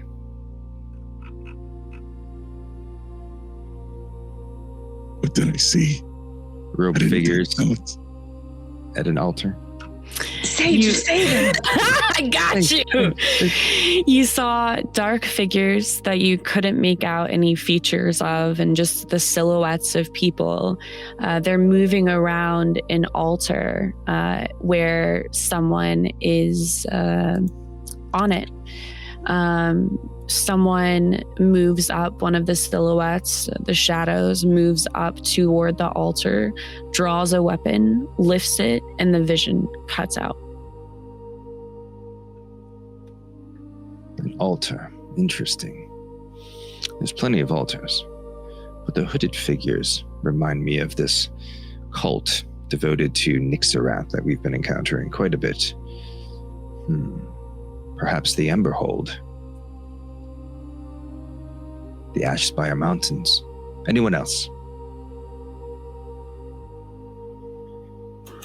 Throg will look around and say, I woke up sitting next to a tree in the woods. What kind of tree?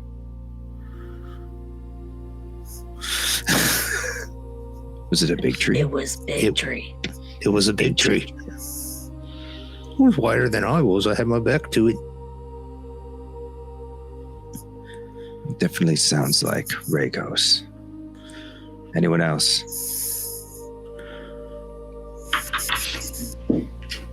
Oleg recollects the underground kingdom as he understood it, and then just says, I serve no god but the Lady of Silver. Well, that does pose a problem, I would say. I hate to bring this up. I fear your Lady of Silver may have abandoned us.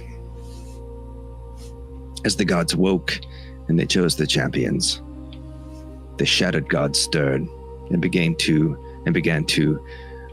claim allies. I believe you met his general, Nixarath. Unfortunately, there had been safeguards put in place that kept Nixarath in another plane. An ancient ritual from a family long ago bound him between planes. It was tied to the Vel moon. This is the eclipse that happens now. It just happened maybe 6 months ago. It's not scheduled to happen for another 4 years yet. Here we are. It's happening right above our heads. The moons aligned on their own. I fear that Lua has sided with the shattered god. We lost the light. Atheris' tether to this world was severed. That makes sense. Did you see what stabbed Isolde Greymar? Pale elf, corpse-like. Yeah?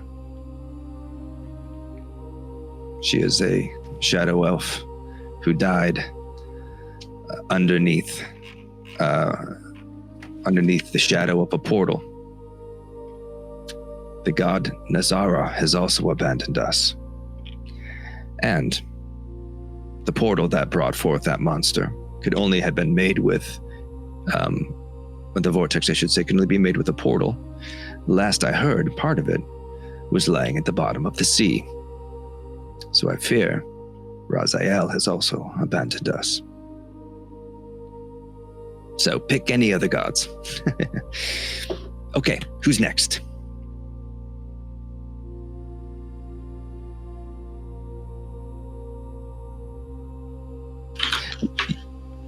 Your underground bit sounds very much like the mountains in Velthros.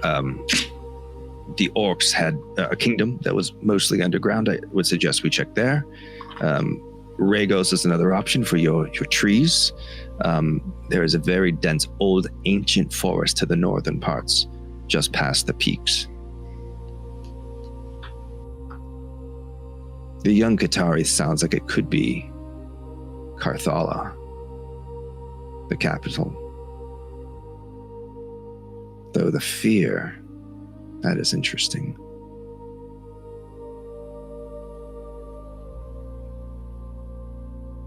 So, your choice. Where would you like to go first? Where is the space one with the sun and the moon?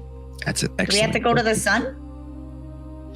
Well, we would be hard pressed to find a carriage to take us there for sure. That's a good one. I'll have to think about that one for a while. We would definitely want to go at night when it's cooler. Indeed. I'm thinking it's an extra planner trip. Maybe to the glade. All in due time.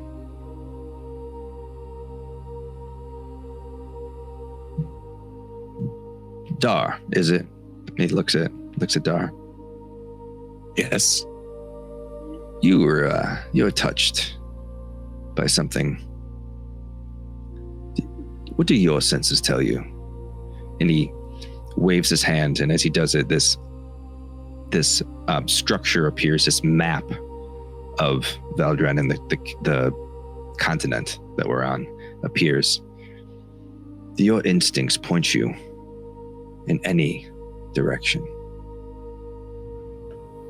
So as he points to the map, he brings up this map and shows you Regos to the north, the mountains of Veltheros,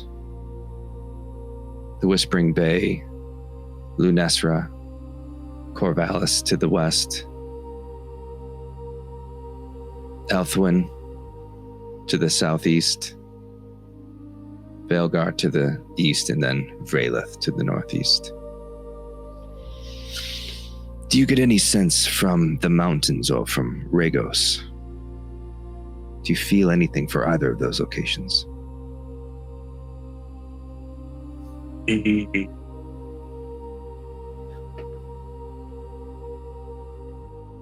Mountains, for some reason. I suspected as much. All right then. If you would all care to join, I suggest that we make for the old underground kingdoms of the orcs. I mean, sure, I'd totally be cool doing that. But could we look at these books real quick and see maybe what books we might need to bring with us? The council approved. They're dead. This place will probably get pillaged. Stuff could help us. Well, this is the Celestial Library. This is the realm of Kiloris. I will drop you back, though, in the library in which you fought the Council of Seven. You can pillage all those books all you'd like. I don't care much for those. This is just history. Just history. Yes. A lot. So make your way to the mountains. I can't join you. I have this thing where I get pulled through time on occasion. I will do my best to meet you there, though. Does that sound like a plan? Well, sure. You might go there right now, and then we're already there. Well, yes, it will be a fraction of an instant for me. All right, I will see you there. And he waves his hand, and you're all this whisked away, and you end up right back in the library from which you fought all of those monsters. The books are still on the wall. The relics are all still there. You have been charged with finding your way to the mountains in the center of Valtheros. And that's where we'll stop. Just one last thing before then. Oleg looks at Echo and says, Night Commander's going to kill me when I tell her I followed the butterfly. Butterflies only have like 5 wings. There's 3. Follow the butterfly. All right, that's it. Thank you for hanging out. I know it's very late. I'm sorry for it being so late. I don't anticipate this happening every time. There's a lot to get through for our inciting incident. I hope you all enjoyed it as much as I did. I'm beat though. It was very fun. Awesome. All right. I'm gonna stop the stream. Yes, it was. And we will be back not next Thursday, the following Thursday, which has a date.